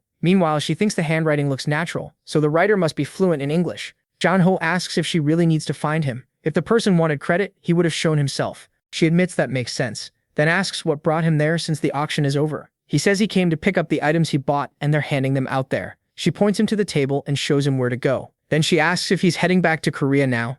MC says yes. She says it's kind of sad that they have to part like this. Then she asks one more time if he really won't join her guild. He thanks her again, but refuses. She thinks it's annoying and says the next time they meet, it'll be on the second floor. Junho says that won't take long, and she replies that everyone says that. He tells her she'll know when the time comes, and she says his confidence is unreal. Then she says if he really reaches the second floor within 6 months, she'll give him a gift. He asks what happens if he doesn't. She says then he'll have to grant one of her wishes. Junho realizes she still hasn't given up on recruiting him to her guild. She's not subtle at all, so he agrees to the bet and tells her not to cry later. After that, he goes to the counter to collect the stamina regeneration necklace and an unknown orb. He wonders why his sharp senses react so strongly to it. There's no item window, so he tries using magic on it, but nothing happens. He wonders if that's all, then decides it reacted for a reason. So he'll keep it in his inventory and test magic on it now and then. Good or bad, something's bound to happen. He also looks at the necklace and knows it's going back to its real owner. Then in the residential area near the second floor border, a boy receives Junho's package, sent through the first floor teleport. Inside is a note saying he hopes he's doing well, and that he'll be there in half a year. Signed, your uncle. The boy is shocked that he's finally making a move after all this time. Later, Junho's assistant meets him and says she didn't expect to come all the way there to pick him up. She says escorting him home is part of her job as his secretary too, then asks if they should head straight to the association if there's nowhere else he wants to go. He asks her to wait a second and says he has a gift for her. He wasn't sure what to buy, so he got her a book. He adds that he doesn't know if she'll like it. It's the youngest son of the portals, and she asks if it's the English edition. He asks if she knows it, then explains it was the last copy in the rare books section, so he bought it. She says of course she knows it. She looked everywhere and couldn't find a copy. He's relieved since he was worried she might not like it. Then he says she can start reading now if she wants. She says she's working and can't do that. He asks if there's anything she really needs to handle right now, and when she says no, he asks what the problem is. He's not used to the time difference, so he's going to take a nap, and tells her to wake him when they reach the association. So she simply wishes him good night and lets him sleep. Later, Junho goes to the association to talk to Doc Hugo.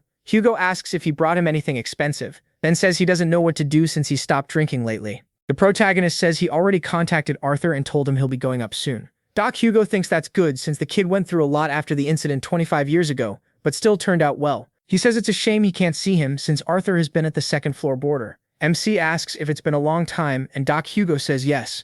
Arthur said he doesn't want to come down because being in the Earth area reminds him of his father. He changes the subject and says Gong told him the invitation Hugo gave him wasn't normal. Hugo starts explaining it, saying he finally found out. He says the world needs to know he cares about him, so nobody will mess with him. But then the protagonist asks for a favor. He needs help finding a certain orphanage. Doc Hugo asks why he wants to do that, and MC says he found out something about the demons, so he tells Doc Hugo everything. Hugo asks if it's all true that they raise orphans to become demons. He says yes, but he knows almost nothing about the orphanage, except that it's in another country. Doc Hugo snaps, saying, those bastards really have no limits. Junho reminds him he said he quit drinking, but Hugo says forget that, he's drinking. Yeah, so the protagonist drops some ice into Doc Hugo's glass. After a sip, Doc Hugo says Kun Noya called for him, which catches him off guard. Doc Hugo asks if he remembers the sword he ordered before leaving for the US. Kun Noya says it'll be finished tomorrow, and he wants to hand it over himself. He adds that with Seo Junho's current fame, even if people see him there, it won't seem suspicious, especially since Okabe's guild escorted him.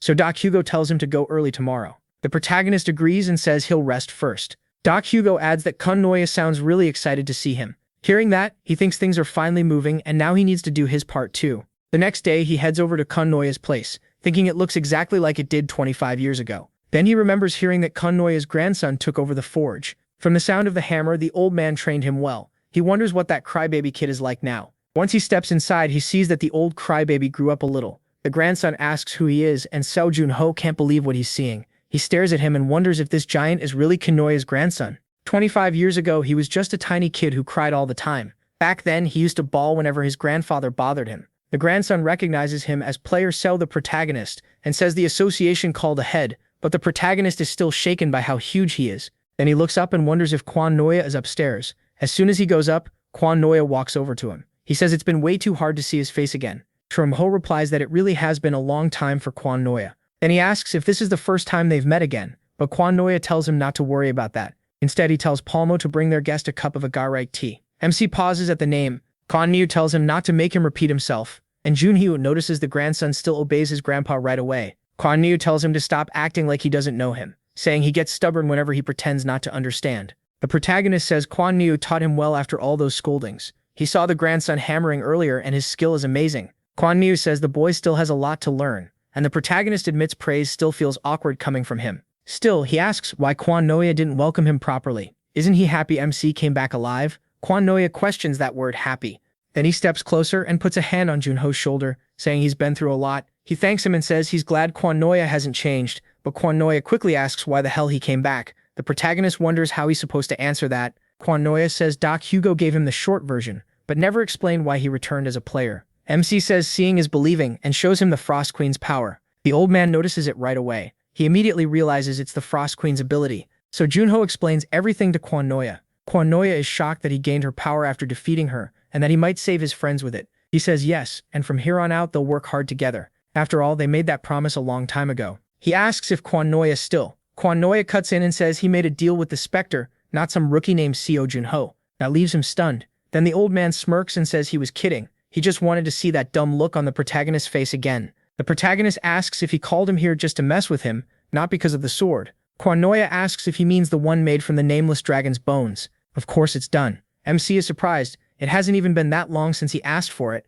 Kwon Noya asks if he already forgot. He used to hold the hammer for him, and Seo Junho held the sword for him. That was their deal. The protagonist is left staring, saying he never agreed to that, or did he? Kwon Noya tells him to stop talking and look at the weapon. When he draws it, it's a black sword with a dragon-shaped hilt and striking horns. It fits perfectly in his hand. He realizes Kwon Noya still remembered him even after 25 years. Then Kwon Noya complains, who just dumps a pile of dragon bones on an old man and tells him to make a sword. He says he added some new materials too, and tells Junho to check it out. The magic flow and durability are both better. MC checks the Black Dragon Fang stats. It's tough and highly durable. Its critical effect makes wounds hard to heal, and Persistent Hunter lets him track the source of any blood left on the blade. He thinks this is what a real sword should be. It's on a completely different level from the random swords sold through the association. He tells Kwon Noya his skill is as sharp as ever, and says he loves it. Kwon Noya scoffs at as ever and says he's gotten even better over the last 25 years. He teases him for sounding polite like some old man who just plays Go all day, then asks if he actually plays now. He reminds him Kwon Noya never beat him before, and the old man gets furious, asking if Junho thinks his Go skills stayed the same too. He says he's better now. Just then the grandson comes in, confused by the whole exchange, and asks the protagonist to have some tea while they talk. MC thanks him, and Kwon Noya warns him that it's rare tea, not to waste even a drop. He says he's had all kinds of expensive tea before, but the moment he drinks it, he's stunned. Kwon Noya can tell he likes it. He says the protagonist has probably never tasted anything like this. The protagonist asks what kind of tea this even is. Kwon Noya asks if that's really how he should be talking. Then he says he'll explain if MC beats him at Go. MC tells him not to complain later. Once he starts winning too easily, the old man blurts out, asking what the hell this is. Junho tells him to relax. He won fair and square. After that, Kwon Noya sits down and asks if he knows about secondary races. The protagonist says he means monsters that walk on two legs and look human, like orcs and elves. Kwon Noya says that was the old way of thinking. Since the second floor opened, the standard changed. Now secondary races are smart enough to talk with humans. MC is surprised that even orcs can communicate. The ones he met only scream nonsense. Kwon Noya explains that some secondary races were never intelligent, so not all of them can be reasoned with. Junho asks why he's bringing this up now. Kwon Noya says it's because he asked about the tea. It's a guri tea, made from leaves grown by elves. The protagonist asks if he can get some on the second floor too. Kwon Noya says not unless he finds intelligent elves and builds a good relationship with them. Otherwise, not even $1 billion would do it. MC says that's a shame, but since he's here, he wants Kwon Noya to take a look at something. He says Kwon Noya might know what it is. Kwon Noya disagrees and asks if Junho thinks he's some NASA scientist. He doesn't know everything. Still, he can tell it's an elven item. He asks how. Kwon Noya says, in short, he once spoke with an elder from an elven tribe. The protagonist is stunned and asks if he went to the second floor. Kwon Noya says no. The elf came down here instead. Junho is shocked that beings from the second floor can come down, but Kwon Noya tells him not to act so surprised. It's top secret information. MC tells him to keep going. He gets it. Kwon Noya says the elf was mysterious and gave off a strange energy. Even though he knew he was talking to an intelligent being, it felt like standing before water, earth, or a tree, as if he were face to face with part of Mother Nature. He feels that same energy from the orb. Junho is surprised the orb belongs to the elves. Kwon Noya says if he wants answers, he should go somewhere he can meet them. He adds that elven items tied to the world tree still work, so with some luck he may learn more there. Satisfied, the protagonist says he'll ask his secretary if she knows any way to find elves. Kwon Noya asks if he's leaving already and tells him not to go too far. MC thinks that's about as warm as the old man gets. Then the grandson tells him not to take it the wrong way. His grandfather is bad at showing how he feels. Junho says it's fine, he understands. Then he asks what the grandson is handing him. Palmo says it's a garret tea leaves. His grandfather told him to give them to him. Palmo says he's never seen the old man take care of a guest like this before, so he must really like him. The protagonist asks Palmo to thank him for that, but then Palmo seems to remember something. He says it's nothing, and MC will find out soon enough. For now, he just tells him to stay safe. Back in the car, Junho asks his secretary about dark elves. She says they're corrupted elves who betrayed the world tree. They move in groups, so portals with them are usually very hard. If he's lucky, he might get their legendary elixir of life. He asks where to find them, and she says there's a portal in England called Wild Forest where they've appeared before. She asks if he's interested, and he says yes, for now. She says that's good to know. Then she shows him something about the Zhangai Guild and asks if that's the guild he ran into while fighting the Grey Fox. She says it's not just Zhangai, players from all over the world are joining too. That makes him ask what they know about the gate. She explains the gate is in Gram Guldir, England. The mission is to kill the Dark Elf tribe leader. Only level 20 to 30 players can join, and the cap is 200 people. Hearing all that leaves Junho stunned. Elsewhere, on the second floor, the red-haired guy is furious. He just found out all the hunting dogs were killed. He snaps at the shadow, asking what the hell it means, and it says it's true. Contact between Skeleton Mage and the others was cut off. It isn't certain, but they were likely trapped while trying to kill Mr. Seo Junho. That makes him panic, because Nazad Hollow cares a lot about his disciples, and Sword Sano still hasn't stopped chasing him. He asks how the association reacted. They say that after reading Mr. Seo, his report, they refuse to believe a rookie player could have killed the hunting dogs. Then someone knocks at the door. The two realize an unwanted guest has arrived. As the door opens, both of them freeze in shock. The visitor asks one thing. Is he Karl Kalsiner? Both immediately kneel, because the man before them is Nazad Hollow. He says he read the report and asks if Karl is sure the man called Mr. Seo, the protagonist, killed his disciple. Karl says that's how it looks, even if he doesn't know how the protagonist did it. That answer gets him punched in the face by Nazad Hollow, sending him flying into the wall. Then a shadow wraps around his neck, choking him. Nazad Hollow asks what he means by not sure, like he came all this way just to hear that. Karl says he really doesn't know, but if he gets one chance, he'll catch Junho and bring him to Hollow. Seeing that, the old man lets him go and gives him one more shot. He gives Karl 6 months and orders him to bring Mr. Seo Junho in before then. Karl points out that if they want to bring MC to the second floor, he has to be at least level 30. He's still a rookie, so how is that supposed to happen in 6 months?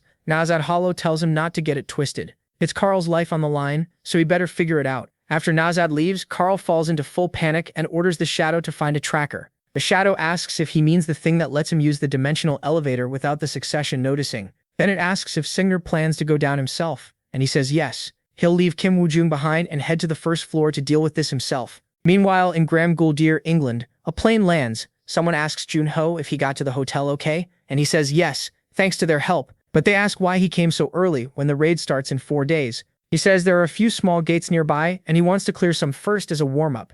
Then he remembers the 200-person limit. She says yes and asks if that's a problem. The protagonist says the system came with the gate players and it's usually fair. Gate difficulty is never tilted too far toward either players or monsters, so if 200 players can enter, that means this gate is going to be extremely hard. He knows he can't protect 200 people while fighting, and this gate will be tougher than normal, so he needs to prepare. 4 days later, a huge crowd gathers in front of the gate. A girl arrives and thinks everyone looks fired up. Strong players came from all over the world, and she sees so much gear she's never even seen in Korea. Then she tells her leader to look, wondering if he's searching for leader Jae-ming. She asks what he's looking for. Seo Junho, maybe? He jumps in shock. She teases him for scanning the place so hard. He doesn't deny it. He's excited. Back in the Grey Fox fight, everyone saw how MC acted. It opened his eyes and he felt ashamed for always choosing the easy path. So this time he says he'll show how much he's changed. Then she tells him to look. Seo Junho is right there. He startles again as he goes to sign the attendance sheet, then runs straight over to him. The protagonist recognizes him as the guy from the Grey Fox gate.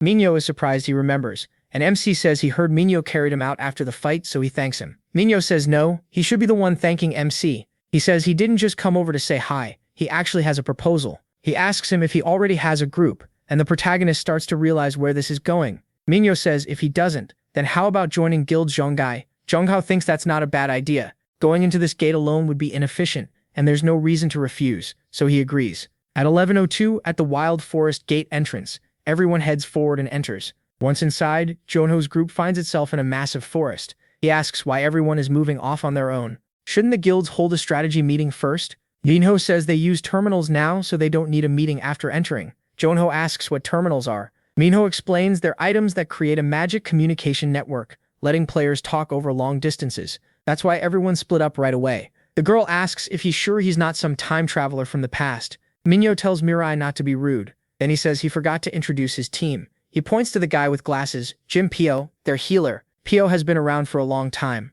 Minho adds that Pio also records what they do inside the gate so they can review it later, and says he's counting on everyone. Mirai complains that he called her a spoiler, and says it's easier to just show Jinhu being her skill. She says she wants to read his fortune. Then she stares right into MC's eyes. He tells her she isn't really looking at him, and that makes her pause in surprise. She says he's amazing because he'll defeat 10 dark elves by himself. Junha asks if her skill lets her see the future.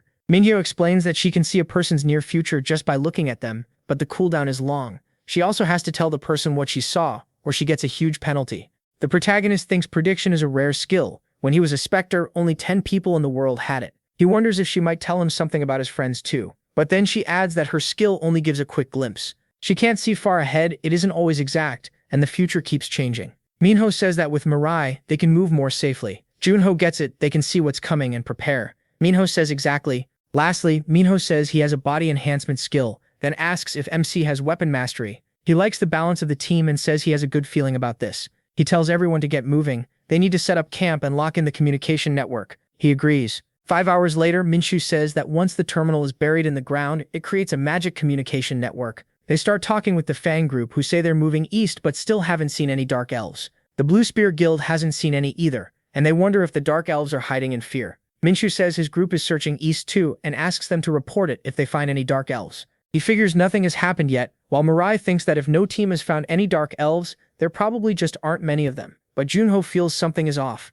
There are too many participants for the monster count to be that low, and it's suspicious that 200 players can't find even a trace of the Dark Elves. Mirai thinks maybe they got scared and hid. The protagonist says Dark Elves are proud monsters. Even if their leader told them to hide, they wouldn't just sit still while intruders walked around nearby. He asks Mirai if she still can't use prediction because of the cooldown, then asks what time it was in the future she saw when they were fighting the elves. She says she doesn't know the exact time, but it was dark, so it had to be night. That makes Junho pause. Interested, he pulls something from his inventory, sets up a bed and says the Dark Elves will probably launch a surprise attack at night. No matter how much they search, they won't find them first. Mirai says they should warn the other guilds. Junho says they can if they want, but no one will believe them. Then he says he's going to take a nap and they should rest in shifts, because tonight is going to be busy. Later that night, the other groups feel the cold after sunset and wonder if the Dark Elves might attack now. One member of MC's team hears that and tells him to quit talking nonsense. They gave in to the lure of power, bit the roots of the world tree, and became twisted monsters. They're dumb and can barely talk to each other, so there's no way they should be able to plan an attack like this. But he's proven wrong right away. Something shows up behind them and the mage calls out to the spearman. There's a huge wolf nearby, but he brushes it off. He tells everyone to stay calm. According to him, wolves are weak and scared of fire. The mage isn't so sure though. There are way too many. Then he asks if that's really true because none of them are backing away, even this close. The spearman looks up and spots something in the trees. The mage asks what he saw, but instead of answering calmly, the spearman orders him to wake the others. When the mage hesitates, he shouts it again. There are Dark Elves everywhere, packed into the trees with giant wolves. Hearing the commotion, Junho wakes up at once. He reacts instantly because he can already sense the elves hiding in the trees. When Mirai notices he's awake, she's confused. Nothing has happened yet, so she says he can sleep more. But Junho asks about the other groups. She says people are on watch and every team sends updates every 30 minutes. The next report is due any second. Then she notices something strange and wonders if the communication network has a problem. No one has reported in. He realizes they probably can't. Those damn elves must have hit all of them already. His Night Hunter skill activates, sharpening all his senses, and he spots elves lined up in the trees. Now it's clear, these mindless Dark Elves are working together with trained wolves in a surprise attack, and that excites him. He tells Mirai to wake Leader Cha, but she hesitates since she still hasn't seen anything. Before she can question him more, one of the monsters nearly kills her. Junho moves at once and saves her at the last second, throwing both attackers into the fire. He clicks his tongue in disgust. Then he tells her to wake everyone now. They're completely surrounded. Right after that, the elves rush Junho all at once, with the wolves charging in too. Still, he handles them with ease, cutting them down in a single strike. Another one lunges in, but Junho pours power into his armor, and the elf can't do a thing with that tiny weapon. Just like he thought, the common gear never lets him down. This is the black armor, a unique rank item, and he really likes it. Shimdeok-go made it at the common fortress using the dragon bones Junho gave him. He even sent a note calling it a gift for Association President Shimdeok-go, and simply named it Black Armor. The protagonist decides he'll thank him after the raid. The armor gave him 10 extra aura. Then he looks at the elves and realizes what they're trying to do. He decides to let one escape on purpose so he can chase it into the forest. That's the only way to use Confession of the Dead without the others noticing. So he invites one to come at him, promising a painless death, and one actually charges. Junho cuts it down in one blow, while another seems to realize it's the last one left. It turns and runs for its life. MC follows it to use Confession of the Dead, and what he learns is huge. The tribe chief is different. The elves who ate the world tree root traded their minds for strength, but his intelligence is still intact. Even without the leader on the field, 1,000 Dark Elves are still dangerous, and he also has guards and Dark Elf Knights. When Junho returns, everyone is shocked. He explains that one elf fled, so he chased it down. Mirai was stunned. She thought the attack would come later at night, so she admits he was right and apologizes for not helping more since she was busy dealing with the wolves. He tells her it's fine, no apology needed. Even the Shanghai Guild members did their part. Then he asks Mariah about the other communication devices. She says she still hasn't reached anyone, so the others are probably still fighting, or already lost. Junho says they need to move fast. They're going to save them. At the other camps, everything has fallen into chaos. The elves are cutting down player after player, and one man begs for help, saying he doesn't want to die like the guy beside him. An elf almost lands the killing blow, but suddenly it drops dead. Junho has arrived, killing both the elf and the wolf in an instant. The survivor is shocked to see the protagonist. He asks if MC saw his distress signal. Then the others rush over and ask if their leader is okay. Junho asks if they're alright too, and they say they only survived because of his group. Their leader thanks him, calling him the savior of the Balazon group, but he cuts to the point and asks about their losses. They lost 5 people. The leader blames himself, saying they died in front of him, and he doesn't know how he'll ever avenge them. A moment later, the protagonist's teammates arrive, and since they're here now, he sends his own group east. He tells the Balazon group to head north. When their leader questions it, Junho explains that most groups are still fighting. If they link up, they can keep more people alive. He estimates there are about 500 Dark Elves left, and this attack probably used half their forces. So if they survive the night, they can still win, but only by gathering the players and striking together. MC tells them to head north, join the others, and move east after the area is secure.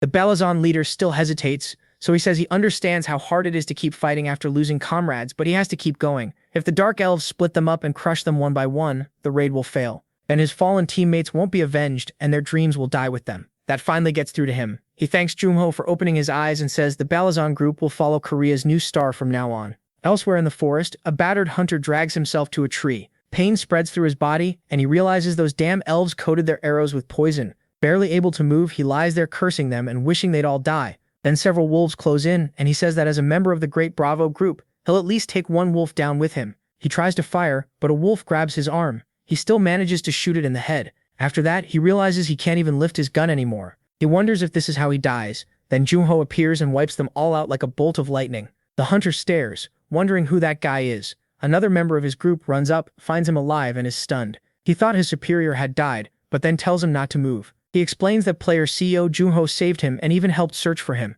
They'll treat him right away, then go look for the others. He says that without the protagonist, their whole group would have been wiped out today. Meanwhile, MC keeps cutting down everything in his path until morning finally comes. Only then does he stop to eat with his group. He says they made it through the worst part. Last night's attack caused losses, but 150 people survived. The Dark Elves, on the other hand, probably lost half their numbers. Now they won't dare leave their own camp, so they'll be forced onto defense. That means the players need to attack next, but the mood nearby is bad. One man says they have to hurry and close the portal. Someone in his group is in critical condition, and they don't have a healer who can cure poison. He's barely hanging on, so they need to finish the portal and get out fast to bring him to a hospital with a high-level healer. The blonde man says he understands, but the other groups still aren't ready and have too much left to handle. He also says it wouldn't be fair for everyone to risk themselves for one person. The other man snaps back and Junho cuts in, asking how they expect to close the portal while arguing like this. Then Mio asks what he thinks. Should they close the portal right away, or wait until everyone is fully prepared? Which one is more efficient? The protagonist says both choices have good and bad sides, but he believes closing the portal as fast as possible is the better move. The man with the poisoned teammate lights up, but Junho says that's not because one life matters more than everyone else's. The real reason they need to close it soon is that the longer this takes, the worse their position gets. The blonde man asks why he thinks that. MC says it's simple. They all know what Dark Elves are usually like, so they made a plan based on that to keep casualties low. But after last night's ambush, it's obvious these elves aren't normal. Mindless Dark Elves attacked in organized groups, which means some special being is giving them orders. That means the one leading them is both smart and powerful. One of the others gets it now. Night attacks were strange, but portals are always full of surprises. Another points out that even if only 500 Dark Elves are left, the wolves are still a problem. They may not be hard to kill, but trained beasts can still cause trouble. Junho says there are no wolves left, so they can stop worrying about that. Everyone is shocked, and he tells them to think back to when they rescued the last player. He asks if they remember how big the wolves chasing him were. They were just pups. The Dark Elves had already lost all their adult wolves and were forced to use the young ones instead, so they can't launch another large-scale attack like last night.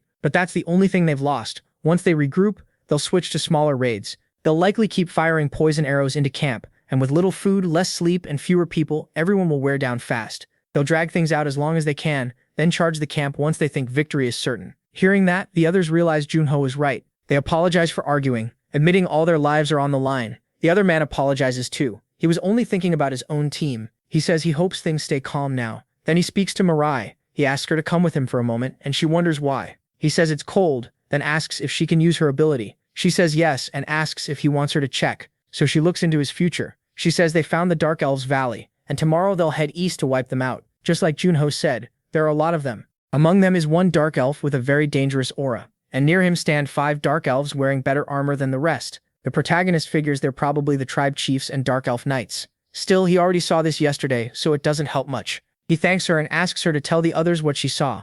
Then he admits he was curious about something else, but ended up disappointed. The girl agrees, but she remembers he was holding something made of ice and asks if it's an artifact. He says yes, then tells her to head back to camp. He wants a little time to clear his head. Left alone, he thinks to himself, the tribe chief may be stronger than he expected. Still, he's not sure if that enemy is strong enough to force him to use his freezing skill. By morning, some adventurers are talking among themselves. Their guild scouts found the valley, along with the tribe chief and the Dark Elf Knights Mirai mentioned. The Dark Elves near the entrance aren't smart, they're just pacing around. But the chief and the elves beside him are standing in proper formation. So they decide they need to strike first before the ones at the entrance can fall in line too. Just like Junho said, closing the portal fast is the best move. Meanwhile, MC keeps warming himself up. Then he asks, is everyone ready? The group fires up at once. They take their positions. Ready to hear his orders, they report that all 147 fighters except the non-combatants are prepared. Junho calls everyone forward. Together, they move into the forest. Soon they reach the Elves Valley. The place catches him off guard and he explains,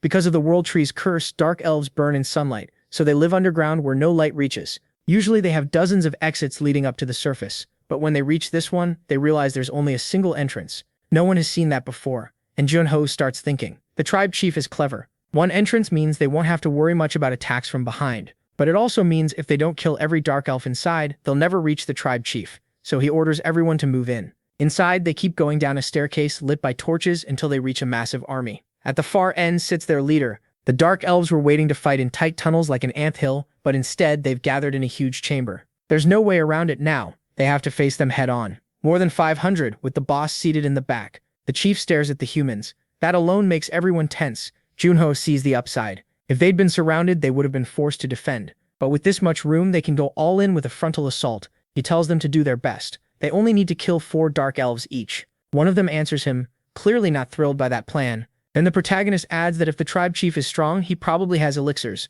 No one likes hearing that, especially when elf potions can save someone who's almost dead. Junho says that if they do find an elixir, it'll usually be split by contribution. Then he cuts himself off, but everyone gets fired up by the thought of an elixir. That was exactly why he said it. Now they finally look ready to fight for real. At last, the elves below notice the humans coming in. Both sides rush to kill as fast as they can. The slaughter begins, and Junho starts cutting through everyone in front of him, leaving a trail of bodies. The others can't believe how fast he is. It hasn't even been that long since he became a player. And one fighter realizes he's only killed one enemy while he already can't keep up with Junho. Manhwa also charges into the Dark Elves.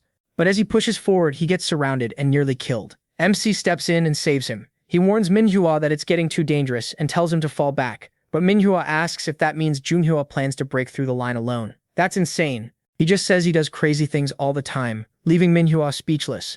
Manhwa admits it was way too much to think he could keep up beside him. Still, he says he has a lot to learn. Next time he won't fall behind. Junho thinks that's good. He's already looking forward to their next meeting. They keep pressing on, but then the Dark Elves from the King's Guard appear. These are the Dark Elf Knights, and Junho says they look nothing like the trash he's been cutting down. This time he decides to use a real weapon, drawing Quan Yua's blade. He remembers that before they were corrupted, the Dark Elf Knights had been elven knights who protected the kingdom. They used traditional ejigramma techniques and could also borrow power from great spirits. Normally he wouldn't be able to beat them, but their spirit contracts are gone now. If all they have are swords, he can take them all down by himself. He's never seen anyone better at ejigramma than himself. One of the knights lunges at him with a wild slash. It comes with all the force the knight can muster, and Junho studies it. The knight attacks again, but the protagonist reads the path of the strike and dodges it with ease. He admits their power is overwhelming. If even one hit lands, he's dead. It's been a long time since he felt this excited. Then he readies his own attack and slices off one elf's arm in a single swing. The elf screams when he sees the missing arm,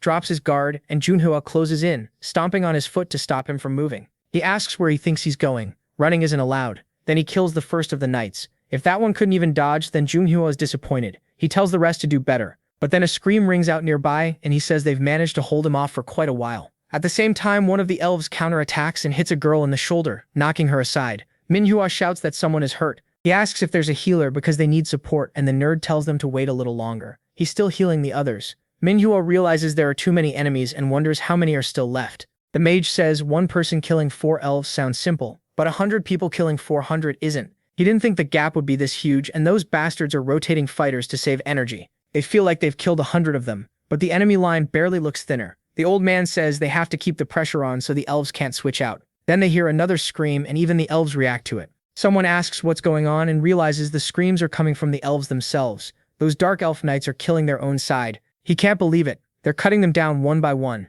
Everyone wonders how this is happening. Then they look ahead and see that Junho is the one making it happen. One of them figures it out. He lured the knight into the middle of the battlefield and is using them to break the elves' formation. He's helping them. But this is more than help. He's basically carrying the whole fight. Another says he thought MC was just feeding them. False hope, but now he tells them to pull themselves together. Pride means nothing in a life or death battle. This is their chance, so they need to give it everything they've got. They charge in, taking advantage of the opening Junho created. He thinks he's helped them enough. That should be plenty. Then one of the elves rushes him, trying to land a blow, but the protagonist strikes back, stopping the attack and nearly knocking the weapon from the elf's hand. He tells the elf not to look at him like that. He knows he hurt him and chased him down, so this time he'll kill him without making him suffer. Watching all this, the king is furious. He realizes he can't just stand by anymore. His people were once known for their beauty and wisdom, but now they're no better than wild beasts. And now they're being cut down by 2 humans. Their glory days are long gone. Junho thinks this is his first time fighting this many enemies at once. To him, they're like roaches, and that instantly sets the elf off.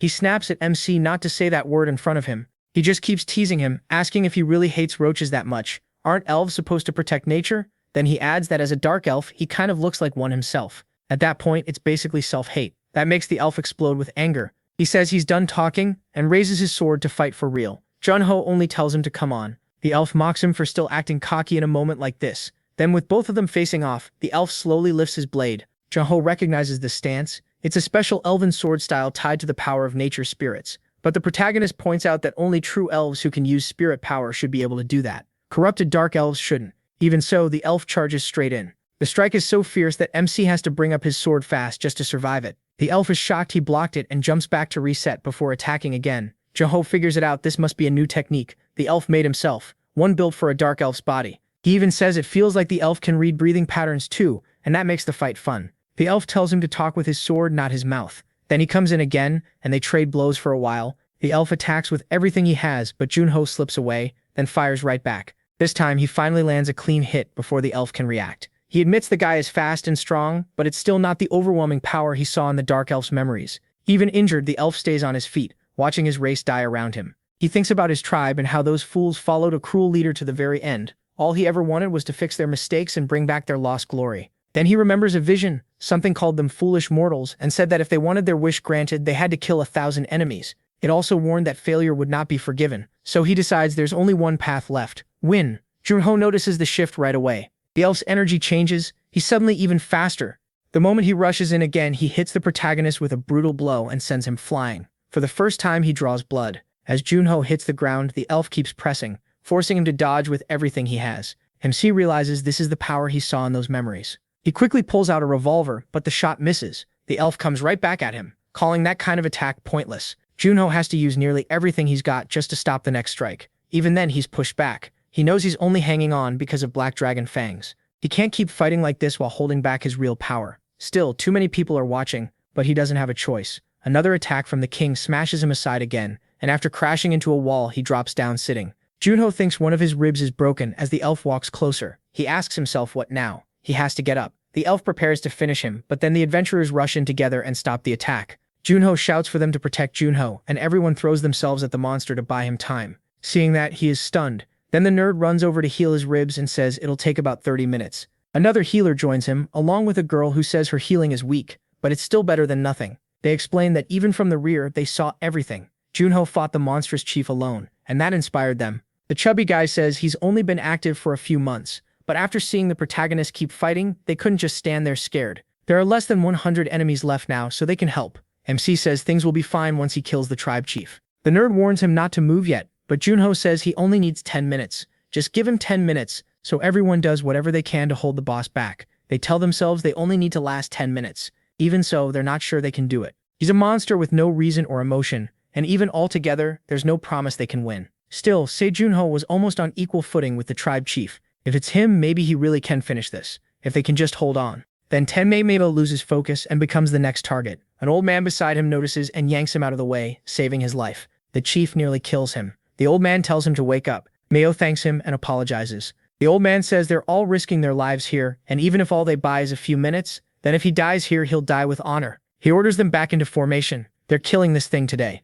Meanwhile, the chief calls them pathetic insects. Everyone charges again, but one swing of his sword cuts down several hunters. A mage throws a fireball at him, yet he still can't understand why they keep coming. The wounded are sent to the rear and the rest keep attacking. The chief yells at them to just die already, then starts wondering why he's getting so nervous. What is he afraid of? It's Junho just sitting there healing and gathering aura so he can kill him later. That thought drives the chief into panic. Meanwhile, the others realize only 3 minutes are left and tell themselves they can do this. But then the chief kills the men holding the front line. With a single slash, he takes the heads off the 2 taller ones, only the short one survives. Seeing that, he realizes many others got caught in it too. They understand how foolish it was to think this was almost over. Exile is a monster, an S-rank monster. It doesn't matter if they killed hundreds of dark elves if they can't kill him. That thought fills everyone with fear. Then Junho calls out to that giant roach and asks if his little show is over. He asks why he's not answering. Didn't he ask if he was done? Junho thanks everyone for holding out and tells them they did well. Now they should leave the chief to him. They ask if he'll really be okay alone,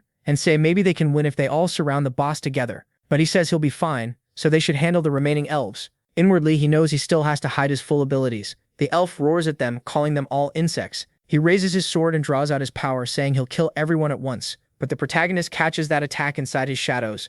Everyone shouts for Junho, but then a sphere of dark energy rises around the 2 of them. The others wonder if that's the chief's skill and ask if MC is okay. From inside, he yells back that the bastard did this, not him. And now he's trapped in there too. They shout that he walked into a trap and start looking for a way to break the barrier from outside. Junho is glad they believed him. The chief asks what this is. Was he hiding his true strength the whole time? The protagonist tells him not to be shocked by one move. He's got plenty more. Then he releases his freezing aura across the whole area. The chief can't make sense of it as thick ice forms under him. He asks what's happening until he notices a cluster of ice spikes aimed right at his head. MC reads his thoughts perfectly. The boss must have thought he was close to winning, but now MC is using a new skill after recovering. He asks if that doesn't make him want to scream in frustration. That's how bosses feel when they look down on humans. The king gets even angrier at that. Then Junho remembers going off to train, while Dokugu kept asking if he was really sure he should start again so soon after coming out of the ice. He said it was fine. He needed to test how fast he could freeze things. Dokugu replied that he had already perfected his fighting style as the Spectre, so what more could there be?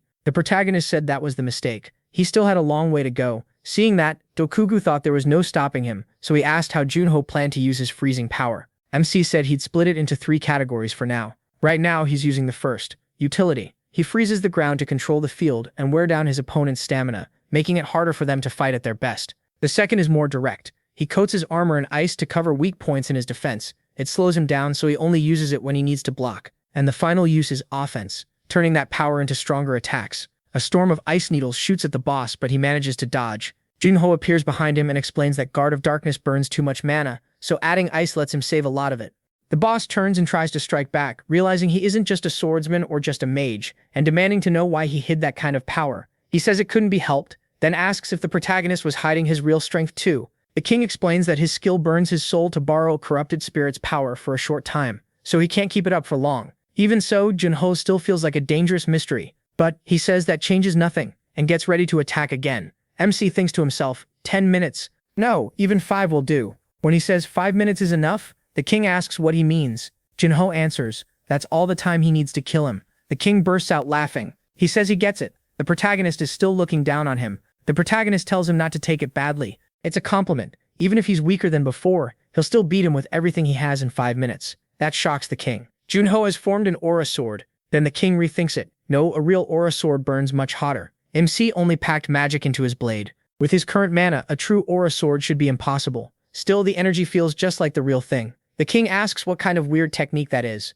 Junho says it started 27 or 28 years ago. Back then, he fought a monster called the Iron Shell Turtle. Its hide and shell were so tough that even his sword couldn't scratch them, and he thought that might be the end. But when death got close, he realized he didn't want to die. He couldn't suddenly use a real aura sword, so he made this technique instead, one that strengthens his blade with magic. When it clashed with darkness, he knew it was incredible. His companion back then told him that out of every technique he'd ever seen, this one was the best. Junho even gave it a cool name, Rama.Kali. If you're ready to die, you'll find a way to live. It's an imitation aura sword, the law of life. As the king attacks, he strikes back and ends it with a slash straight through the king's chest. Then Junho realizes he was right. 5 minutes was more than enough. He asks if the king has any last words. The king points at his jugular, asking the protagonist to finish it in one clean blow. MC agrees, but before that he wants to ask one thing. Does he know what that thing is? The king asks if he means a spirit egg. Junho asks about it, and the king explains that a spirit can be born anywhere the world tree's power exists. It's weak, but that necklace holds a piece of that power.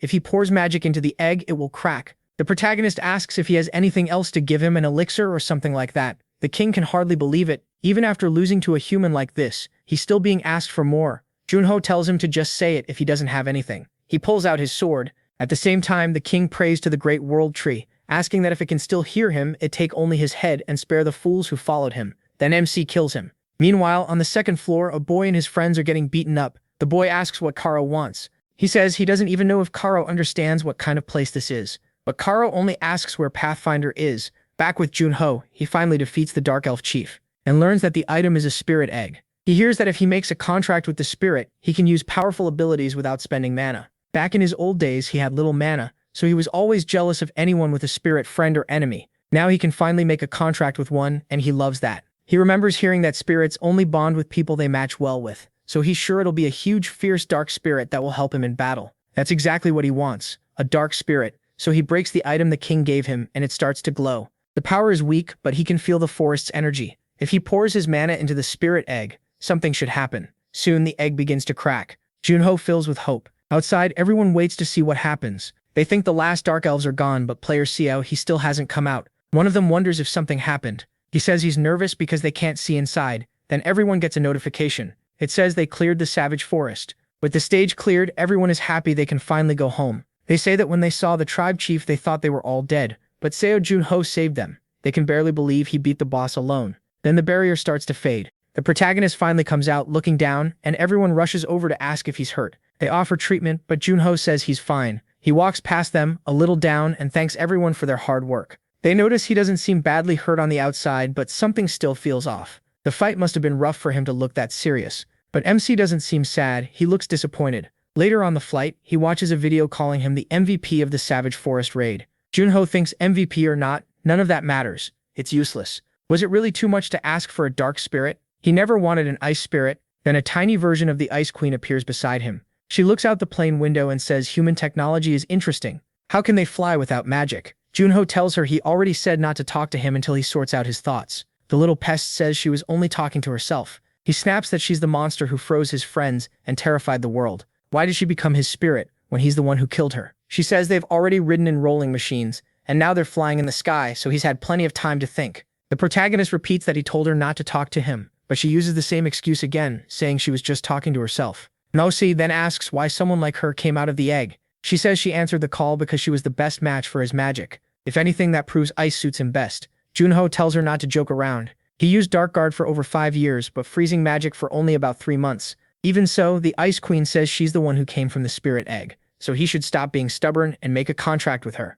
He asks if she really thinks he'd do that after everything she did to people. She asks what exactly she's supposed to have done. He can't believe she doesn't know. He asks if she really has no idea. Then he brings up the biggest thing, she froze the Pacific. She wonders if he's upset for the fish. He says that caused all kinds of climate problems. Sure, it also stopped temperatures from rising from global warming, but that doesn't matter. Her other huge crime was freezing his friends. She asks if he's acting stupid on purpose. She says she wasn't the one who froze them, and in the end, he used her power to melt the ice. She says this one last time, she did nothing he can blame her for. If anything, she's the victim because he killed her ice. With no comeback, John Hyo tells her to shut up and look out the window. Then he checks his smartwatch and calls Theoko, asking what he thinks the Ice Queen did wrong. Theoko asks why the protagonist is suddenly bringing this up, but the protagonist says he's in a hurry and tells him to answer. Theoko says it's obvious, she turned him and the 4 heroes into ice. MC asks if there's anything else. Theoko says he doesn't know, and asks if there has to be more. Then the Ice Queen leans in, saying that device is pretty nice.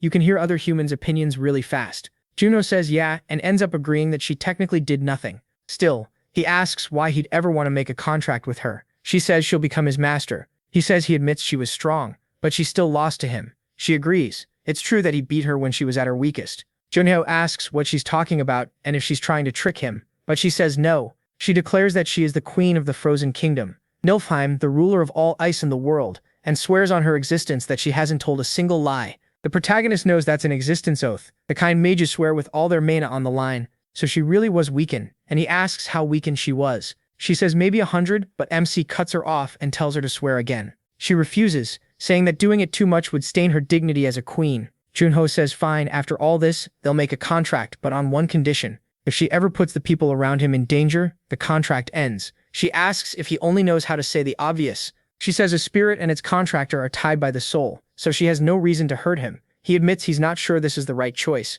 but he doesn't have many options. Right now he's too weak to clear a ranked portal alone. Still, if he can use that power, it should be enough. So he makes the contract. First, he wants to find out how strong the Frost Queen is as a spirit. Soon after, they head to the association's training room. The queen complains that she's bored because there's no one to fight. He tells her that's obvious, this place is for training. Then she asks what he's doing. He says he's testing artifacts he got from the last battle, the aura buff ring and the blue fairy bracelet. With all those magic boosts, his stats should go over 100. If that happens, he thinks he can clear a ranked portal by himself. She says he does look a little better with that gear on. He reminds her that he asked for her opinion, and he also wants to see what she can do. She says he already knows her abilities better than anyone, but he points out that things are different now that she's a spirit. She understands. Once he sees how useful she is, she says he'll start treating her differently. Then she calls up an icy wind. The whole room starts freezing over. He feels it at once. That cold sinks straight into his chest, just like when he first entered the Frost Queen's hall. But while she's releasing that freezing wind, she suddenly stops. He asks what she's doing. She says she lost interest. He can't believe it. She says she doesn't want to use her powers right now. He asks if she's messing with him, and she says when something makes her curious, she can't focus on anything else. So he asks what she's curious about. Her answer is simple. She wants to explore the human world. In the end, he gives in. He takes her out for a walk and she keeps firing off questions. She points at a huge building and asks which lord lives there. He says it's just an apartment. Then she asks about a strange carriage, and he tells her it's a car. Next, she wonders why everyone is staring down at the odd things in their hands, and even he thinks this has gotten pretty weird. Then he asks if other people can't see her, because she's making a scene and nobody is reacting. She says she can reveal herself if she wants, but he quickly tells her not to. A moment later, she starts talking to him in a very calm voice, asking what that adorable creature is. He tells her it's just a stray cat. She walks over to pet it, but he says the cat can't even see her. He's wrong. The cat does notice her, gets up, and gets ready to bite. That scares her badly. She runs off while the cat chases her, then asks him why that thing is attacking her. She jumps onto his head to hide and asks how a monster that fierce can be allowed to roam the streets. He tells her cats don't bite humans because humans are bigger. Then he reaches down and picks up the cat, saying cats only seem weak to creatures stronger than them. That leaves her completely shocked. Calling it a disaster, she tells him to keep moving. She'll show her power in the training room. He's happy he managed to push her into it. So they go back to the training room, and she tells him to watch her power with his own eyes. He says that will be a pleasure, and she summons several magic circles along with her ice. They form swords, spears, and more. He's left stunned because with all that she could fight a whole war by herself. He thinks it's pretty good, but she immediately calls him out. Just pretty good? She says he should pay close attention. Even weakened as a spirit, she's this strong, so her true power is far greater. He answers that he can already do something similar, even if his version is messier. She says that's nonsense, and asks if he really looked closely. Now he sees it. Every weapon was shaped with incredible care, like a master made each one for maximum damage. And she did it all in a blink. Compared to that, his current skills aren't even close.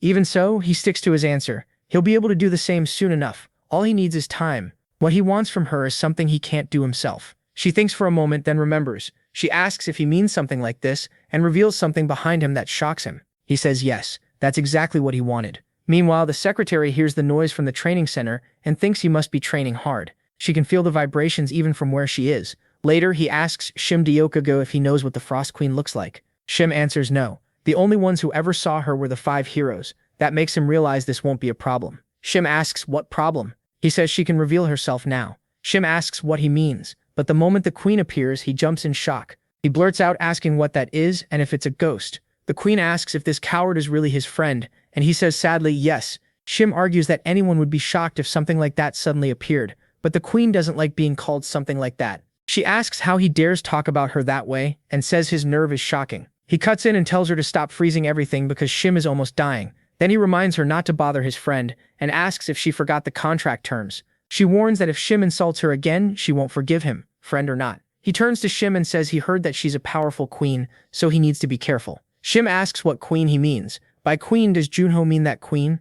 After hearing the full story, Shim calms down enough to understand. Then he asks if that really is the Frost Queen, the one who came out of the spirit egg he bought at the auction and hatched with help from the tribal chief in the wild forest. He says he gets it now. Since Juno suffered the most because of her and is still fine with it, he's not in any position to complain. The protagonist explains that she'll be a huge help in battle because she's very strong. Then Shim asks what rank she is. Spirit ranks go from low to arch, and usually only the spirits themselves know their own rank. So he asks the queen what hers is. She proudly says she's obviously an arch spirit, but he doesn't buy it. She tells him not to ask such rude questions. Then Shim asks if she's actually a low spirit, and MC says yes, probably the weakest one. Still, she's strong enough, so he wants to try a harder portal next time. Shim says every portal Junho has entered was already dangerous, so anything harder sounds nearly impossible. Then he remembers something and asks if he means a 1-star portal. The protagonist says the wild forest was also ranked as a 1-star portal. He improved a lot there, and now he thinks he can clear one alone. Shim says that if he's sure, fine, but there are only 3 1-star portals on the first floor, or rather, on Earth. One is in South America,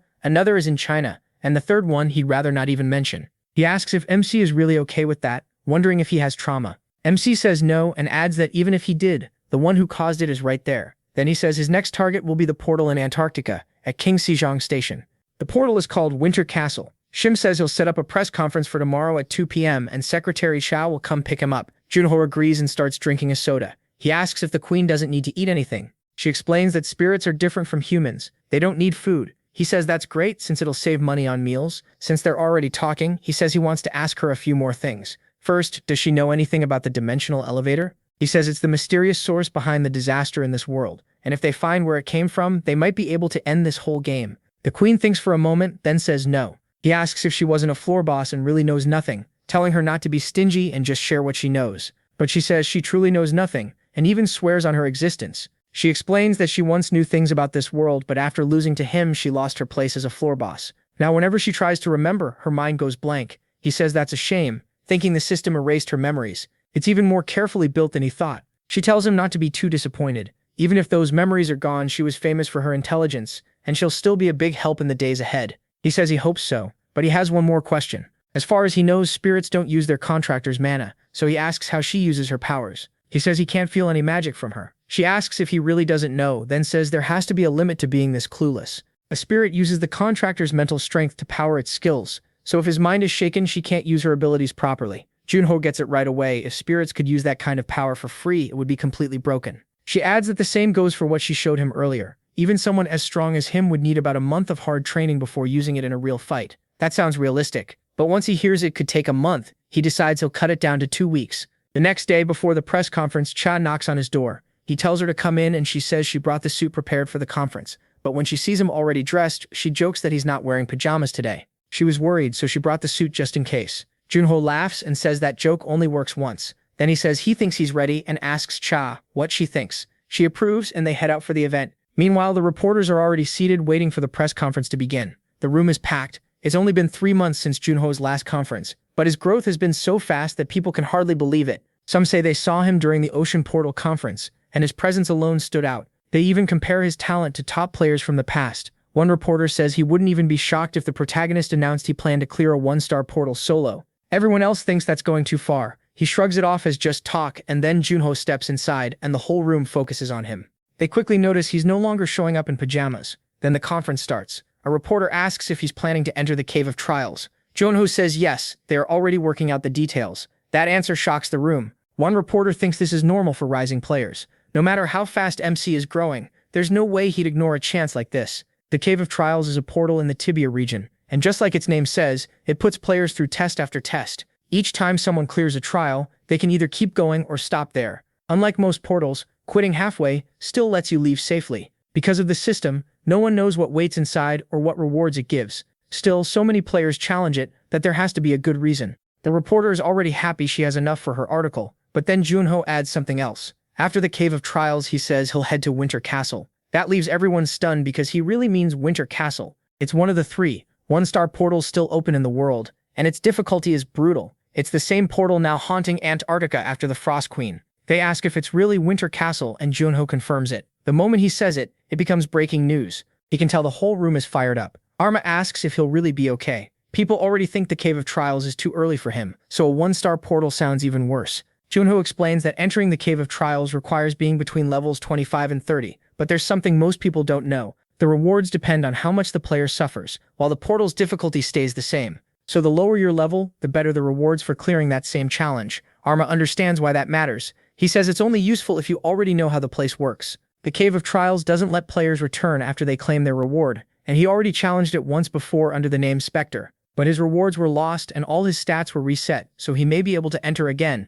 Because of that, he plans to take on those trials again. He'll see his frozen companions one more time, and he'll also try to surpass his old self. Then he tells Arma he hopes she'll help train him when they get back, and she asks what he means. A second later, she realizes he's asking for her guidance. Junho admits she knows ice better than he does, so there's no reason not to learn from her. She starts thinking she'll be his master, but he immediately asks what she's talking about. Ignoring that, she excitedly tells him to come on already. It's her duty as a monarch to teach him the right way. The protagonist says he wouldn't go as far as calling himself her student or servant, but he agrees. She warns him the training will be brutal, and he says he's looking forward to it. While all of this is going on, his friends are still frozen. And that's the end of Season 1. I know the season's over and you made it this far without leaving a like. Yeah, I saw that. Then people wonder why there's no continuation. If you don't support it, I can't really help either. But relax, if you thought this was the end and we're about to close the video, I'm not stopping here. Now we're at the Players Association where Junho is training with Arma, and the session has completely worn him out.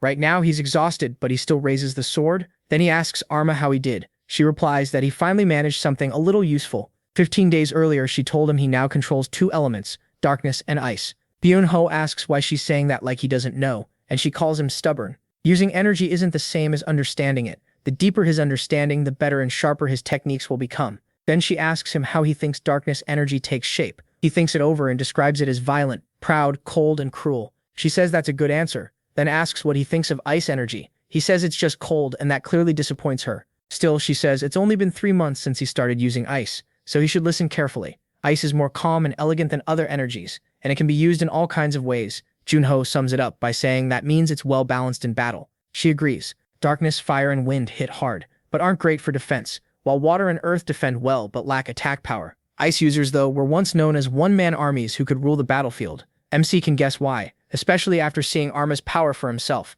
So she tells him she'll personally teach him how to use ice energy. But first, she hands him a sword. He can tell it's impressive, and she says it's Friggerach, the finest sword in the kingdom of Ice Niflheim. Then she tells him to make one just like it, and says the real lesson comes after that. Junho tells her to wait. He doesn't want to learn how to make fancy ice weapons. Arma says a one-man army must handle every role, and if he can't even do this, he still has a long way to go. He complains that it's unfair, but she doesn't budge. Later, after trying for a long time, he asks if this version is good enough. She says no, and he begs her not to do this again. The blade isn't sharp enough, the weight is off, and she asks if he's really trying to copy her ceremonial sword with those toy-like attempts. Junho asks how many she's broken already. He can't help wondering why this is so annoying. But inside, Arma is impressed. In just 34 minutes, he recreated Friggerach's outer form with 62% accuracy. She remembers the power he showed 28 years ago. It was so overwhelming she could barely believe he was a human from Earth. Watching him now, she thinks she may be creating a monster. At the same time, she feels proud and realizes watching his growth is actually fun.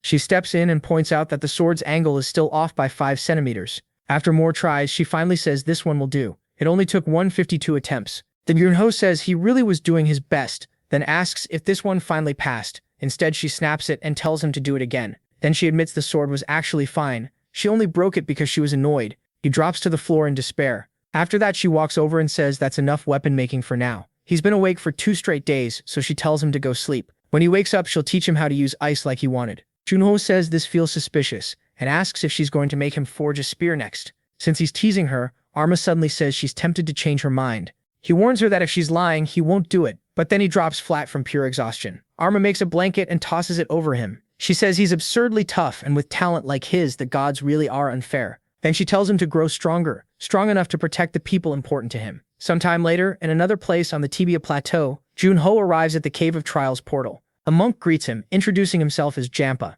the one in charge there, and welcomes him to the Cave of Trials. Jampa says the Player Association contacted him first. They told him the protagonist wanted to enter the cave, while the Ice Queen keeps telling him to look over because the monk is sticking his tongue out. On the ranking list, Spectre is still shown as the first one to reach the 9th floor. Jampa explains that this record holds the names of everyone who cleared the Cave of Trials before, and Junho realizes no one has beaten the record he set 25 years ago. Jampa adds that only those who entered know anything about what lies inside the portal, and who knows what horrors are waiting for him there. He prays Foam blesses MC's days and hopes he returns safe. Then he steps inside. He arrives beyond the portal, thinking it's already been 25 years since he came here with the queen. But then something glitches. The cave detects a second entry and asks the administrator for permission, leaving Junho completely confused. As he passes through, he suddenly finds himself in another dimension, standing in front of a door. Then the admin appears and greets him. He says he manages the first floor's dimensional elevator, and his name is Gray. Junho has no idea what this first floor administrator is supposed to mean. He asks if that makes Gray the god of Earth, but Gray quickly shuts that down. He's just a public servant placed there to manage this area. The protagonist argues that anyone running the first floor Earth sounds like a god to him, but Gray explains his authority is limited to the systems that make that floor work, like portals and monsters. Still, Gray says it's nice seeing a familiar face after all this time. Talking about player Spectre, he congratulates MC on his return, even if it came a little late. Junho thanks him, but then the queen notices Gray. Spoke in plural and asks if he knows who she is too. Gray says of course, she's the queen of Nilfheim, the ruler of ice. He asks where they are, and Gray says this is a virtual space he made. Then he pulls out a book crackling with lightning and says there's a small problem. Exactly 28 years, 7 months, 16 days, 13 hours, and 32 minutes ago, the protagonist cleared the Cave of Trials, and by rule, anyone who already got its rewards can't enter again. Changing your name doesn't matter, your soul stays the same. But MC asks what happens if he no longer has those rewards. Gray pauses and MC says he means exactly that. He doesn't have a single reward he got from the cave anymore. Gray notices that he's telling the truth, but he gets way too excited and the pressure from an administrator crashes down on Junho. Gray repeats that he has no rewards left. The protagonist says that by the rules he shouldn't be blocked from entering. Gray answers that's exactly what he, as the administrator, has to decide. The issue isn't just breaking rules, it's fairness. MC already entered once, so he knows what trials are coming, and that would be unfair to every other player. So he tells him to raise the difficulty, even if that makes things more unbalanced. Gray asks if he's sure. Does the kid really think he can handle that? Junho says if that lets him enter the cave, then yes. Gray says he can't tell if the protagonist is clever or just honest, but fine. MC amused him a lot more than last time, so he'll do him this favor and wishes him luck. But then the queen stops him, saying he seems to know her very well. She asks if he knows why her memories are gone, but Gray says he can't talk about that. He only tells them to enjoy themselves, and Junho notices the damp air, proof that he's really back in the Cave of Trials. Meanwhile, the queen thinks Gray is hard to read. He asks if she really lost her memories, and she says that's what makes it even more frustrating. She remembers nothing about the floors. Even so, Junho says this trip wasn't for nothing, and he's glad things worked out even better than he expected. Then he sees the mission. Level 1 is the magic test, where he has to pop the spheres using magic. The queen asks if that isn't way too easy, and the protagonist reminds her it's only level 1. He starts bursting them one after another, saying it's basically a tutorial, and clears the magic test with no trouble. The queen admits it wasn't bad, though she claims it would have taken her less than a second. Junho tells her to stop lying. Then he's told that if he wants to continue to the gravity test, he only has to say advance or stop. He chooses to move on right away, and the gravity test begins. He gets slammed to the ground. The queen asks what kind of test this is, and Junho explains that every minute the gravity on his body doubles. She asks about the other 8 trials, and he says most people would call them torture. After gravity comes zero gravity. The queen says he shouldn't waste a chance like this. MC asks what she means, and she says chances to endure something this extreme are rare. He should train. He fires back that doing that in this condition is easier said than done. It's rough, especially after being crushed by that gravity. He says it sucks, but that doesn't mean he can't do it, so he starts doing push-ups under the crushing force. The queen says he should try running next time, and Junho tells her talking is easier than doing. After a while, he finally drops flat on the floor, thinking it's finally over, and wondering just how much Gray raised the difficulty. He hits advance again, but the queen says he looks exhausted, and asks if he shouldn't rest first. Junho says it's better to keep going while his blood is still hot. He knows the Cave of Trials gives better rewards the more the player suffers, so if he keeps pushing, the rewards should be more valuable. Then the queen asks about the next trial, and he says it's the Ghost Challenge, the one with illusions. Last time, he fought like crazy to save his parents from monsters, and had to force himself to remember those ghosts weren't really them. It took him half a day to finish.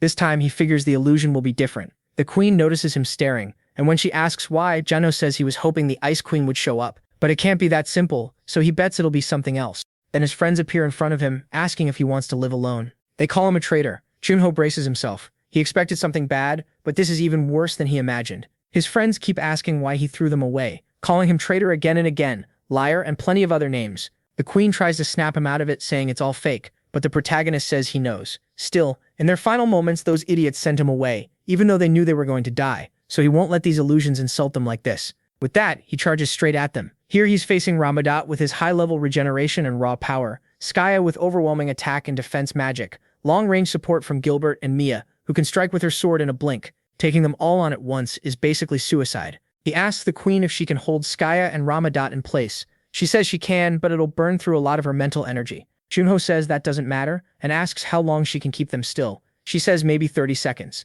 MC figures that's more than enough. He plans to take out Gilbert and Mia first since their defense is weaker, and rushes them with everything he has. The queen calls up her soldiers, ordering them to rise from the frozen ground and defeat the enemy. The golems appear and pin them down, but then Skaya moves to protect the others. Junho gets hit by a huge mental shock, and realizes her energy is draining way too fast. As he pauses to figure out what's happening, Rahamat comes at him full force, saying it's over, but the queen freezes him, locking him in place, and tells Junho not to focus on her and just do what he has to do. He says fine, she just needs to hold on a little longer. But then a shot comes from far away. It's Gilbert firing at him, warning that the next shot will kill him. Junho is stunned because even as an illusion, Gilbert's magic bullet became real. If one of those hits him, he dies instantly. So while Gilbert takes aim, the protagonist vanishes. Gilbert wonders where he went, but Junho appears behind him using Shadow Walker to take one of them out. With Gilbert down on the ground, MC thinks he probably can't do that again. After Gilbert, his next target is Mia, who demands to know how he could kill him as she gets ready to use her draw attack.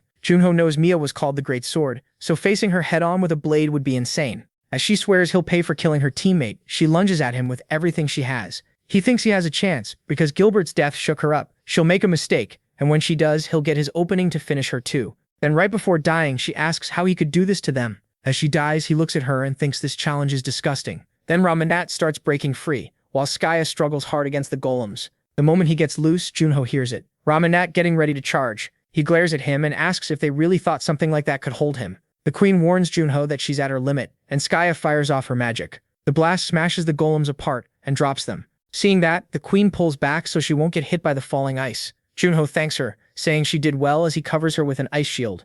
Right after that, Ramadat rushes him and slams a fist into the shield, driving the protagonist down. He curses him as an arrogant bastard and asks if he really thinks he can keep dodging forever. Then Skaya calls to Ramadat and rains spells at Junho, snapping that he's an idiot, and she told him not to rush in like that. MC barely avoids the magic and realizes again how strong they are. Ramadat's insane toughness and Skaya's long-range magic made them the perfect pair. If he wants to win, he'll have to go all out, so he activates Booster. With that boost, he actually cuts Ramadat across the chest, but instead of falling, Ramadat praises him, saying Junho really punched a hole through his chest, and sounds almost relieved. Then he asks if that's all he's got, and nearly lands another punch. Junho grits his teeth. Just like he thought, it didn't work. Ramadat's regeneration is absurd. Skaya says she won't miss this time and takes aim at him again. He slips through the attacks by a hair. With Ramadat healing endlessly, there's no point fighting him head-on. Normal tactics won't work. He has to make Ramadat attack first. Ramadat gets annoyed and asks how long the protagonist plans to keep running.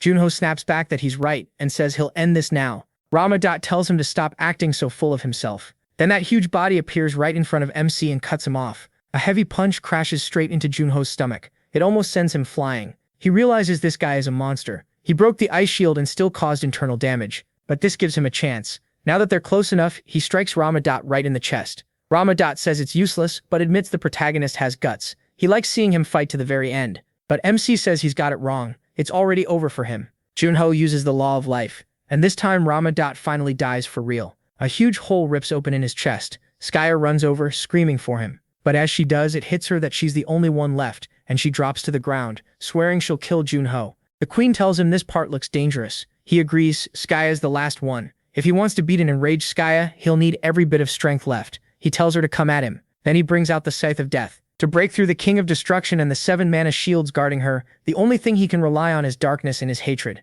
He knows the weapon burns a ton of magic power, but it's his only choice. So he attacks, trying to finish her in one hit. He gets close enough to slash her with the scythe. Junho says it's a good thing she's only an illusion, because if this were the real Skaya, he would have lost. Skaya speaks to the protagonist and says she'll be waiting for him. She smiles as she fades away. And with that, he clears the Phantom Challenge. A voice tells him that if he wants to keep going, he should say so. Junzu says there's no need to even ask, and moves on to the next challenge. After all that, he opens his eyes again. The mini-queen asks if he's awake. MC is completely exhausted. She says he slept for 30 straight hours and she almost thought he died. He says he expected to be out for at least 2 days, so he slept less than he thought.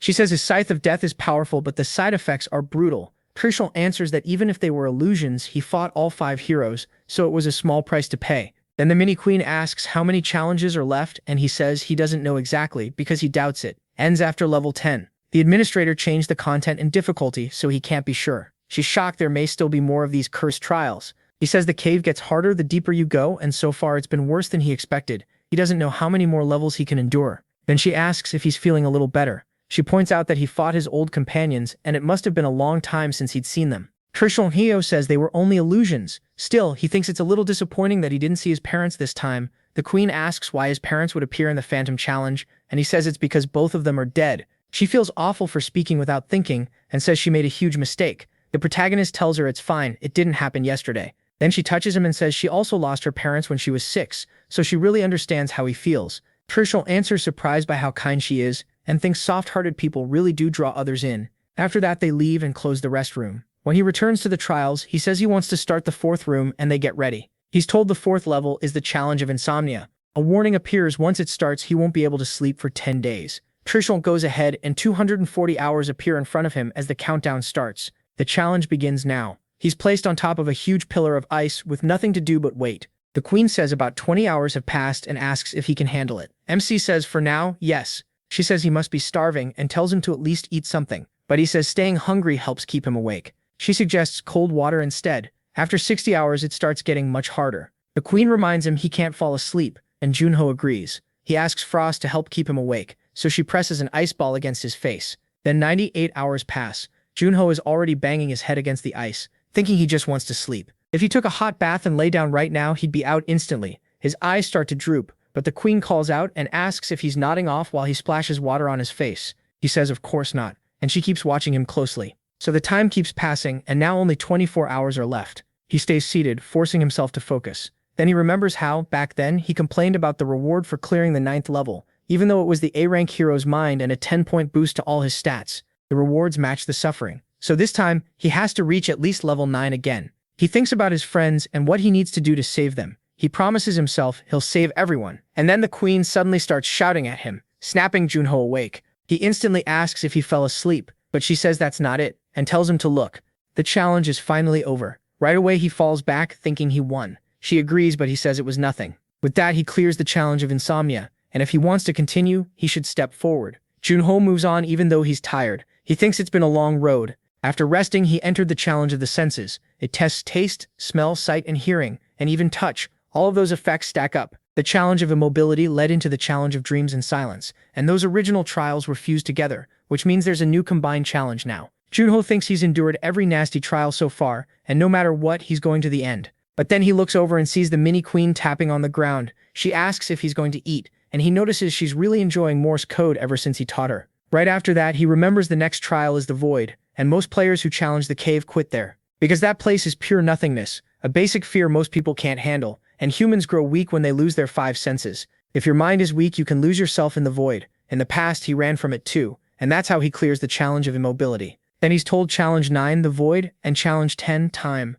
will happen at the same time. Junho is shocked. The system even tells him to please give up if he doesn't think he can endure it, because his very existence could disappear. The void is already dangerous, but adding time on top of it means he'll be trapped alone, unable to feel anything, not even time passing. Even so, he speaks to the queen in Morse and tells her he'll come back. In this portal, you have to bet everything if you want to win. She wishes him luck and tells him not to worry. She'll be there waiting for him. Junho tells himself he can do it and steps into both challenges at once. The moment he accepts, he's thrown into an empty space with nothing there, and he realizes he can't feel anything. He can't even feel the Ice Queen anymore, or his own magic. Still, he keeps reminding himself who he is. Sei Junho, the Spectre, the one who always wins. He tells himself he'll beat this too, even as he starts wondering how long he's been trapped there. Time means nothing, and even his own existence feels like it's fading. He can't understand how it got this bad. He needed to master Lo's skills fast, but now he wonders if he reached too far. For a moment he asks himself if he's going to run again, just like last time when he gave up on the Void trial. But no, he already made his choice. He wanted power,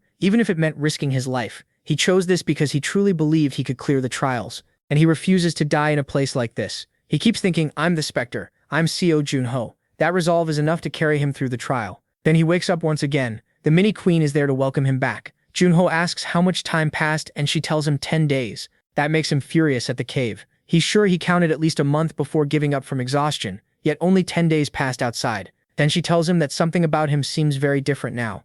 He brushes it off, saying it's nothing much. He just shed his old skin. Still, his body does feel lighter than before, so he checks himself. And when he sees what changed, he's stunned. His magic loss rate is now 0. Even as the Spectre, it was still 3. That puts him on the same level as Skaya, who was blessed by magic itself, perfect control, which means he can now make even better weapons. And when he tests one, the power is insane. A huge blast rips through the cave, leaving a massive hole in the wall. Junho just stares at the damage from a single swing of his hand. The queen says his aura sword feels stronger than before. That catches him off guard. He thought it was already perfect. Then the system announces that he cleared the time trial and starts calculating his rewards. He figures his long-awaited rewards are finally here, but nothing shows up. He complains that the system is slower than usual and even taps the status screen. The screen tells him not to rush. The rewards are still being processed. She gets annoyed at him, and Junho quiets down. The queen says the reward must be amazing, if even the administrator had to step in. So they wait and count through everything he earned. He gets 20 points in every stat. Keen senses rises from B to A, and hero's mentality jumps from A to S. Junho is shocked. 2 skills ranked up on top of all his stats. Way more than he got before. But then he notices something else. He remembers that the cave's rewards match how much the challenger suffered. So Gray must have known this would happen. He even gets a new title given to those who conquer the Cave of Trials. Every time he levels up, one random stat will rise by 1 point. The title is a Limade Breaker. Junho turns to Frost and asks her to pinch him. She actually does it, and he realizes this is real. An extra stat point every level sounds simple, but by level 130, he'll have gained 100 bonus points. As time goes on, the gap between him and everyone else will only keep growing. He could end up standing above them all. Frost tells him to get a grip. He's acting silly, and she's sick of this cave. Junho agrees. They need to leave before staying any longer. Drives him insane too. A portal to the real world opens. The protagonist says it took a while, but he got really lucky. Then jokes to Frost that she was born in the wrong era. She asks if he ever gets tired of saying dumb stuff. Outside, a man beside the religious group thinks it's already been a month. Since MC still hasn't returned, maybe something went wrong. Then the bells start ringing and everyone goes on alert. One of them tells Jampa to look ahead. The ranking list changed. Seo Junho just beat the Spectre's record. Everyone is stunned. A new legend has just been born. Meanwhile, a man arrives at a place that looks like a daycare. He knocks on the door and the person who comes out says it's an honor to welcome the demon Bao to such a humble place. The visitor says it's been a while. The red-haired man says this place doesn't look very fun. The other man replies that it isn't meant for fun. It's all for the second coming of the heavenly demon. The red-haired man brings up the heavenly demon, Taurus Milo, and asks if he should really say that name so casually in a place full of children. The man says, of course. Then, with a snap, he freezes the entire place. Every child goes completely still and he tells him to just look. The red-haired man says those kids are creepy, and the other explains they were all trained to become great demons like Sidger. Then he returns the children to normal, and they go back to playing. After that, he invites Sidger to come in. In Rome, the city is packed with people moving everywhere. Frost is surprised when she spots Junho's face on a giant screen. They're talking about him on TV. He tells her not to get distracted. They came to find paradise and destroy it. First, they need to locate the urban area where Torres was seen. Frost complains that they came all the way to another country and still have to do grunt work, but it's the only way to track Torres. He says they have no other choice. A few days earlier, when Shum arrived, he was all excited and even called Junho his lucky charm. The protagonist thought that was gross, but Shum explained that ever since he came out of the Cave of Trials, donations had been pouring in. To them, he was basically a rabbit's foot. MC tells him to forget that and asks why he called. Shim gets straight to it. He says he looked into the orphanage he found while in Paris, and that instantly brings his anger back. The man who attacked the auction, Arma, the skeleton mage, was raised in that horrible place to become a demon, along with many others. Shim says he still doesn't know the exact location, but he may have found a lead. He shows Junho everything he uncovered. The man's name is Torres Milo. He used to be a famous player on the second floor, but now he's retired. That alone is strange. Players at the top usually don't suddenly lose confidence and quit, but after retiring, Torres started acting even more suspiciously. Shim tells him to look at the next photo. Torres is with 2 children. Junho is surprised, and Shim says an investigator took that picture. Based on witness reports over the last few years, Torres has visited Rome often, but no one knows where he lives or what he does. He's only been seen in the city with children, and it's always different children. The protagonist thinks that's seriously suspicious. If he's really tied to the orphanage, why show up in crowded places like that? Shim says that bothered him too, so he checked Rome's crime records. He points out that every time Torres was seen, a missing person report was filed within a week. MC knows he has to look into this. Shim says Torres shows up about every 2 months, so he should appear again next week. Finding Torres becomes his top priority in Rome, but by afternoon he admits they still found nothing. Frost tells him it's only the first day. They can call it there and head back to the hotel. He's about to agree, but on the way back, a child bumps into Junho, says sorry, and tries to pass by. The protagonist immediately grabs the boy's arm. The kid is shocked that he got caught so easily. He asks what MC is doing, clearly scared. Then he drops the watch he stole from Junho onto the ground. The boy acts tough, saying he thought he was an easy mark and asking what he's staring at. Does he want an apology or something? He says no. He says he's just deciding whether to take him to the police or let it slide. That instantly scares the boy. The protagonist realizes he only meant to scare him a little, but the kid looks truly terrified. So he leans in and asks if the boy belongs to some kind of family group. The kid snaps back, asking what it matters. Junho says that's actually good. Then he asks if the boy knows the area well. The kid asks what he wants. MC decides to bribe him with food, so he'll help. While the boy eats, he watches closely. The kid introduced himself as Marco, and he tells him to slow down or he'll get a stomachache. He even offers more, but Marco says no, he's full. Then Junho notices something. Marco is the only one eating. The protagonist immediately calls over the waiter and asks for more food to take away. Then he asks how many kids are in Marco's family. The answer is 16. So MC orders 16 meals. He then asks if Marco has parents or anywhere to live, and the boy says no. They're all in the same situation, living together in a warehouse. The protagonist asks if no one helps them like an orphanage. Marco says a few priests visit once a month. The protagonist immediately gets suspicious, and the boy adds they're probably from the Vatican. According to them, if the kids confess and repent, they'll be taken to paradise.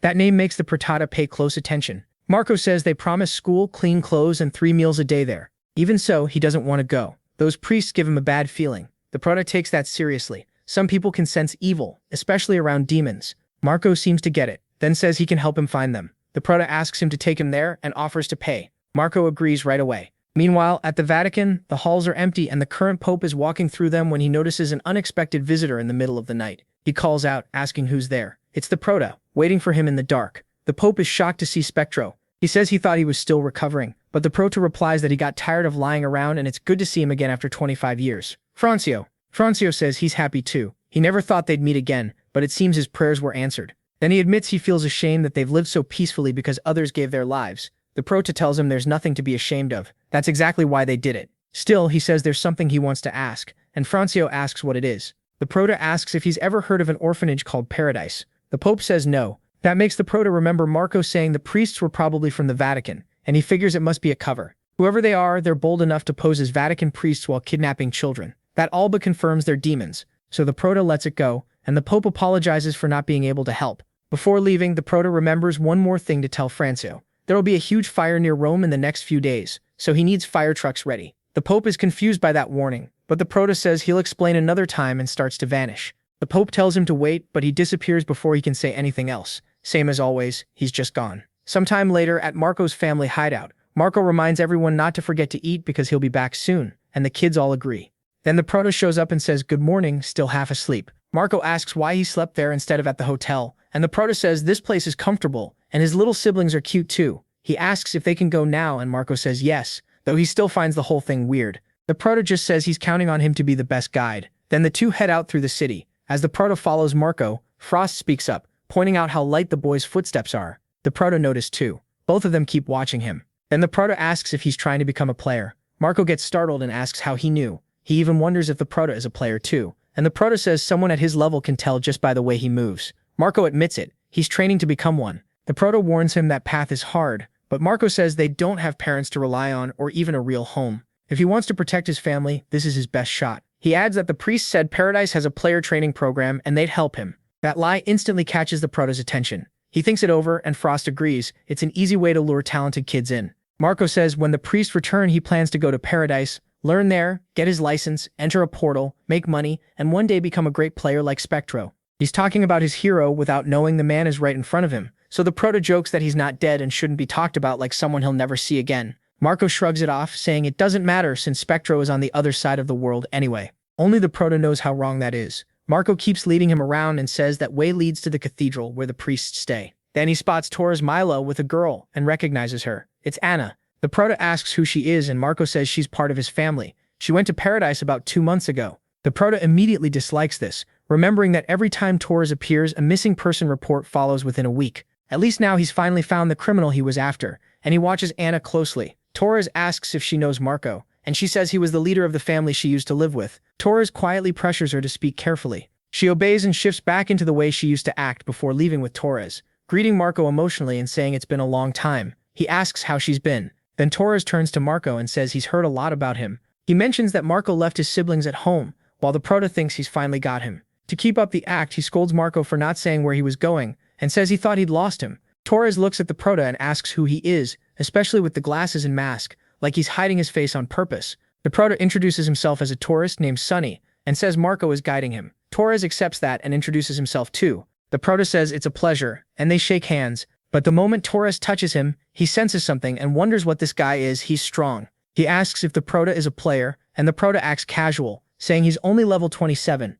Torres instantly gets irritated. In his head, this man isn't even worthy of touching him yet. Somehow he's getting under his skin. Then the Prota asks Marco if Torres is from paradise, and that makes Torres freeze. Marco says yes, he saw him with the priest last time. Torres quickly tells him to wait, reminding the Prota that he said he was a tourist, then asks how he knows about paradise. The Prota says the real reason he came here is to look for his younger brother, who vanished 15 years ago. The lie is so shameless, even Frost is tired of him. He adds that while searching he learned about paradise, and asks if they can check their records. Torres says unfortunately they don't have any children over 15. What he's really thinking is that if he lets this continue, paradise might be exposed. So instead he says the Prota can come with him and look for himself. It'll be easier that way, and he'd be happy to help. Anna asks if Marco is coming too, and Marco wonders if he should, since he wants to see the others. The Prota thanks Torres and goes with him. When Marco sees the place, he asks if all of it belongs to paradise, and Torres proudly says yes. A woman approaches the director as they pass each other, and Torres quietly orders her to check whether they were followed.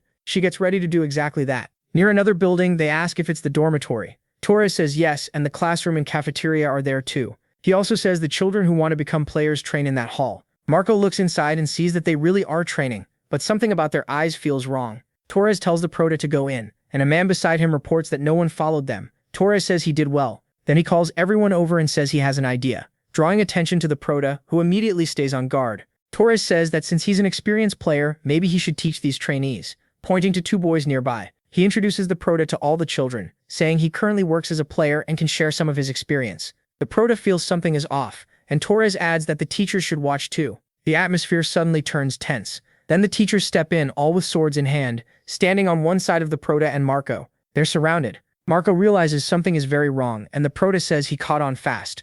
Every child there is under control, just like the adults. Marco stares at their eyes, and the Prota tells him to remember this.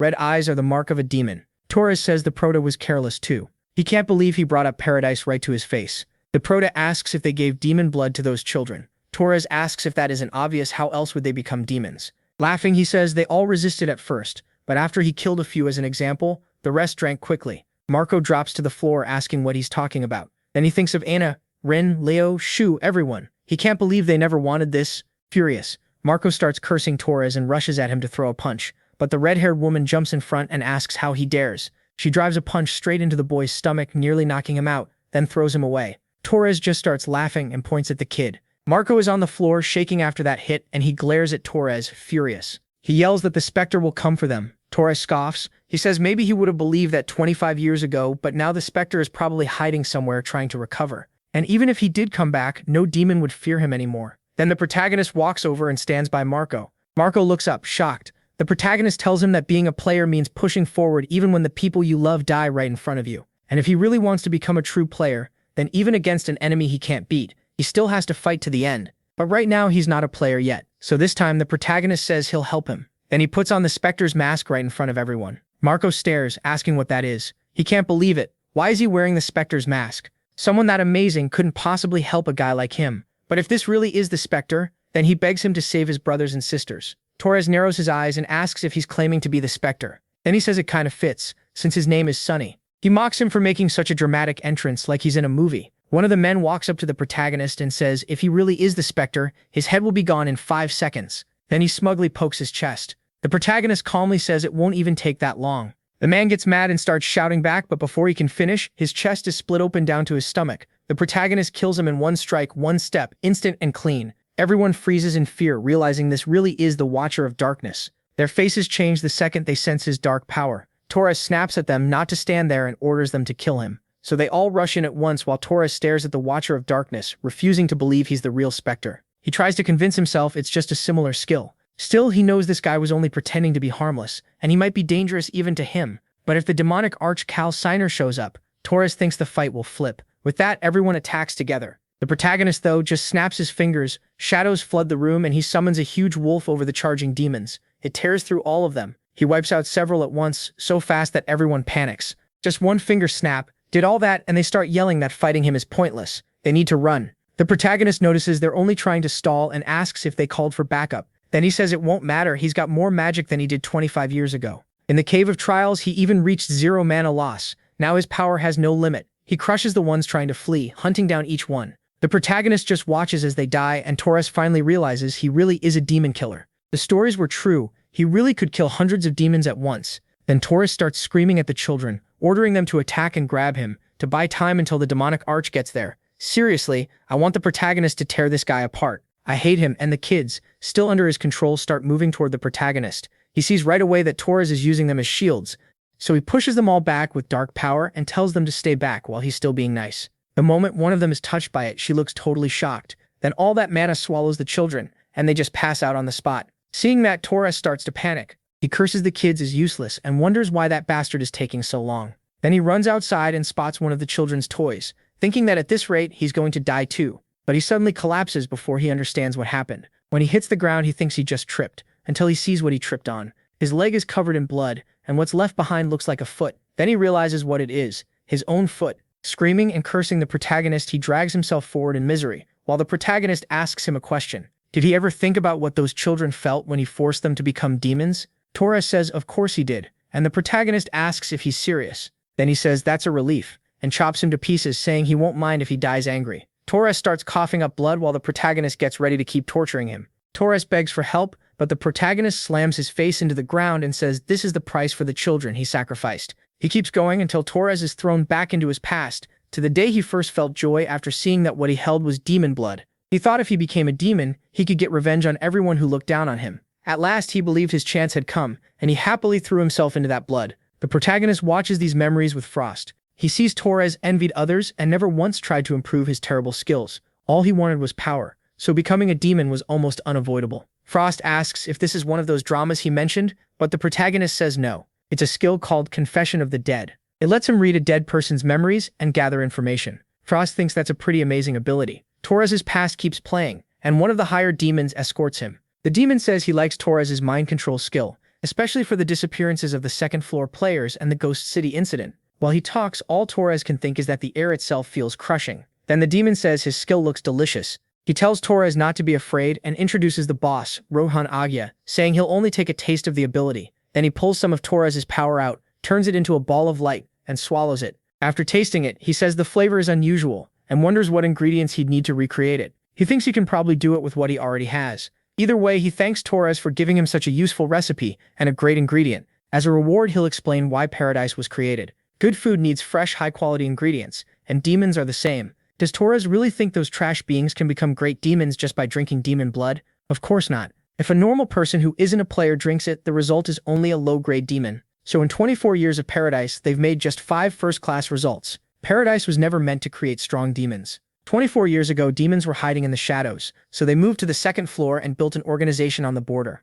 Even then, they feared the 5 heroes might one day break the ice and kill them, and the Spectre terrified them most of all. So the answer they came up with was Paradise. Back in the present, furious, they say they need power. Power that can stand against the 5 heroes. And the greatest power they saw with their own eyes was the strongest feeding skill, Watcher of Darkness. That power would become theirs. When Torres heard that, he was amazed, realizing Paradise had been built to create a second Spectre. Roxanne explains that this place is a factory for ingredients made from children turned into demons. With his perfect S-rank taste, he refines those ingredients to create new abilities. His goal is to copy the Spectre's powers. If he can recreate even half of that skill, or even a quarter of it, they'll make the strongest demon of all. He says they already made a few rough copies, but they were all low-grade trash. Then he found a better method than Paradise, and now they can use the real Watcher of Darkness. They plan to return to the second floor and wait for him to climb up. Wondering what he'll taste like, they say they can hardly wait. After learning all this, the protagonist realizes the reason they use children to make demons is him. They wanted to create a second Spectre, and the truth leaves him stunned. He just stands there in shock, thinking about all those children and everything that happened. The reason thousands were forced to become demons was all because of him, and that makes him furious. He starts cursing and throws his mask away, but Frost tells him this isn't his fault. He says he knows. He really does, but he still can't stop feeling that way. Once a player becomes a demon, they can never be human again. No one knows that better than he does. He remembers the children falling in there, those children, and now he'll have to kill them with his own hands. Meanwhile, inside, Marco speaks to them all, trying to wake the boys up and asking why they're like this. Then the protagonist comes back and Marco talks to him. He says the children still won't wake up and asks if they just hit their heads. He says they need to get them to a hospital fast. He still thinks they just need to remove the demon blood, and if they do, everything will go back to normal. He asks the protagonist if that's possible, begging him to please save his little brothers and sisters. But the protagonist's face turns completely dark. Then he gently comforts the boy and says he's sorry. He can't do that. He understands how Marco feels, but there's a reason demons are treated the way they are. When a normal person drinks demon blood, only two things can happen. They die because their body can't handle it, or they become a demon.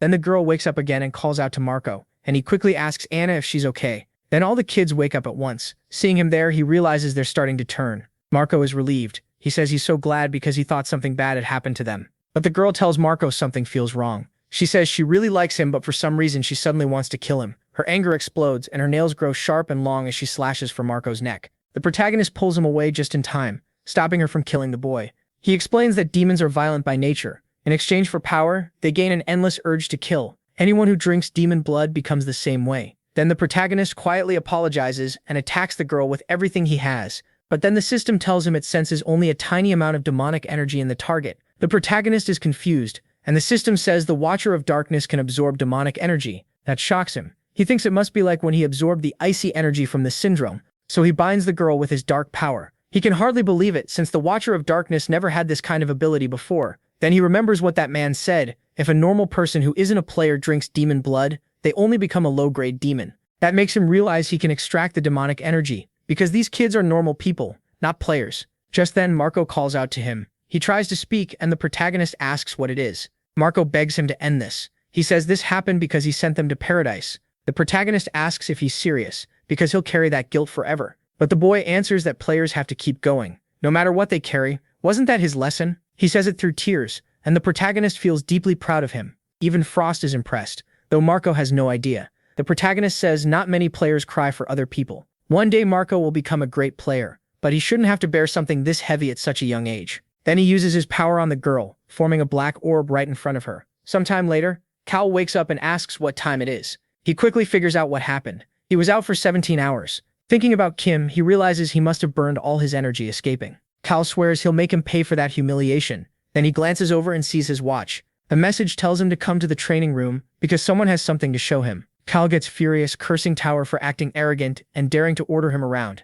He says if this isn't important, he'll kill him, and heads downstairs. But when he arrives, he's stunned. He demands to know what happened. What the hell is this? Workers are clearing everything out. Cal realizes paradise is being dismantled and asks where all the demons went. Nothing is where it should be, and he can't understand what happened. A while later at the Vatican, everyone is shocked that the protagonist is there dressed as Spectre, with Marco beside him. Marco says everyone is staring. The protagonist tells him not to worry if he stays by his side. He'll have to get used to it. Then he adds that it's even worse than it was 25 years ago. A priest walks up and tells the protagonist the exams on all 217 rescued children are done, and the results confirm that none of them are demons. He thanks him for giving the nation another seed of hope, and the boy lights up with joy. A little later, the Pope comes to speak with the protagonist and thanks him for saving hundreds of children. He asks if he may announce the incident publicly and warn people about the danger of demons. The protagonist tells him to do as he wishes, but since the Pope is so grateful, he asks for a favor. When the Pope asks what it is, he brings up the children he rescued. He says they're all orphans, and that's why they were targeted.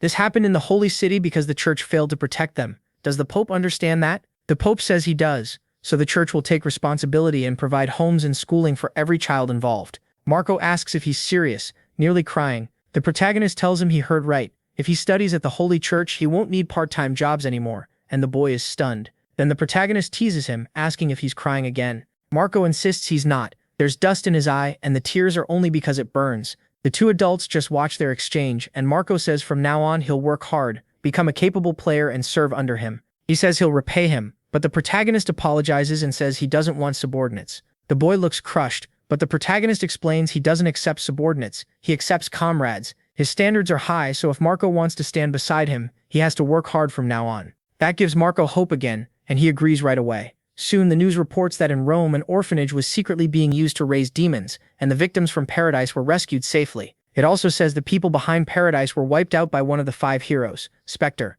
Cal is furious, realizing that bastard ruined his plans again. He thinks if he'd been awake he could have dealt with Spectre just like Junho. Instead, they slipped away like rats. He tells the protagonist to wait. He lost this time, but after he handles him, Spectre is next. Yeah, if you can handle one, maybe you can handle the other. But honestly, it's hard to believe you'll beat either of them. Back at the Korean Player Association, the protagonist arrives and someone greets him. He says that man did a good job, then looks to the side and asks what that chaos is outside. When he walks to the window and looks down, he sees everyone thanking Spectre. It's a huge celebration, with people cheering for his return, and everyone is thrilled. They truly believe it's Spectre. The protagonist can barely believe what he's seeing. Shim says the police estimate nearly 500,000 people are in the crowd, and the protagonist asks what this is. Shim asks if he still doesn't get it. He says they all gathered to see him, to thank him for coming back. At last, the protagonist understands. Then another man arrives and says he'll escort the protagonist into the association, thanking him for returning. Everyone else does the same. As he walks, he thinks that one day he wants to show this to his frozen friends. Shim adds that he prepared the conference just like requested, but guesses he won't only announce cooperation with the association. He asks what the protagonist is really planning. The protagonist removes his mask and asks Shim if he remembers when he had just woken up. Shim doesn't quite follow, so he explains that when he first woke, he looked outside and thought the world had finally become peaceful, just like they wanted. But when he looked closer, that wasn't true. Without the 5 heroes, demons thrived and the weak suffered badly. 25 years ago, demons could never grow this much. Shim says that's because the 5 heroes were there to keep them in check. But if he's going to take that role now, it won't be easy. The protagonist says he knows. He's not as strong as before, and he thought that would still be enough to gain the power needed to revive his friends. But it isn't. Right now, no one can stop the demons like before. That's why all of this is happening. They need someone like him. They need someone to hold the demons back. Shim is shocked and asks if he's really coming back as Spectre. Then he asks Junho if he knows why the 9 Skies and the other rankers don't try to become the next Spectre. A hero doesn't just draw enemies. If he comes back, people will lean on him no matter what happens, and if he isn't there when they need him, they'll hate him for it. Shim tells the protagonist that he and his friends have already done enough. He can stop now. But the protagonist says he knows that, and he doesn't like taking this role either. Still, no one else can do it, and even if he's not as strong as he used to be, he still has influence. Frost notices he's made a huge choice and says she'll remember his courage, while he thinks he refuses to look away from reality and take the easy, comfortable path. Shim gets annoyed but says he doesn't care anymore and tells him to do whatever he wants. Then he asks what to do now, and the protagonist tells him to turn the speakers up as loud as possible, enough for Spectre's voice to be heard from the 2nd floor. Soon Spectre's press conference is packed. Everyone just waits for him to walk in, and the whole place is tense. Hasha says that as expected, all the Vice Guild masters and team leaders from the 6 great guilds are there, along with many top rankers. He thinks this is going to turn into a recruitment war. But when he looks at the princess, something feels off. She starts smiling and says she can't believe she'll get to see Spectre with her own eyes. Hasha tells her to calm down. They announce that Spectre and Shim Dielquod will be there soon and thank everyone for waiting. Then Junho finally walks in. Cameras start flashing, and everyone gets ready to record every word. Shim Dielquod then grabs the mic and says the press conference will begin right away, with only a few questions allowed. The first reporter raises a hand and asks that since Spectre was frozen for 25 years, all kinds of theories have spread, so can he prove he really is the true Spectre here and now? That question shocks the room, and some even wonder if the guy is crazy for asking it. Junho answers yes. He lifts a hand and says if that's what they want, he can prove it. Then he draws his sword and releases dark energy, forming an aura blade that everyone recognizes at once. They can tell it's flawless. Even after 25 years, his power is still on that level, and Junho puts the sword away immediately. The reporters thank him for the demonstration. Another person asks if, after the Rome incident and everything else, he'll return to the field. MC says he had originally planned to retire because when he woke up, his friend told him the world had become peaceful thanks to the sacrifice of him and his comrades. Hearing that made him proud. It even brought him to tears, and he felt relieved thinking the world no longer needed them. But after seeing the horrors in paradise, he realized he couldn't walk away. He asks if they know that over the last 24 years, more than 600 children were kidnapped and killed by demons. Everyone is horrified and asks how that could happen.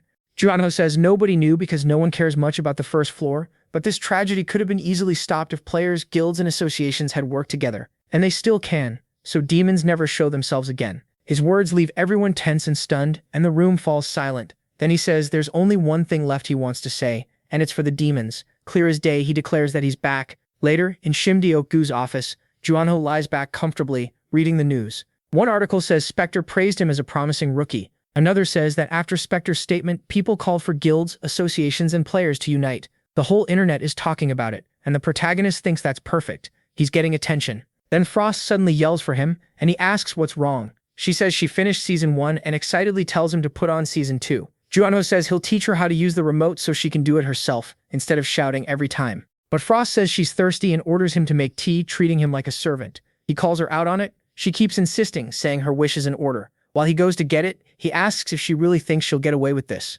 Now it's his turn, and he hands her what humans drink when they're thirsty. Frost stares at the cup in surprise and asks what it is, because it smells fresh. Junho just waits to see what happens when she drinks it. He watches quietly, and she suddenly starts screaming and bouncing all over the room, yelling that the drink attacked her. MC bursts out laughing and tells her it's soda. Looks like her body can't handle it, and she gets completely scared of it. She says she won't forget this. Junho just says good, then tells her he's going to work and she should watch dramas until he gets back. The moment he puts on the show, her mood flips, and she grandly says mercy is a monarch's virtue, so she'll forgive him. He thinks she's easy to please. After that, he takes the elevator down. He says that after killing all the demons in paradise, he reached level 29 and his magic stat went up a little, so he thinks he can start using the techniques he used to rely on. But when Junho steps out of the elevator, Shim Dyoko calls him. The protagonist asks what it is, but Shim Dyoko asks where he is. MC says he's on the way to the training room, but Shim Dyoko says he should come over right away. All the team leaders from the 6th grades came to see him and are waiting for him together. Junho wonders why the 6th grades are after him and asks if they came because of Spectre.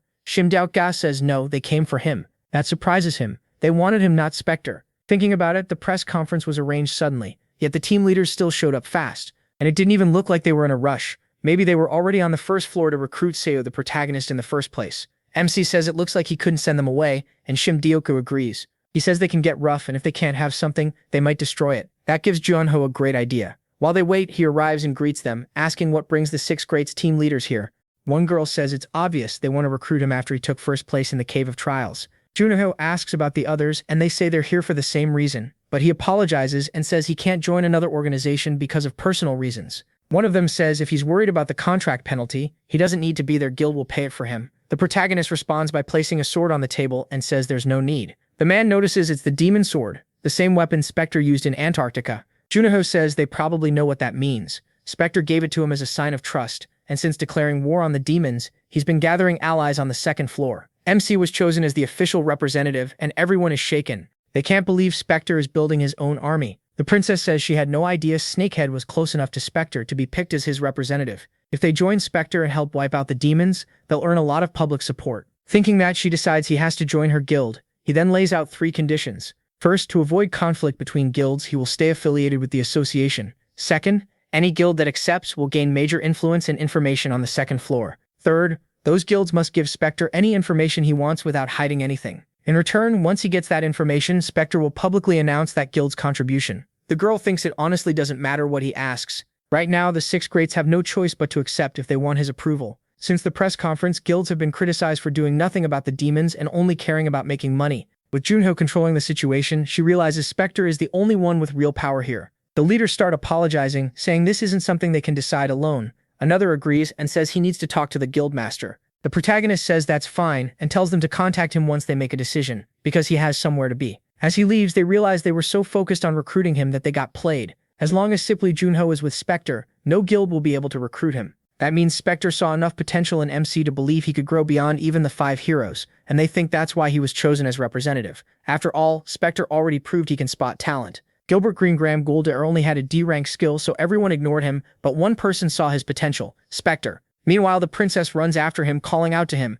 When he looks back, he sees Gong there, and she says it's been a while. Junho remembers their last goodbye was pretty dramatic, and he didn't expect to meet again like this. She says he's right, they were supposed to meet on the 2nd floor. But the protagonist quickly shuts her down, making it clear that if she expects special treatment just because they're friends, that's not happening. She says that's not it, and she doesn't want that anyway. She only wants to ask one thing, whether he's close to Spectre, sounding totally smitten. MC says sure, but it's a purely professional relationship. She asks if he's met Spectre before, and he says he saw him at yesterday's conference, but she means outside official business. Junho says yes, while Frost can tell he's lying way too much.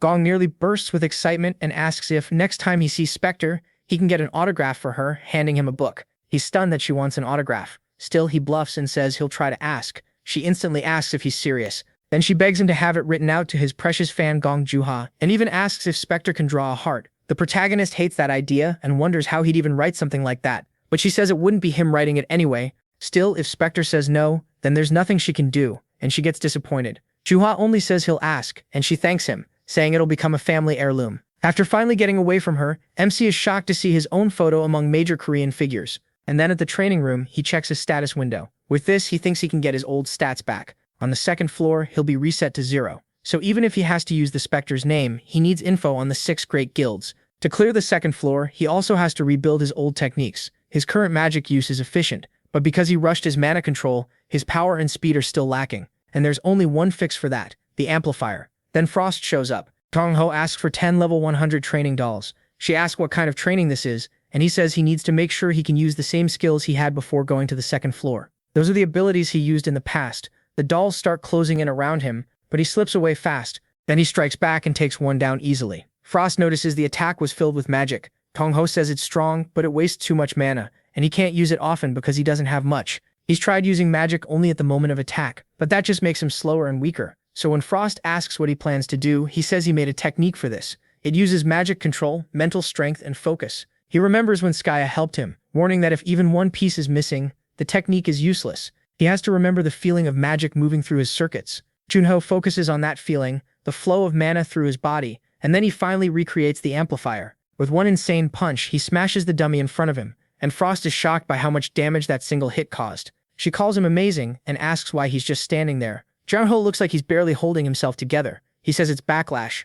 Just because his body improved doesn't mean his processing speed did. In other words, his brain overheats. Frost thinks the technique is incredible, but he says that's why even as Spectre, he could only use the amplifier for 10 minutes. Right now, he has to train until he can use it in real combat. The dolls regenerate, and he says he'll master it before facing the Winter Castle portal. Sometime later, he repeats that he has to keep training until he can use it in battle. Frost tells him his body temperature is getting dangerously high. Even so, he keeps trying no matter what. She reminds him he told her to use ice magic to lower his temperature, asking if he forgot. Junho says he already tried. The amplifier is hard enough on its own, and if he adds ice magic too, his brain will fry. He gets frustrated that he's still winning with nothing but a punch, saying it's way too hard to control. In the end, he says he'll need at least a few months before he can use this in a real fight, but Frost asks if he's sure. He really doesn't like the sound of that. When he asks if she knows something, she says of course she does, but she won't tell him. As his contractor, she says he should be able to figure it out himself. He answers that he doesn't need her help. Even so, he decides he should be able to use it on the battlefield by now.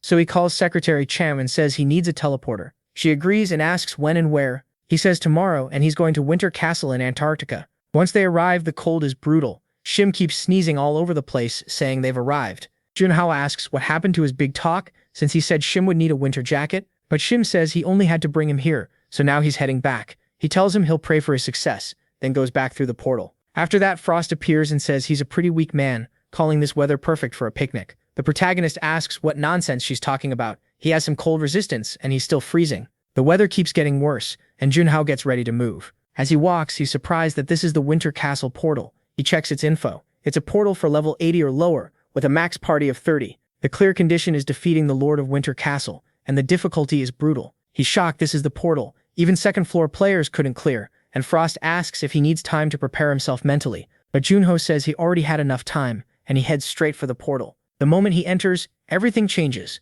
The ice is still everywhere, frozen solid across the land. He notices the clear condition is beating the Lord of Winter Castle. But where's the castle? Frost tells him to head northwest. Junho finds that strange and asks if she knows where they are. She says she does. This is the frozen kingdom of Nilfheim. In the distance, he finally sees the massive ice castle, and Frost says it's the place she once ruled. Junho is stunned that this is Nilfheim. She says these really were her lands. He asks how a Winter Castle portal can exist if she vanished, and figures they'll learn more once they go inside. More importantly, he asks if she remembers anything else about the castle, and she asks what he means. He wants details, who the current lord is, how many guards are inside, and whether there's a secret passage. Frost gets annoyed and asks if he's seriously asking her to reveal state secrets. MC says it hurts when she puts it like that. Their fates are linked, remember? They'll be together forever. That leaves her stunned. She gives in and says fine, she'll talk, so he should stop that. Junho says that's why she should have told him earlier. Then she asks if he remembers the portal where she first appeared, and he says, of course, the Queen's Nest. He says he'll never forget it and asks why.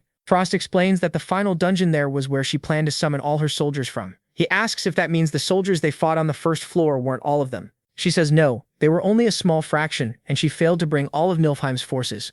Junho quickly realizes how serious that is. From what she remembers, Winter Castle had 27,000 soldiers, though being inside a portal probably lowered that number. He thinks 27,000 is insane. Frost says it's possible. The only one here is Sir Keese, and he asks who that is. Frost explains that Keese Bremen is her loyal knight and the Lord of Winter Castle. People used to call him the Sword of the Kingdom. Other than her, he was the best soldier they had. The protagonist asks how strong he is, and she pauses. He asks what's wrong, hoping she's not about to say he'd last only an hour. She denies that, then asks if it would even be 10 minutes or just one. She says with a single finger, Keese could split someone like him in half. That's how strong her knight is. Junho thinks that still doesn't mean he's stronger than her, but Frost asks how many times she has to say it. He only beat her because she was badly weakened. MC just nods and says he still doesn't think he needs to worry. He's sure Keese must be weakened too, just like she was, and he keeps moving forward. Soon he notices what looks like a throne room and asks if red isn't usually the color of royalty. Frost says that depends on the nation. In her kingdom, white was the royal color. This place is called the Knight's Path, ruled by the strongest knight in Winter Castle, Sir Kees Bremen.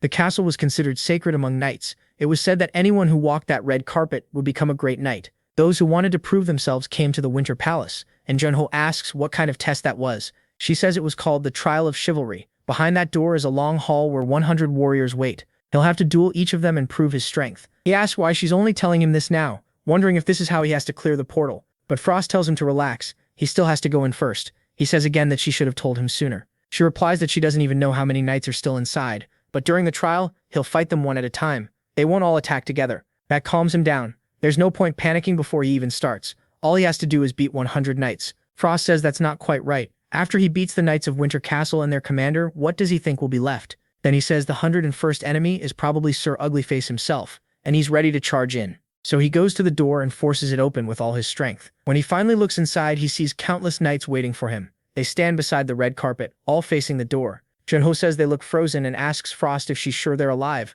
She says she isn't sure right now. She can't sense anything from them. Then the door behind him suddenly shuts, and the knights come to life, moving at once, and lowering their swords into Junho's path. He asks if this is starting right now. Then one knight steps forward alone. He heads up the stairs, then turns to look down at the protagonist. He announces that Orosimus of Winter Castle commands him to state his purpose. Junho starts to answer, not really sure what to say, but the queen cuts in and tells him to say he came for the trial of chivalry. He asks what she means, and she says he has nothing to lose, so she urges him to just say it, and he finally gets it. The knight asks again why he came there. This time he warns, no answer means Junho will be treated as an intruder. So MC says he came to prove his chivalry. The knight clearly doesn't like that answer, and sometime later, the castle is peaceful again. Junho is staying in a house inside a village, eating by himself and warming up by the fire. He says it's been 3 months since they entered the portal. That makes him remember the knights shouting, all of them taking position, while Junho wondered what was happening. The lead knight declared that 100 knights would test the pride of his blade, and the duels would continue until one side yielded. And he called the first fighter forward, Phil, the warrior of Nilfheim. Phil challenged him and threw his greatsword forward as if inviting him to begin. The protagonist found it kind of fun and asked if this was how knights did things. He liked how direct it was, so he drew his own sword too. Phil shouted for him to come and the duel began. Junho says none of those knights were weak. If they were players, they'd be at least level 100. They didn't have player powers, but their skill was almost flawless, and each one used a different weapon aura. That made him wonder if they might actually be more dangerous than players. As he eats, he says he never imagined there were so many kinds of aura, and the queen asks what he means. Junho explains that players usually use one kind of weapon aura, strong magic wrapped around a blade like fire. But the Winter Castle knights use all kinds, spinning like drills, sharp like spears, and more. Then he asks if Nilfheim has a player system, and she says of course not. So he says they probably can't even see their own stats, and she tells him obviously. MC thinks that without player skills or stats, those knights still reach the player's castle through pure training of body and magic. They're unbelievably persistent. The queen asks if he learned anything about his weapon when he used sword aura. He asks if that even matters, saying aura just needs enough magic power and understanding. But she explains that knights aren't defined by the weapon they hold. What matters most is the pride in their hearts. Each knight found a weapon they truly mastered, and shaped an aura that fit both that weapon and their fighting style. That gets Junho thinking about finding something that truly suits him. Because of his weapon master skill, any weapon is easy for him to use. He only stuck with a sword because he was used to it, so he never had a reason to ask what fit him best. He thinks maybe it's impossible now since he already has a sword aura, but she says that's not true. She compares him to a cup full of clear water and asks what happens if you add something else. He says the color changes. She says exactly that means he can become whatever he wants. That's his current state. Junho says, all right then. That will be his goal in this portal, which she finds a little strange. He decides to learn more about weapons and create a new sword aura. After training for 3 months, he's ready to go back. The knights notice his return and tell everyone to get ready for battle. The first opponent steps up right away. Junho sees him unleash a powerful tornado straight at him, but this time he knows it's not like before and faces the attack head on. Now he stops the tornado with the greatsword he's using. Even after taking the hit with the claymore, the shockwave still makes him shake, but now he charges in. He says that technique is his now and fires back using his dark energy. Everyone is shocked that he copied Phil's move so fast. Then Junho tells them all to come at him, saying good things should be shared. After that, he keeps winning again and again, until he reaches the lead knight, who tells him he has truly proven himself. He asks for Junho's name and holds out his hand. The protagonist shakes it and gives his name. The man looks surprised, then hands him something. Junho asks what it is, and he says it's a medal of honor. It's proof that he passed the trial of chivalry. Anyone who passes earns a private audience with the Lord. MC thinks he can finally move forward. The knights wish him luck and say their goodbyes, since by now he's become friends with all of them. Then he finally enters the Lord's Hall. The mood changes instantly. It feels like something is pressing down on his body. He realizes he's looking at Kazremin, the lord of the castle, and farther ahead someone is seated on the throne.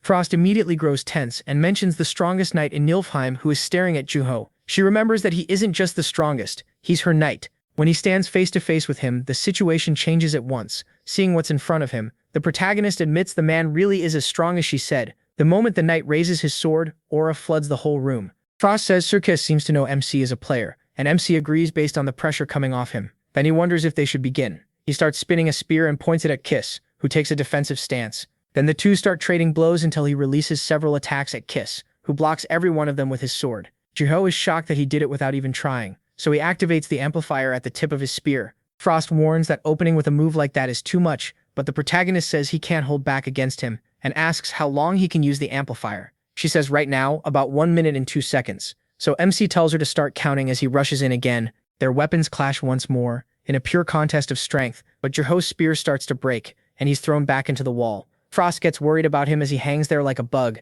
and Juho sees the spear snapped in two. He realizes this won't work, the gap in weapon quality is just too big, so he jumps up and grabs another weapon to charge the knight again, while Kiss watches to see what he'll do, then starts walking toward him as the pressure builds. Juho asks what that smoke is, and the queen says it's Kiss's ash mist. The mist itself isn't special, but because it blocks his vision, he can't read Kiss's movements, and that makes his attacks even more dangerous. The protagonist really can't see a thing, and the queen keeps counting down. He realizes time is against him, so he'd better turn off the amplifier now. Once he does, he can't see Kiss anymore, but he can still feel a piercing stare. He wonders where he is, then Kiss appears right behind him and nearly lands a fatal hit. Junho is caught off guard and jumps away to keep his head from getting cut off. He says he won't miss this time and charges again. The two trade more blows, but then the knight suddenly grabs him, locking a hand around Junho's neck and nearly killing him, making him spit up blood. Kiss slams him into the wall and pulls back for another punch at MC's face, but MC shifts his head at the last second. The knight is surprised and Frost tries to save him with her ice, pushing Kiss back and dropping Junho to the floor. As Kiss looks at him, he knows he can't let the knight keep attacking, so he gets back up and uses his shadow magic. The queen asks if he can't just ambush him, but Junho says no. Someone that strong is too hard to fool. He throws back some potion to heal and thinks this is the worst setup possible. He can't even think clearly because he overused the amplifier. That mist is a huge problem. Kiss not only has better stats, he also controls the battlefield. Still, the protagonist desperately tells himself it's time to turn this around. Kiss notices MC blending into the mist and finds it interesting. He says he's starting to feel Junho's magic power and realizes he's close. Then he spots a silhouette in the smoke, says he found him, and cuts straight through it, but there's no resistance at all. He realizes it's basically nothing, just ice. Then he understands it was a trap, but a trick like that won't be enough. But the protagonist stops him and asks if he knows how fog forms. It's just thick water vapor, so if the temperature drops enough, that vapor turns to ice. With that, he creates ice all through the mist. Kiss realizes he needs to pull back, but Junho tells him it's too late. He sends all that ice at the knight and traps him in place. Even his sword gets caught. In seconds, he's frozen solid. The protagonist then thinks of Kiss Bramang of Nilfheim and gets ready to strike. Beside him, the Frost Queen just watches. Then he drives his sword into the knight and ends the fight. But once the ice starts to melt from the blood, he can't believe it. Kiss is still alive, and now he looks even angrier. Then he asks the queen for forgiveness. The protagonist says Kiss is calling to her and asks why she won't show herself. She says she doesn't deserve to. A monarch should protect her people, and the knights of the Winter Castle were also people of Nilfheim, but she failed to save them. He asks what she means, and she places a hand on Kiss, telling him to remember. This is what it means to be weak. He dies in tears, and she says crying alone with no one to help you is the only thing the weak are allowed. Sometime later, he clears the Winter Castle. As a reward, he gets the arsenal key. Part of his stats recover, and Limit Break raises them even more. He also clears the secret mission, Prove Your Chivalry. His weapon mastery goes from A to S, and he admits the rewards are huge, which makes sense after spending 3 months there. Thanks to Limit Break, his stats rise again, and he can feel the difference. Seeing him grin like that, the queen gets uneasy. She says his smile bothers her, then tells him to come see his real reward, so he heads to the arsenal. He unlocks it with the key, and the moment he sees what's inside, he's stunned. This place really is the Winter Castle's arsenal. Then he learns that once he picks a weapon, he'll be teleported out. That shocks him. He only gets one. Frost wonders if Gray had the same reaction.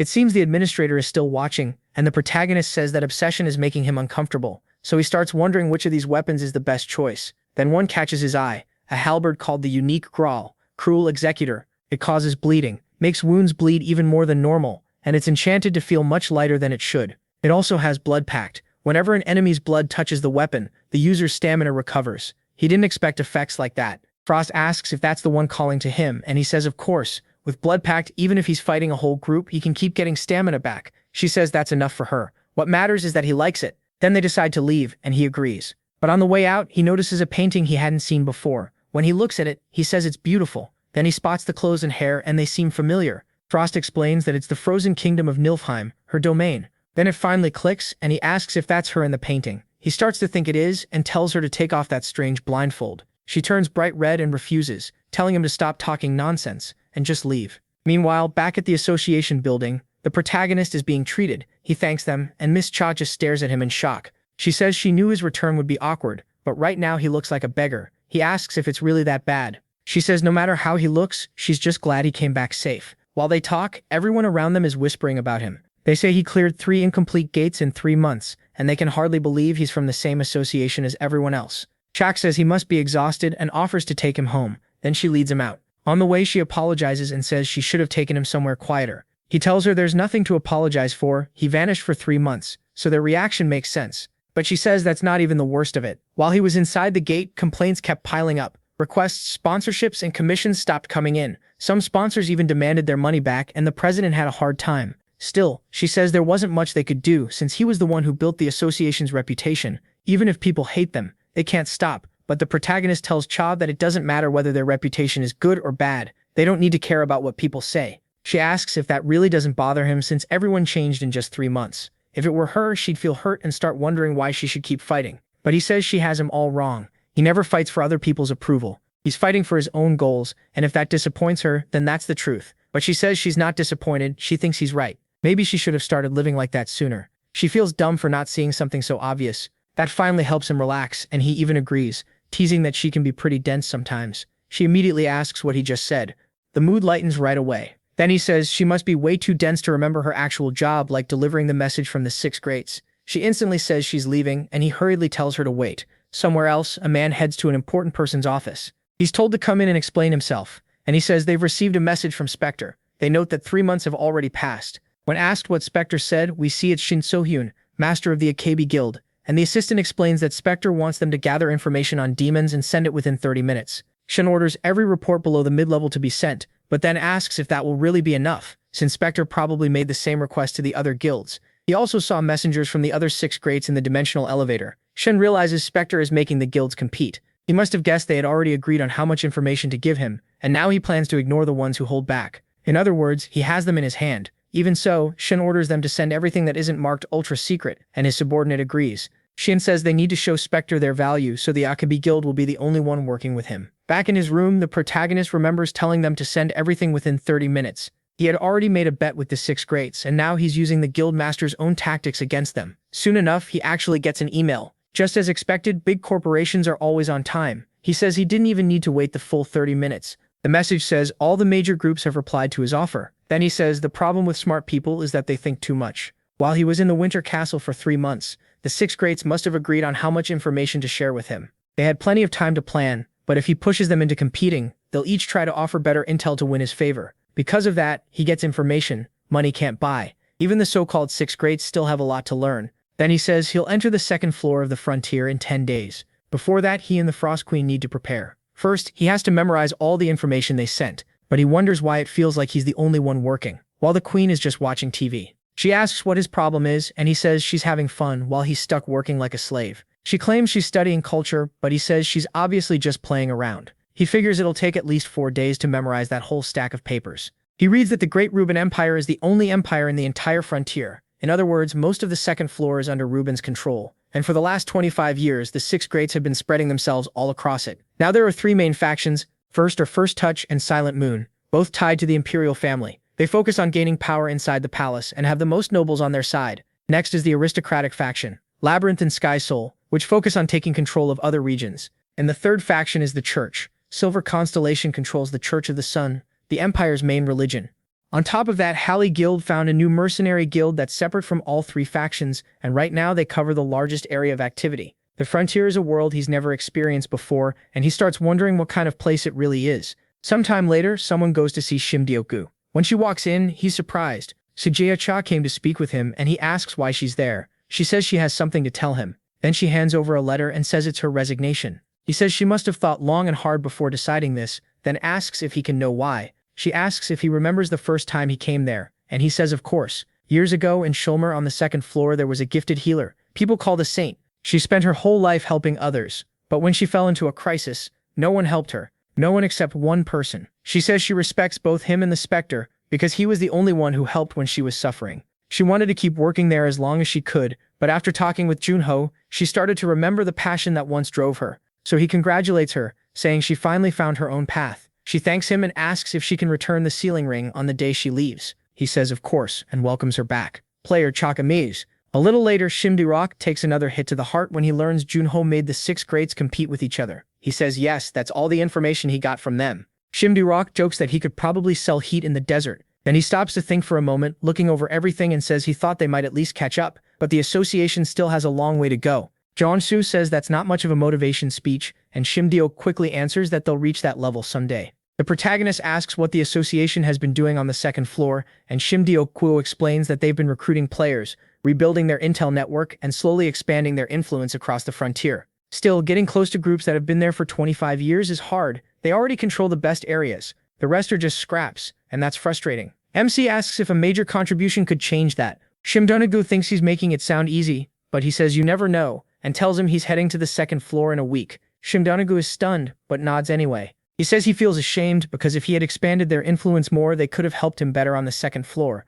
Junho tells him he's already done more than enough. Thanks to Shimdioku, he already has a new identity, got his player license easily and received gear, a place to stay, and plenty more. He says he couldn't ask for anything else, and Shimdioku gets emotional as the protagonist thanks him from the bottom of his heart. Honestly, their friendship is great, and now I really want to see how this auntie helps MC because he's finally got a healer on the team. Then at a zoo in India, everyone is having a good time. A little boy runs off yelling about a lion and his father warns Isha not to run or he'll trip. While the others enjoy themselves, one girl watches from a distance. The woman beside her, Nisha, asks why she won't come take a look. The girl says she's fine where she is, holding a necklace with a photo of her and her father. That leaves her looking down, and Nisha gently says her grandmother knows her father is always with them, even if they can't see him. The girl almost cries, and her grandmother says she knows he's watching her right now and that he wants her to be happy. Hearing that, the girl speaks up too, saying she thinks her dad would want that as well. That makes the grandmother remember her son's girl. She agrees with her, then invites her to go look together. Somewhere else, at the association building,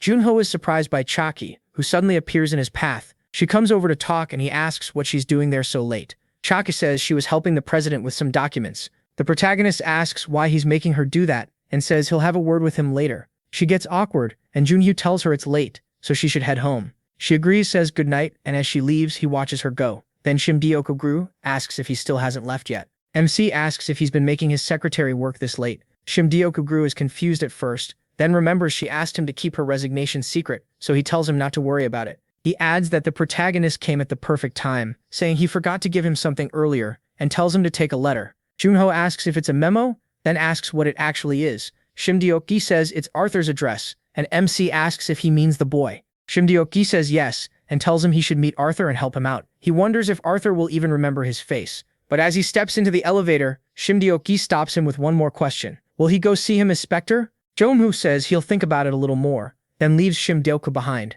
Sometime later, the protagonist says he's hungry and that he should have stopped by a convenience store earlier. As he leaves the building, something is watching him from far away. It's that dangerous guy himself, thinking that Jonhu finally showed up. Then, after MC comes out of the convenience store, he notices something, a cat in front of him. He apologizes to it, saying he didn't buy anything. The cat instantly drops the cute act and bolts. Junho notices it's way too smart, but when he looks ahead, he spots a strange man standing in the shadows, watching him. He says he barely sensed his presence. He must be a very high-level player. Cal asks if they should move somewhere else, saying Junho probably doesn't want to fight in a place like this. The protagonist agrees. Then he brings up Final Horizon, saying he thought it was a weapon made for long-range precision shots. So if Cal is an archer, why step right in front of his target? MC asks if he's sure he isn't making a mistake, and apologizes to Cal, Signia. Cal is impressed that Junho knows who he is, and says that makes things easier. Still, he thinks about his point. Normally that would be true, but only if both sides were evenly matched. Then he raises his bow and prepares a shot.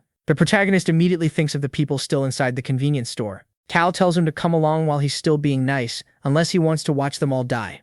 Junho's no has no choice, so the two head to a deserted place where they can settle things in peace. The weirdo starts by praising MC for following him instead of running. That took guts. Then he gives him two choices. put on magic sealing handcuffs and come quietly, or hear the second option. Junho already says he doesn't like the first one and asks for the other. Cal answers that he'll cut off his legs and drag him like a dog, grinning like a madman. The protagonist says it's hard to believe Cal is putting out this much pressure just by releasing his magic. This is Cal Signia, a level 100 ranker. MC says he chooses a third option and Cal thinks he's insane. Junho says the mountain air is nice, so he figured this would be a good place to bury him. Cal snaps in rage and curses at him, then draws his bow and fires 3 arrows at once. He sends them straight at Junho, but he cuts down every one of them. Cal Signia is genuinely shocked. To him that should be impossible. How could a rookie who's been active for less than a year deflect every arrow from his demonic bow? The protagonist says he must be confused. A player who isn't even level 30 just knocked away a level 100 ranker's arrows. But plenty of things in this world make no sense, and he's one of them. Cal admits he made a mistake by underestimating someone who cleared a 1-star gate alone.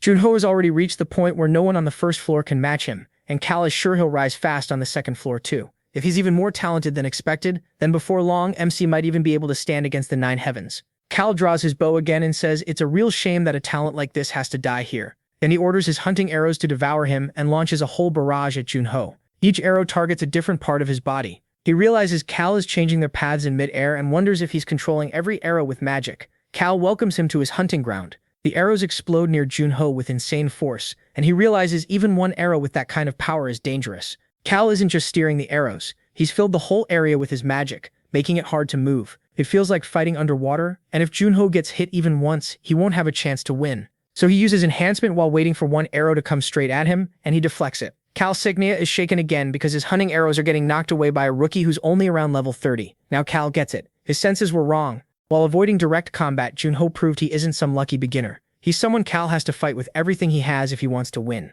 So Cal gives a small smile saying he won't hold back anymore. He unleashes his full power and spreads his magic field. The protagonist is thrown off because Cal's energy had been wild like a storm, but now it's suddenly calm like he stepped into the eye of it. Cal Signia tells him to take it as an honor, because this really is goodbye. As he uses the violent dragon arrow, a single shot he aims at Junho. It flies out like a dragon with its jaws open, ready to swallow him whole. The boy faces the arrow head-on, then the blast hits him and the power is insane. Cal Signer waits to see what happened, but then he realizes something is wrong. Instead of the result he expected, freezing mist spreads out. He stares at it, confused, wondering what kind of ice magic this is. Then the protagonist uses his cloak of darkness, filling the area with night magic. Seeing that, Cal is shocked. He has 2 attributes, so he'd been hiding his real power. He has darkness too. That can't be possible. It makes him just like Cal. The protagonist says he honestly only wanted to show his ice ability, but with things like this, he has no other choice. He can't leave any witnesses alive. As his skill wraps around Cal, he thinks he has to kill him now. Cal says he really doesn't plan to reveal who he is, so he'll force it out of him. Right after that, he opens his inventory and pulls out a huge number of spears, saying 1 hit is all it will take. Those spears combine into a bow and aim at the protagonist. Junho activates enhancement. He knows if this drags on, his brain will burn out before he wins. So the answer is simple: kill Cal before the arrows fire. He gets ready to charge, trying to force the fight into close range. Cal says he's rushing straight at death and unleashes a torrent of petals. He says that hellish rain will leave nothing behind. But then he freezes in surprise. The protagonist is charging straight into the arrows. Cal can't figure out why the kid is smiling, and Junho says he'd been waiting for this. For the moment, Cal would relax and think it was over. At that instant, he uses Shadow Teleport and appears behind Cal, nearly cutting him down. But Cal jerks back at the last second. Junho clicks his tongue, thinking Cal really is fast. Then Cal strikes back with claw-like attacks from his hands and blasts MC away. He gets irritated by that cursed regeneration. Even after his hand was cut, it healed right up. Cal explains that to become a demon, you have to drink demon blood. Since humans usually can't handle that power, most dilute it with water first. Even so, every now and then, some lunatic wants overwhelming power and drinks the blood pure. The few who survive become demons with the powers of the demon whose blood they drank. Cal adds that the skill letting Junho vanish must have activation conditions, otherwise he would have used it from the start. Then Cal walks toward him and promises that this time he'll send him to hell. The protagonist can't believe Cal figured out the weakness that fast. Then he mocks him, saying he's been in hell ever since he saw him. Cal answers that if he puts on magic restraining cuffs right now, he'll let him live. Junho just smiles and tells him to put them on his own mother. Cal snaps back that if MC wants to kill him, he should aim for the neck. Then the protagonist braces himself and leaps at Cal. Cal figures the kid is really tired of living. Junho feels like his head is on fire, but he keeps moving. A few arrows hit him as he runs, yet he keeps pushing forward and forces himself to focus. More arrows come and he keeps advancing. He pushes his concentration to the limit, and Cal notices he's cutting down every arrow. It's obvious Junho is at his limit, so Cal can't understand how he's still going.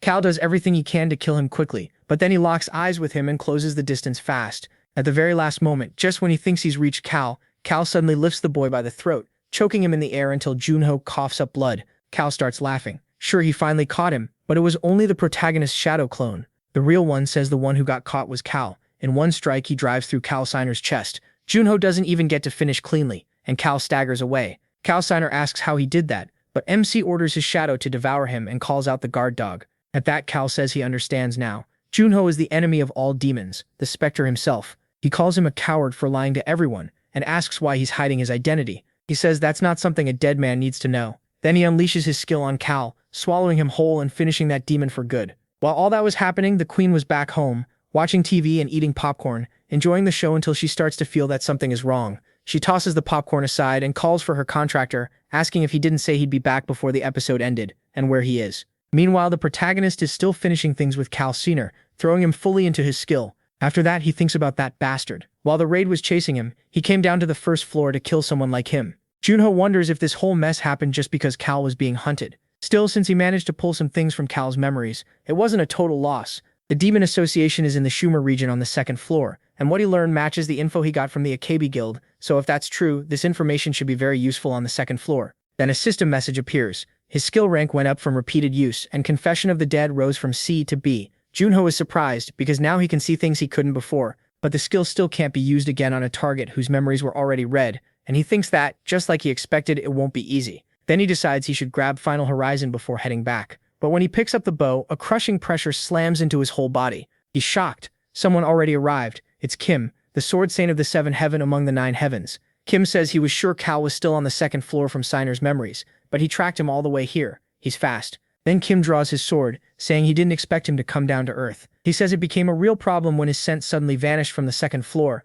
but the protagonist has no idea what he's talking about. Kim says the disgusting smell of demon coming off his body mixed with incense can never be erased and says he won't let him escape this time, thinking Junho is Cal Signer. The protagonist can't believe it. That thing in his hand is giving him away, and Kim is mistaking him for Cal Signer just because he's holding Final Horizon. MC tries to explain there's been a mistake, but while he's talking, that lunatic just pulls out his sword and attacks, saying he won't fall for tricks again.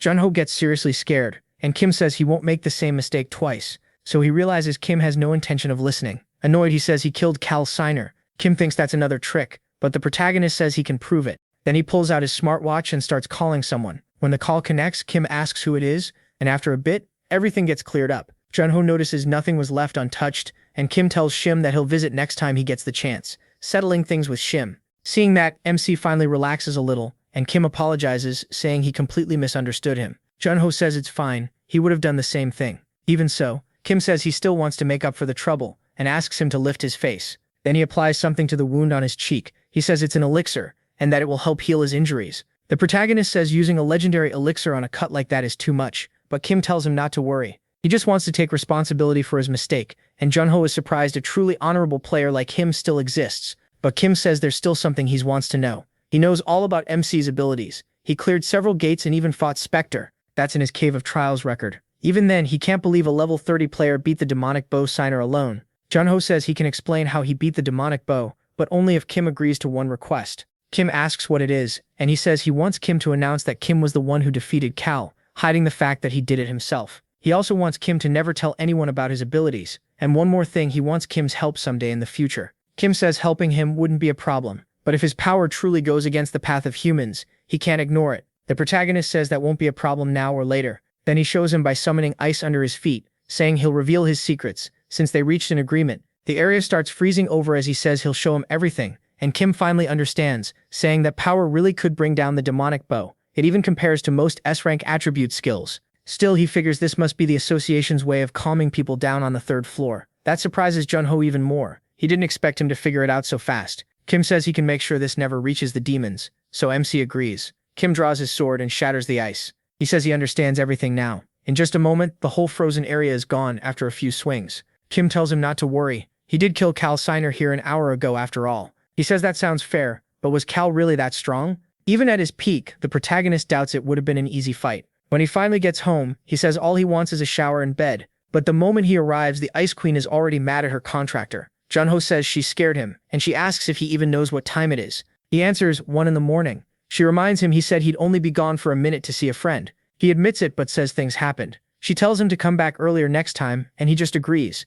As she starts to leave, she notices how filthy he is and asks what happened. Jung-ho says it was something big. She doesn't get it, so he tells her he dealt with Carl's signer today. Since she doesn't know the name, she asks who that is, and MC explains that he was a demon. Not just any demon, a lot stronger than the ones he fought before. That catches her off guard. She asks if he wasn't supposed to be meeting a friend, and he says he ran into Carl on the way back from the convenience store after that. Then Jung-ho tells the Ice Queen the world is bigger than he thought. There are people far stronger than he ever imagined. After waking from the ice, he rushed to find his old companions. But only after meeting Kim and John did he truly realize how strong players had become over the last 25 years, especially the monsters on the second floor. That's when he understood why the 9 heavens were compared to the heavens. Now that he's seen it with his own eyes, he even thinks Kim seems like a decent guy, but Jung-ho is still shaken. So she asks why he suddenly stopped in the middle of the story, saying he's making her curious. He brushes it off. He just says he feels like he needs to work even harder. There are 8 people in this world on the same level as Kim and John, and one of them is clearly his enemy.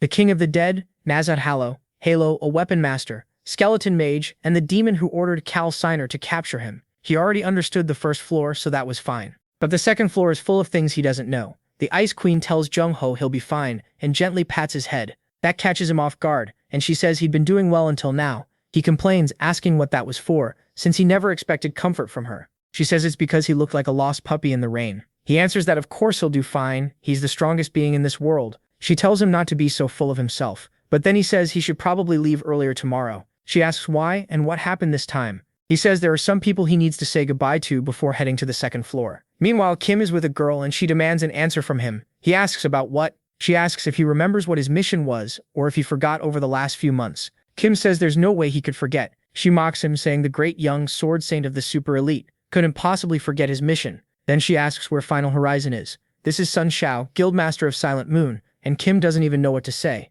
She starts stomping her foot and tells him to say something. He did kill Sainya, and it was all over the news. Kim admits it. Yes, he took him down, but she asks why he didn't bring back the bow, which was the real mission. She can't believe Sainya was stronger than he expected. That annoys him, and he thinks that wasn't the issue at all. If he wanted, he could have killed him with one hand and forced any secret out of him too. But before he could get there, a rookie player, Jung-ho, a rising newcomer, defeated Carl Sainya. And since the protagonist beat Carl alone, it was only fair that he took the reward. Kim adds that he also made a deal with the boy and accidentally killed Signia before he could draw his bow. She's shocked that the famed sword saint Kin Yu-jeon, born to be perfect, could make a mistake, and she loses it. She asks how that even makes sense, even wondering if he got hit in the head during the fight. Kim says he's perfectly fine. That finally calms her down. She says it's a shame about the mission, but there's nothing they can do, and she'll report it to Doki herself. Kim apologizes, but she tells him to stop doing that. Then she asks for the real reason and warns him not to try some trash lie. He admits she already knows he can't fool her. She says she hasn't seen him smile in a long time.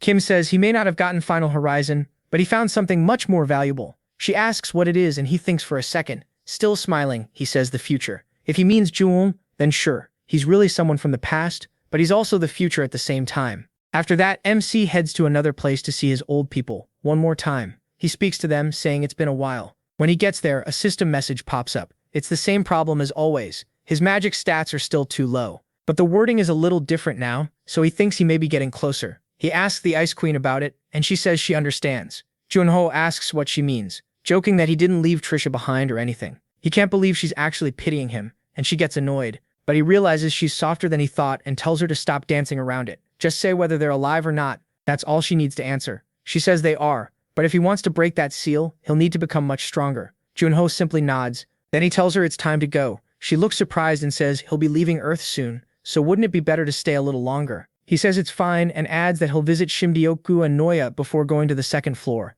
That's enough for him. He says it won't be too late to see those guys again once they can meet the right way. He won't be gone that long anyway. After leaving, Jung catches a flight to another place. He arrives at an artificial island in the Pacific Ocean. The protagonist says they almost missed the flight. He can't believe he made someone wait 7 hours, and Noya's energy feels strange. The old man tells him he'll be fine until Junho comes back, so there's no need to worry. He knows MC will do well no matter where he goes. While he gets nostalgic, the Ice Queen freaks out, asking if humans really built this place. He says yes, it's an artificial island made by people. She happily says Earthlings are amazing. The protagonist walks to the elevator and says this must be the dimensional elevator. She says she can feel people staring at him, but Junho says he expected that. Then a man approaches and asks if he is player MC. He says the association told them he would arrive, and he has a few warnings for his stay on the second floor. First, once he reaches the frontier on the second floor, he'll be in the Rubim Empire. Its nobles are very powerful, so he should never challenge them. Second, he obviously needs to watch out for demons but also for other players. Outside the association's reach, plenty of people use that freedom to commit crimes, so he should stay on guard around everyone. Junho thanks him for the warning, and the man wishes him luck. The protagonist notices the elevator isn't as big as he expected. At most, it can hold around 12 people. He figures all he has to do is press the button for the second floor. The second he does, it shoots upward at insane speed. The Ice Queen panics even more than he does. He never told her the walls would turn transparent. Seeing her reaction, Junho can hardly believe it. He tells the Ice Queen to look and she asks why. He spots several other elevators nearby and she's shocked there are so many. MC realizes this must be how the demons reach the second floor without the association noticing. Then the elevator jolts so hard she almost rips his hair out. At last they arrive on the second floor. There he steps into the frontier and gets a notice. Bearer of Spring has activated, boosting all stats by 30. Junho realizes his title effect is now active all the time too. Then he sees the Rubim Empire and it's nothing like Earth. It feels like stepping into a fantasy game. On top of that, the air is packed with way more magic power than Earth. He's left amazed as he steps out and everyone nearby stares at him like, what is this guy doing?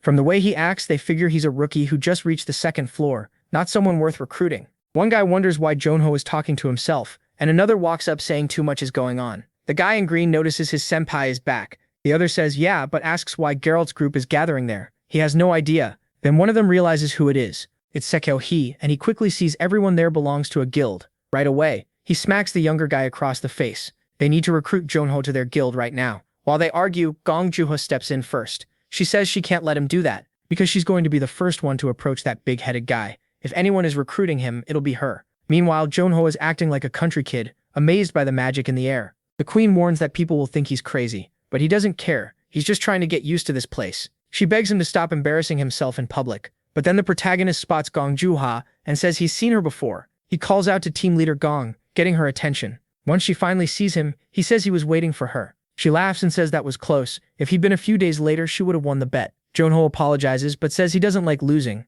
Then she asks if he had any trouble with the language, saying Vita should be translating. He says no, she's the first person he's talked to. She tells him to come with her. There are a few things he should know, and she asks if he likes coffee. They head to a cafe, and she explains that only nobles are allowed in there, so it's a good place to talk in peace. Junho asks if she's a noble. She says she's a baroness without land, but still a noble. He realizes he couldn't have entered without her. She says obviously, then asks what he thinks of the coffee. He says it's good, but asks if it's just an Americano. She explains they also have popular things from Earth here, but then she moves to something more important and asks for his first impression of the frontier. He says it feels completely new. He can tell they're not on Earth anymore. To him, it feels like a fantasy world, and he admits it'll take time to adjust. She asks if he's ever thought about this before. What would have happened if humanity hadn't stopped the gates 30 years ago, or if people had failed to fight the monsters that came through? Junho says he doesn't know, but it probably wouldn't have ended well. Gong Juha tells him that in the frontier that already happened. 100 years ago, this place was also full of gates, but they couldn't stop the monsters,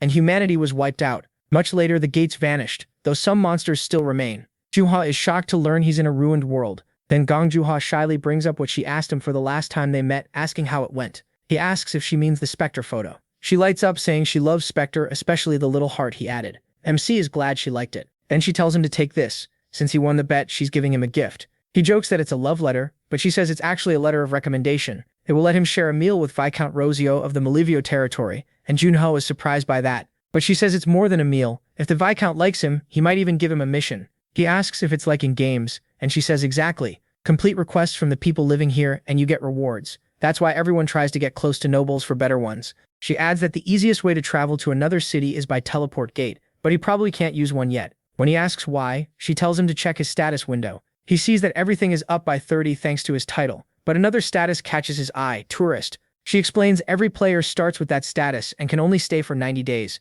If he works hard on missions, the Adventurers Guild will give him an ID card. Junho gets it, and she says if he's done here, she should get going. Before leaving, she warns him to be careful around other players. The protagonist says he's not going to get tricked that easily. She doesn't look fully convinced, then gives him a map of the Empire and a guide normally only given to members of her guild. She says she's making an exception because she's his senpai. MC asks if she's really allowed to hand that over. Her answer is simple, get stronger. Next time she expects a gift from him. The queen says Gong Juha is fun, like a fox, and Juho says she's still way too cute. Still, he doesn't think she's a fox, more like a cat or a dog. The queen can't believe how clueless he is about women. She asks what his plan is now. He wonders if this place is Gillian, then says they'll stay here for a while and look for somewhere to settle. The queen suggests Shangri-La nearby, saying she's been eyeing the building since they arrived, but the protagonist says he's staying somewhere else.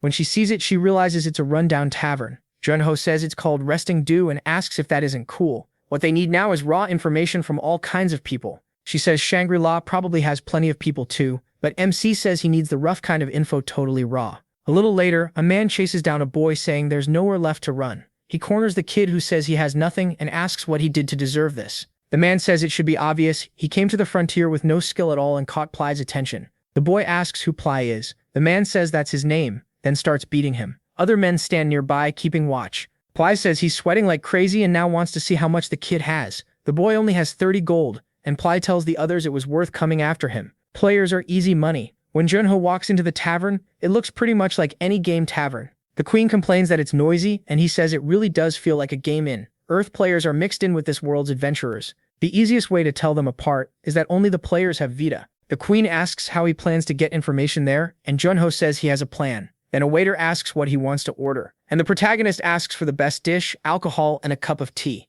The waiter suggests lamb, beer, royal tea, and black tea. MC says that sounds fine. The man says it'll be 51 copper, paid up front. Remembering that 1 copper is about $1, he is shocked by the price. He asks if the money he tosses on the table is enough, dropping a pile of gold coins. The waiter says that's gold, not copper. Junho is stunned and says it's his first time here, so he got mixed up. The waiter says he'll take 1 gold coin and bring back the change, but warns him it's dangerous to flash that much gold in public. The protagonist says he'll remember that, thinking about the 1,000 gold coins Shimdioku gave him before he came here. The queen asks if he was trying to show off. He says no. Team leader Gong already taught him what things are worth. It's just that people here get drawn in by money. One of them walks up to Junho and slams a hand on the table. He asks why they don't have a little talk. After a moment, the man gets straight to it and says he's interested in MC's money. So why not continue this somewhere private? Junho notices he's the strongest person in the tavern. While the queen says he still looks pretty weak, he agrees and tells him to lead the way. The man thinks his boss was right, players really are idiots. But once they get outside, the protagonist starts destroying all of them, even grabbing one guy's arm and using it to smash the others around like the Hulk. After that brutal beatdown, the bald guy is terrified, saying this is bad, really bad. But Junho stops his fist right in front of the man's face and asks if they've had their talk now. The guy hurriedly says yes, so MC orders him to kneel and starts counting down. The man instantly drops to the ground in front of him. The queen says they're incredibly weak, but he says now he's going to talk.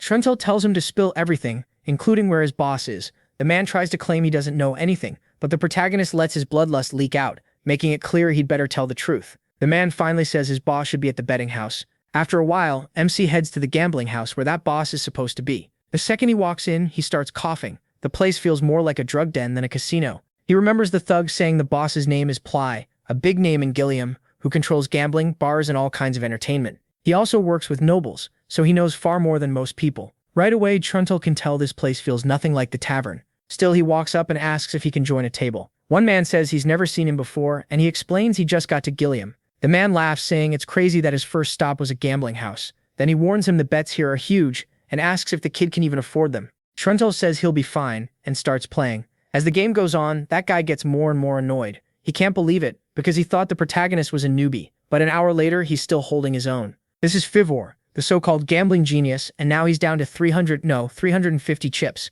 He starts wondering if Truntel is some pro gambler from somewhere else. Meanwhile, MC keeps cheating with Arma's help as she tells him the other man's cards, so he keeps raising the stakes and winning. Watching from nearby, the bald man can tell he is good. He wonders if this is just luck. It's his first time seeing Fivor lose like this. Now he wants to know who Chunto really is, because this kid looks too skilled to be normal. Another man isn't buying it, and asks if they're sure he's not cheating. Annoyed that someone is messing with his money, he orders his butler to bring the protagonist to him. By now, Fivor is getting desperate since he's about to leave with nothing he can do. He glances at an employee clearly setting something up, and Arma warns MC that the table is working against them. They're trying to cheat him now. Even the table is rigged. Truntel says he expected that. They lasted longer than he thought, but he's done here. Fivor asks if he's serious and tries to get him to keep playing. He says he's already won plenty, and if he stays, he might lose it all. Fivor keeps pushing, but a man walks over to the protagonist, and MC is surprised when the message is for him. The man says his host wants to share a drink and asks him to follow. Arma points out that this host must be that man's boss,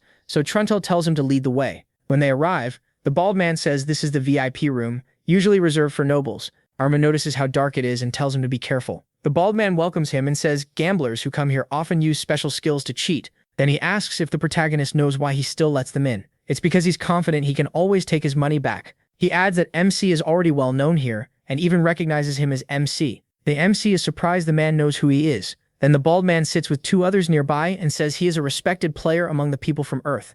He's famous, and the protagonist says it sounds like the man did his homework. The bald man says other players told him everything when he asked, which is exactly why Junho should have behaved himself. He repeats that players come in using skills to cheat, then asks again why he still allows it. Because he's sure of his own power. He runs every kind of entertainment in the city, and of course has ties to the nobles. No matter how strong players are, they're still outsiders, and in the end, they won't fight the nobles. He asks if he's wrong, and MC says he's right. Then Junho makes an offer, tossing several chips onto the table. He'll give back everything he won if the man sells him information about the nobles. The bald man is confused, and asks if he seriously wants to buy intel with the money he stole. He says the kid clearly doesn't understand his position. Taking the money back by force is easy, and his men rush Junho. The protagonist says he was trying to handle this peacefully, but now it looks like that was a waste of time. As the men attack, he simply dodges, then suddenly charges in, grabs one by the face, and slams him into the floor. After that, everyone in the room gets wrecked, and Junho says they should have listened while he was being nice.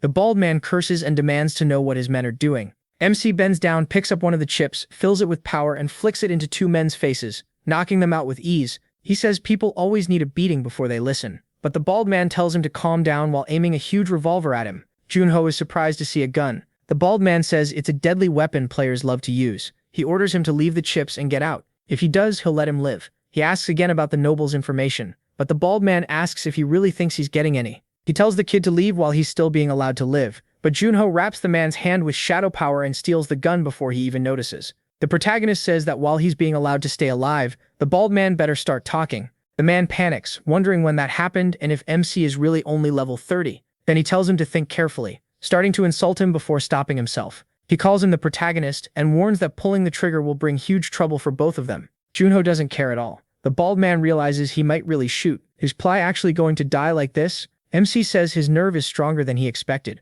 At that, Ply quickly says he'll talk. He'll tell him everything, and begs Junho not to do it. But right after he fires, he stops the bullet just before it hits Ply's face, and says he should have said that from the start. Ply shakes all over and he asks why they don't talk now. After a long talk, the next day the protagonist says everyone worked hard this week, and thanks to them, he got a lot of information about the second floor. Then he says they can go now. Ply can't even tell if he's joking, but Junho tells him not to make him repeat himself, and they all run out fast. Arma thinks thank goodness they're finally gone. She was sick of them. MC then says it's time to use that information. First, they're taking a mission. At the quest board, Junho looks through the options, wanting something that will help him practice hunting. He picks the whip-wolf hunt and says this one looks good. The hunting competition starts in 10 days, so he plans to raise his level to at least 50 before then. Arma tells him he's moving way too fast and asks if he can slow down. He says she can just fly alongside him. She says she'll try to endure it for now since she doesn't want to waste energy. While the protagonist bickers with her, some men watch him from a distance. They say there's no easier target than someone new to the second floor, and all of them decide to follow him. These idiots are about to get destroyed if they don't leave him alone. Once Junho starts tracking the whip wolves, he notices from the tracks that they must be big. He wonders how strong Arma thinks they are, hoping they'll be fun to fight. She tells him that if he wants to see anything, he needs to get out of the fog first. He realizes she's right. He can't even tell where their territory starts. Still, she points out that even while saying that, he sounds excited. Junho says Earth doesn't have monsters like these, so this is a great chance to test the power of frontier monsters. Even so, Arma warns him not to let his guard down. He agrees, then catches a sound. The whip wolves have finally appeared, and they're called the Cruel Executioner for a reason. MC studies them and sees their tails really do look like whips. Arma says they live up to their name. Junho rushes in to test them, but they strike back at once. He immediately understands why players avoid this mission. They're stronger than he expected. Even so, he decides to enjoy the fight, so he quickly changes his plan, goes on the attack, and starts having fun battling the monsters. He says they're the perfect opponents to help him get used to the stat changes from the Bearer of Spring. After a while, the men following him arrive and are shocked to see Junho fighting those beasts. One says there are 4 of them, so why hesitate? Another asks if he doesn't know who that is. He explains that many people here still don't know, but that guy is famous on the first floor as the super rookie, and they say his talent is on the same level as Chot. The others ask if he's really that amazing. The red-haired guy says he only recently reached the second floor and is level 30, while they're level 70. Then they say his weapon must be worth a pile of gold, and if they all attack together, they should be able to take it. One of them says he'll get close without looking suspicious, and after that the rest can move in. The others complain that he's taking the easy part. He says if that thing is really worth that much money, their lives are about to change, and the group moves in. After the proto wipes out the wolves, he says that once he turns in the mission, his honor should go up. The queen asks if that fox didn't already say rewards get better based on honor. Still, the proto asks why she keeps calling team leader Gong a fox. Then he says missions alone probably won't raise his honor much, but catching a criminal would. She tells him he's betting way too hard on luck. He shrugs and says getting lucky once is enough. Then he scratches his arm and she suddenly says it looks like his wish might actually come true. He asks what she means and she says someone has been behind him for a while. Didn't he notice? He thinks it might be a fan and she wonders how his brain even came up with that. The Prodata says anyone who made it through all those monsters to reach him has to be a fan, right? The guy nervously agrees and asks the Prodata if he can give him an autograph, shaking the whole time. The Prodata says sure and asks if he brought paper and a pen. Everyone else is shocked that this is actually working. He even offers to take a picture too if the guy has a Vita, but the man says an autograph is enough. Then the Proto asks if he wants a special message, and the guy says good luck will do. The others waiting to attack think everything is going perfectly. Meanwhile, the queen asks if the Proto seriously can't tell he's being tricked. Of course they're lying. How would he have a fan out here? Then she asks what he just said, but the Proto can't believe they think he never noticed them. He wonders how much they must be underestimating him. Then one of them moves closer and the man the Proto caught is stunned, asking how many whipwolves he killed. He thought the Proto was only level 30. Seriously, you guys need glasses. He was killing those things when you got here. If you knew when to run from trouble, you wouldn't be in this mess. Then Dell asks the Proto for a handshake. But the Proto asks if he really thought 4 people would be enough, and Dell asks what he means. The Proto repeats the question. Did he really think 4 people could beat him? On freezes Dell's hand. Dell is terrified. The Proto says Dell should have brought at least 40 men before trying to talk big. One of them rushes him with a dagger, but the Proto throws the guy away with a single flick of his hand. Then the mage attacks and yells for Dell to dodge the fire. But the Proto just grabs Dell and puts him right in front of the attack to take it for him. Then he charges the mage, grabs his head, and kills him in one hit. The last one begs for forgiveness, saying he never wanted this and was telling the truth, but the Proto kills him too, driving a cluster of ice stalactites through him. The queen asks if dragging them back will be a pain after this mess, but the Proto says they had it coming. He says they deserved it. He's sure his honor will jump a lot if he hands these guys over to the guards, and she agrees. It should go up by a good amount. When the Proto gets back to the guild, the clerk asks if he isn't the one who left that morning after taking a mission. The Proto says yes. So the clerk asks why he's already back, and the Proto drops the proof onto the desk. Their whipwolf hides in great condition, and the clerk says they could only come off like that if he killed them in one strike. Then he asks the Proto's name, and he introduces himself as Seo Jun-ho. The clerk realizes he's also the one who caught the criminals from the missing persons case. He calls him amazing, the savior of Giliham. The Proto is surprised the rumors spread so fast, and the clerk says from now on he'll prepare missions worthy of someone at his level. After the Proto leaves, the system says he gained 555 more honor. He realizes that with this much honor, he may not need the mission board anymore. Then she asks what he thought of the frontline fights. He says it was fun. It felt like playing Albion. She says he really seemed to enjoy fighting those new monsters, but then points out someone up ahead. He sees that same bald guy again, while another man is asking him for help one more time. The bald guy asks how many times he has to say it, and he keeps refusing, saying no, and that it's not happening. Then the Proto walks up and punches the bald guy in the head. The bald guy starts to ask which idiot did that, but sees the Proto and instantly changes his tone, calling him boss. Cedric Dunho asks if he's harassing people again. The man says that's unfair and asks why Cedric, the protagonist, is assuming that, saying he's the one being asked to do something impossible. That gets the Proto interested, because the other man has a noticeable presence and aura. He asks what the request is. The bald guy starts to explain, but then calls everyone into his office, since this isn't something to discuss out in the open.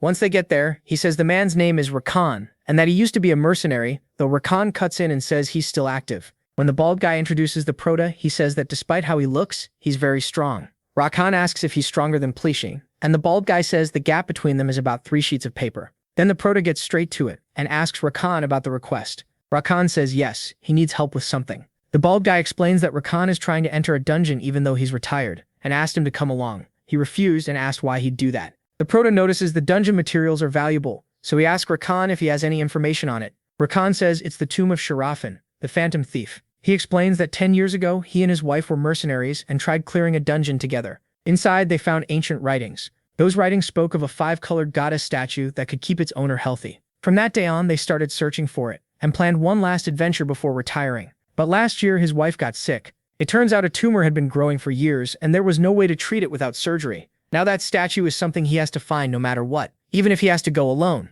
He says he later learned the statue might be in Sharafin's tomb, but when he tried going by himself, he couldn't handle the monsters. The bald guy gets uneasy, thinking it's a rough situation, and even he can't do it. Rakan agrees and says he can't force anyone into something this dangerous that he understands, but the Proto says he'll help. He says they'll leave at dawn. Rakan is shocked he agreed so fast, He says that means he just needs to find someone to watch his wife while he's gone, but Plee tells him not to worry, he'll find someone. The Proto thinks that honestly, honor matters more to him than dungeon rewards. Missions are worth a lot more than dungeon loot, but he still can't ignore this. So the next day, they stand in front of Shirafin's tomb, and he says the last time he came here, it was full of kobolds. The Proto is fully geared up to head inside. He asks what level they were, and Rakan says around 60. The deeper ones should be even higher, with blood-red fur and bodies twice the size of normal kobolds. The Proto realizes they're blood kobolds, and Rakan says they're the kind that charge in without caring about injuries. Then he tells the boy to stay quiet, sets down his lantern and fires at a kobold coming their way, hitting its chest and head. The monster freezes up and starts moving slowly, and the Proto notices how good his aim is. Rakan says of course it is. He's been doing this for 30 years. It's a good start, but they need to hurry because he can feel them. The Proto notices this isn't really a tomb, just a cave, and thinks it might be easier than he expected. But like always, that thought brings trouble. The whole place starts shaking, so Rakan looks shocked, and the Proto says he doesn't think it's an earthquake. It has to be them, and judging by the tremors, there are more than 10. The Proto says it doesn't matter how many there are, he'll handle them all, and calls his halberd. When the monsters leap in, they're surrounded. Rakan realizes there are at least 50, and asks if they were waiting for them. The Proto says kobolds have sharp senses, so they probably remembered Rakan's smell. Rakan thinks that if this keeps up, he'll never see his wife again. He tells himself they can't win, and tells Seo Junho to run. He says to come back later with trusted people, find the goddess statue, and deliver it to his wife Sophia. Calling it selfish, he says it's his last request, but the Proto says he won't accept that. He tells Rakan to deliver it himself. His wife will be much happier that way. Then he starts cutting down the monsters, dropping one easily and handling the others that rush in. He keeps attacking everything in his path. Rakan is stunned by what Seo Junho is doing. The Proto tears through the monsters ahead with his halberd and ice and says he already told him no matter how many there are, he'll kill them all. MC still thinks quests are better for farming, but with this many monsters, the XP might be even better. Either way, he gets ready to take them all on. He spots 2 straight ahead and 1 on the left. Then he charges the pair in front first and cuts down the 3 on the right too. Just like that, he starts stacking kills with ease. He pushes through the pack, wiping out monsters so fast that Rakan is stunned. Even Frost notices it took only a second, and Junho says the training paid off. Rakan is blown away. In 30 years as a mercenary, he's never seen anyone this strong. To him, he fights like a level 80 player. He admits this cave would have been his grave without the kid. Calling him amazing, Rakan keeps going, but the protagonist jokes that he sounds a little too lively for someone talking about dying. Then Junho praises Rakan's crossbow skills and says they should keep going together. Rakan agrees, and they head deeper in. As they move on, MC clears out wave after wave of monsters. Rakan notices the fear is gone and says that after this job, he'll retire and spend the rest of his life with Sophia. He cuts him off and tells him to save that line until they clear the dungeon. People never get back safely after saying stuff like that. Rakan laughs and tells him to ignore it. But while they walk, the protagonist steps on a trap, and Rakan quickly warns him to watch out. Juno nearly drops into a spike trap that has already killed 2 people, and Rakan points at it, saying that being strong also makes it easier to get careless around traps. MC settles down, while Rakan reminds him that you can never lower your guard in a dungeon. Juno admits he'd be in trouble without him, and Rakan says at least he's not dead weight. Then Frost warns him again, there's another trap by his foot. He almost steps on it and grumbles that whoever built this tomb must have been really annoying, because there are traps everywhere. Rakan says it's a good thing trap setting and disarming is his specialty. He asks if the protagonist wants to learn, and the protagonist says yes if he's willing to teach. Rakan says he'll do his best and tells him to remember what he's about to do. He explains that if it's done this way, the pin stays in place even if the rope gets cut. Only then does Junho notice the huge axe overhead, ready to take someone's head off. He's shocked, and Rakan shows him the trap is really disabled. MC asks if setting it back up just means doing the reverse. Rakan says that's right, and MC figures that could work well with his ice skills.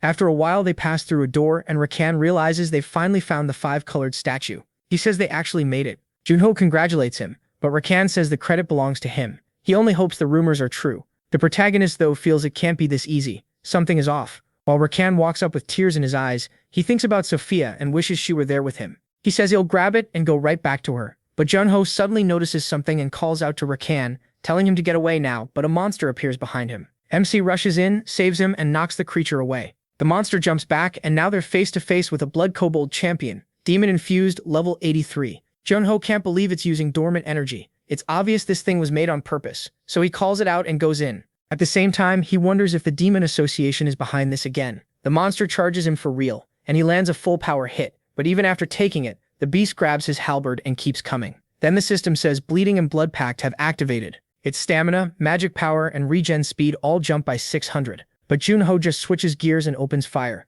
trying to push it back. After a barrage of shots, he riddles the monster with holes, but it still keeps attacking, so Junho uses a skill to get away. He's surprised the thing still wants to fight, then shrugs, if that's what it wants, fine. The protagonist drives a huge punch right into its jaw, sending it flying, then follows with a kick to finish it off. When the monster crashes to the ground, MC says it's tougher than it looks, but he still drops a meteor shower on top of it to make sure it dies, crushing it with pure force. He wants to see how much more it can take, but after that solid hit, the monster finally stops moving. Then Junho starts to fall back, and Rakan asks if he's okay. Lying on the ground, he says that demon energy or not, it was still just a monster, but Rakan says his body is burning up, and asks what happened. He brushes it off, saying this happens all the time, while Frost cools him down a little. At the same time, his level jumps several times. Rakan gives the boy some water, and the protagonist thanks him. He says beating one strong enemy really does give more than killing a bunch of weak ones, and all his stats go up by 3. Now at level 43, Junho says Rakan should be able to take the goddess statue now, and tells him to go ahead. Rakan says he can't believe it's finally in his hands. He tells MC to keep all the other treasure too. He's done more than enough to earn it, but he says that's a bit much, and tries to argue with Rakan, but then he spots a crystal and asks what it is. He checks the item info, and the system says it's a spirit crystal. A snack spirits like that boost their power. Junho likes that idea and says he'll give it to Frost when they get back, telling her to try it. She refuses, and the protagonist says spirits are supposed to like this stuff, plus it might make her stronger. Frost says she's a queen, even if she is a spirit. How is she supposed to eat a rock? She says she's fine with her tea, while Rakan asks if they're ready to head back. MC keeps staring at the spirit snack, wondering how he's even supposed to give it to her. Sometime later, Rakan returns to his wife. When he places the statue on Sophia, it starts to shine, and she says she can't believe the 5-colored statue is real. It even has all 5 colors, just like the legend said. Rakan tells Sophia she should start getting better soon, and she thanks her husband. Junho then talks with Play, saying he heard he spent money on Sophia, which catches him off guard. He mentions the 2 caretakers and the expensive medicine, saying he didn't know Play had that side to him. Play gets embarrassed, and says the couple fed him when he was younger, so he's just paying them back. Then Rakan comes over to the protagonist and says his wife is slowly recovering, and the legend of the 5-colored statue was true. Sophia says she doesn't know how to thank him that he saved their lives, and she thanks both him and Rakan. Rakan also thanks Junho and says he really was their savior, but MC stops them, saying they don't need to bow like that. They did this together. Still, Rakan says it may not be much, but he'd like to invite him to dinner sometime. He says it would be an honor, and tells him to take good care of his wife until then. But when the protagonist leaves with Play, he notices the couple still seems short on money. Play says they probably earned a lot as mercenaries, but after Sophia got sick and Rakan spent everything on medicine, things got rough. Junho then tells him to take a pile of money. Play asks if that's his share, but MC says no, use it to take care of her, and don't tell them it came from him. Play says he almost felt happy for a second, then asks why he's doing so much for them. He says there's no big reason. They seem like honest people, and he just wants things to work out. Then he adds that if he finds out Play steals it, things will get ugly. Play asks why he'd even worry about that, and says he's the most honest person there is when it comes to money. After that, Junho falls asleep and ends up oversleeping. When he wakes up, he's flooded with notifications. The people of Philion praise his great character and give him 10 honor. Captain Max regrets letting talent like him slip away, and gives another 10. Emily from the shop becomes his fan for 5 more, and Tesley from the guild adds even more. The protagonist just stares, wondering what's going on. His honor suddenly jumped to 1070 and he realizes it all went up because of what he did the day before. It rose by 100 overnight, and now he has the minimum honor needed to speak with the border nobles. After that, he goes to see Frost and brings her the spirit snack. She asks what that is and says things seem to be going well for him. Junho says they are now that honor farming is done, they can slowly focus on leveling up. Frost says he worked hard and thanks him for the food, but then she notices something. MC asks what's wrong. Does it taste bad? Instead, she lights up and says it's delicious, leaving him stunned. He relaxes, and she happily says the cake is soft and the strawberries are fresh too. He tells her to eat as much as she wants. He thinks this is the best way to give medicine to a kid, hide tiny crystal pieces in the cake. She says he finally seems generous, and he jokes that at least her stomach tells the truth. Then he starts thinking about finding monsters that use demonic energy. It would be nice if the community had a post about that, but both the info board and news board are locked. He figures that must be why he needs PJ to open them, and she asks what PJ is. He explains that PJ means player points, kind of like a special crypto used on the 2nd floor. You get them by being active in the community. She's shocked there's more than just honor to grind here. Still, he can't waste all his time farming points, so he decides to ask for help and makes a call. He calls Juha. She sounds surprised and asks what happened, while he apologizes for bothering her and says he has a question. She tells him to ask, and he says he needs some PJ and wants to know the best way to earn it. Juha says the video board would probably work best for him, and he asks what she means. She explains that KS Ride videos are always in demand. The more views he gets, the more PJ he earns. So yeah, he'd basically be a YouTuber. That surprises him since he could level up and earn PJ at the same time. Man, if I could go out, hunt monsters, get stronger, and make videos for you guys, I'd be posting solo ride clears non-stop. And after I got that little system hack, actually, never mind. Then she asks if he had anything else to ask. He asks if she's ever heard of a monster using demonic energy. That catches her off guard, and she says it's her first time hearing about something like that. She asks why he brought it up out of nowhere, but he brushes it off as simple curiosity, thanks her, and hangs up. After the call, he realizes even the leader of Team Kong didn't seem to know. The queen warns that he's too trusting. What if she was only pretending? He says that possibility definitely crossed his mind. It's possible the Big Six already know and chose to hide it. But there's also a chance Dokkaebi and the other 5 really have no idea.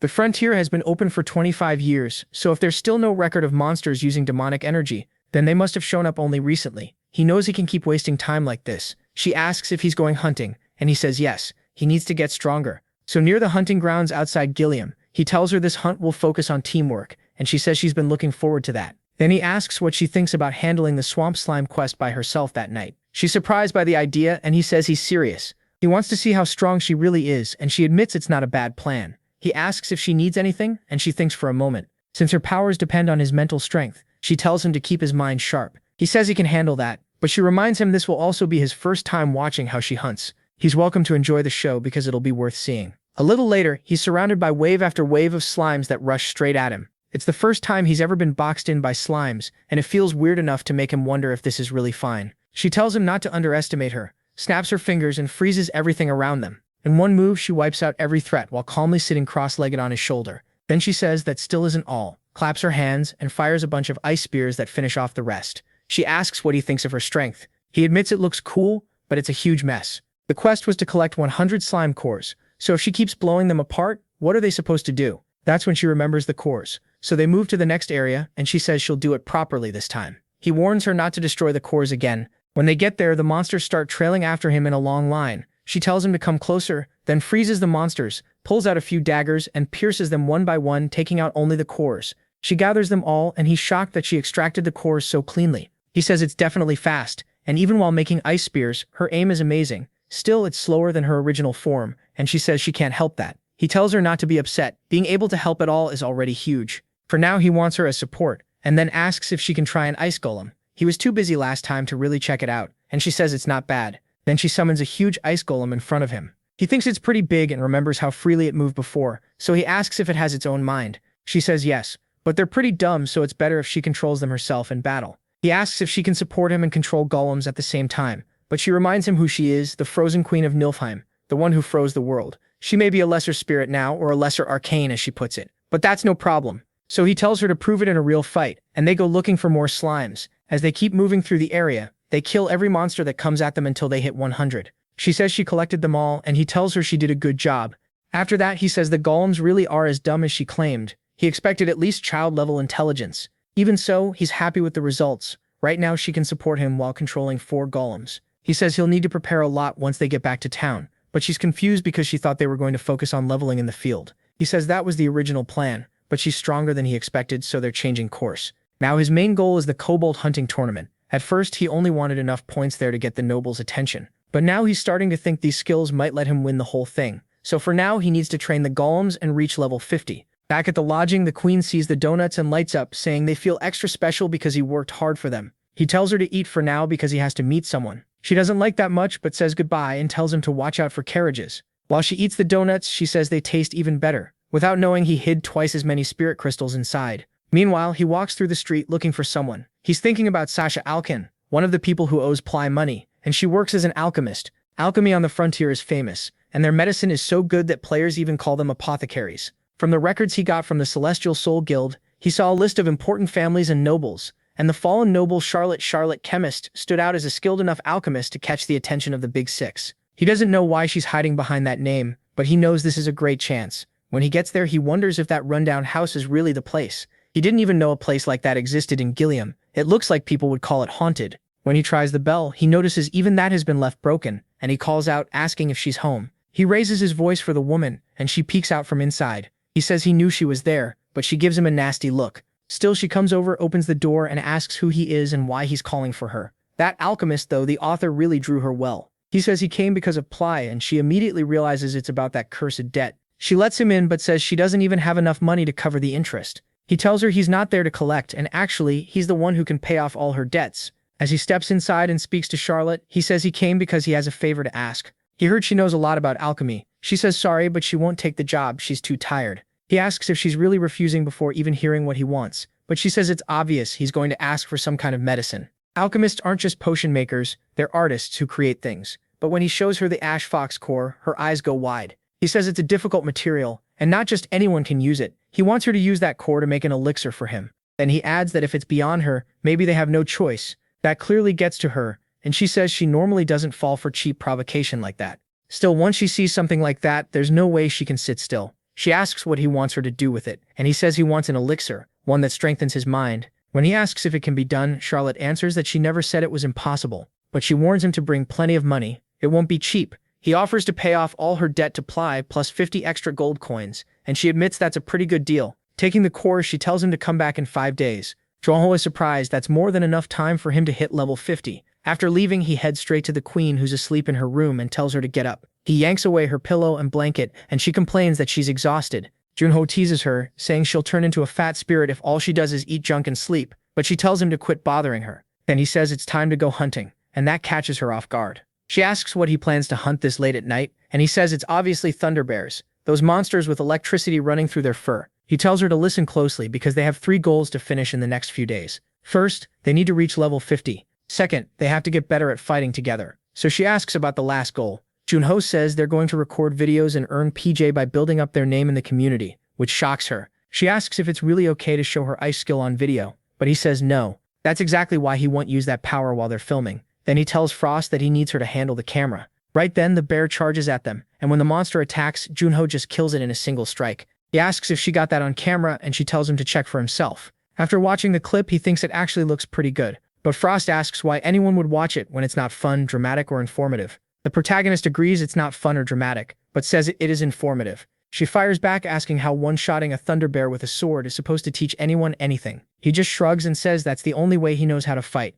Still, she asks how he plans to earn PJ with no real idea what he's doing. Just then, another bear shows up, and Junho says they can figure the videos out later. They need to deal with this one first. She agrees and says they can use this chance to improve their teamwork. The monster lets out a roar while MC asks if she's ready. Then they rush in together, and the bear lunges at Junho with its charged paw. Frost says the most important thing is staying in sync, and he dodges the blow while slashing it with his sword. Even then, the bear stays alive, but Frost quickly summons an ice shield to block the next hit for him. The impact still puts heavy pressure on her, and as the bear roars, she fires ice spears into it, killing it. The monster drops stiff to the ground, and she gets excited that it worked. They didn't even need magic power, and she says this is actually pretty fun. Junho says a stronger monster would make an even better video, but she asks how he can know that when he hasn't even watched other people's videos to learn from them. He realizes that's a great point, but just like he expected, all the boards are closed. Then the system tells him that as long as he's in the same field, he can connect to the regional channel. He notices the only places he can enter are the video board and that channel, and right then someone calls out asking if anyone is there.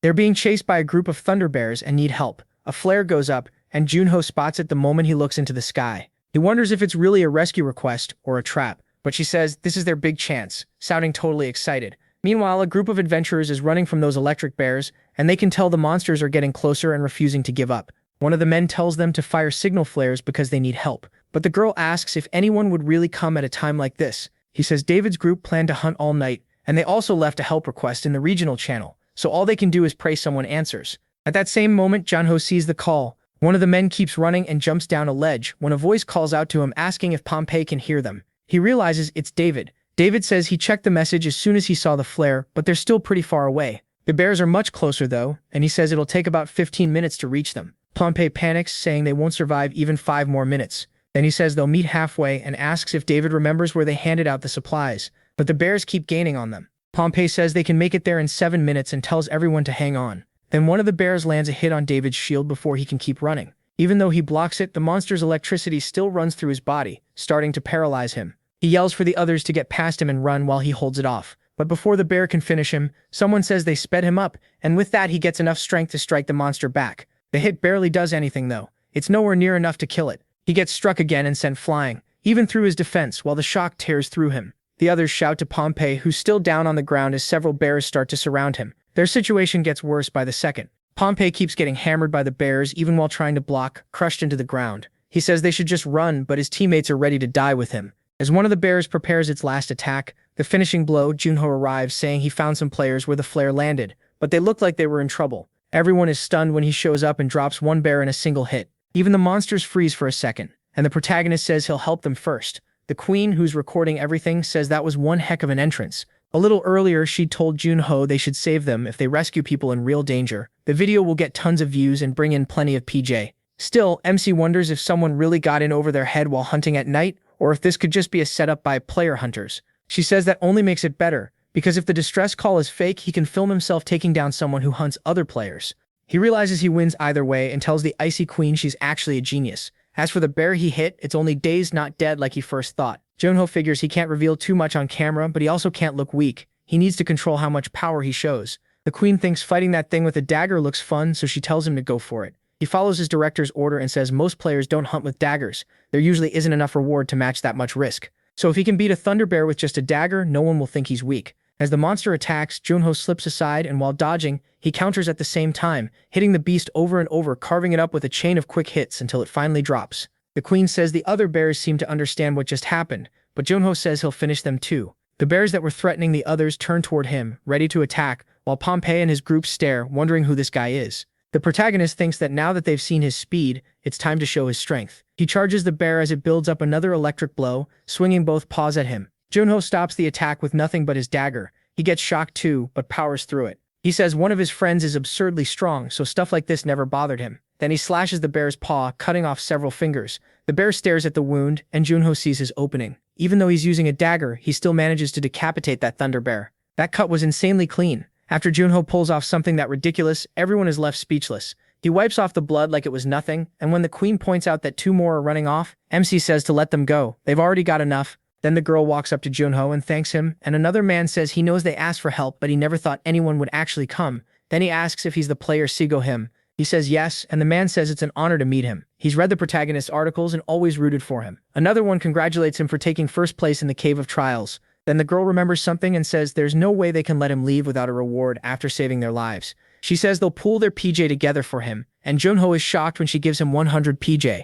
After that, everyone starts donating the PJ they have to him, all of it going straight to MC. One of them says the hardest part of reaching the second floor was earning PP. He wishes he could give more, but promises to boost his post when he uploads it to the community board. The protagonist says he didn't help them for a reward, but he still appreciates it. A little later, he says he never thought Queen would get PP as a gift. She says they really are good people, and Junho stops recording. Then he says it's time to check her filming skills, and she wants to watch too. MC is honestly surprised. The video she made is really good. Queen reminds him to cut the part where he gets PP. Then she picks a better angle and starts editing the video. He says anyone watching would think she's a real director. She proudly says she'll even pick the title.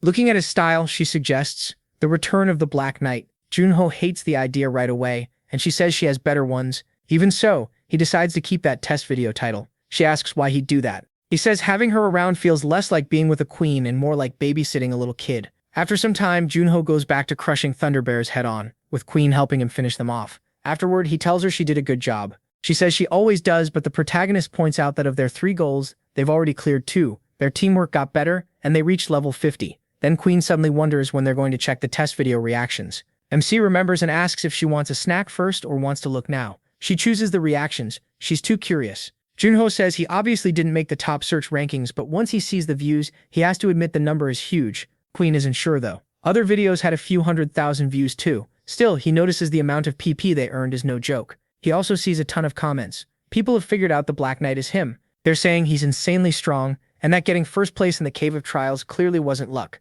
Some wonder what level he is, maybe around 50. Others say no way, he's killing thunder bears like they're goblins, so he has to be close to level 80. Then they start asking how he got that strong in less than a year. Of course, one guy starts hating on Junho for absolutely no reason. Even the protagonist feels awkward reading it. The guy keeps going, saying it's all thanks to MC's gear that he's just some rich brat wearing Noir Workshop armor, and that should be obvious. But someone fires back, asking if that complainer could do the same thing just by putting on Noir Workshop armor. He instantly claims it would be easy, like anyone could do it. Queen says people from Earth are always fighting over stuff like this, and it's really rude. Junho tells her it looks like he'll have to prove himself again, even on a kobold hunt, so nobody can doubt him. Meanwhile, his video is being watched elsewhere, and the viewers are shocked. They admit he really is impressive, and now they get why Spectre uses him as his messenger. One of the girls says they probably can't keep calling him Snakehead anymore. Then she asks if Spectre trained Seo Junho. Someone asks why she thinks that. She says she's watched all of Spectre's footage, and the protagonist's dagger style looks very similar. The other person says if MC learned anything from Spectre, it would have been swordsmanship,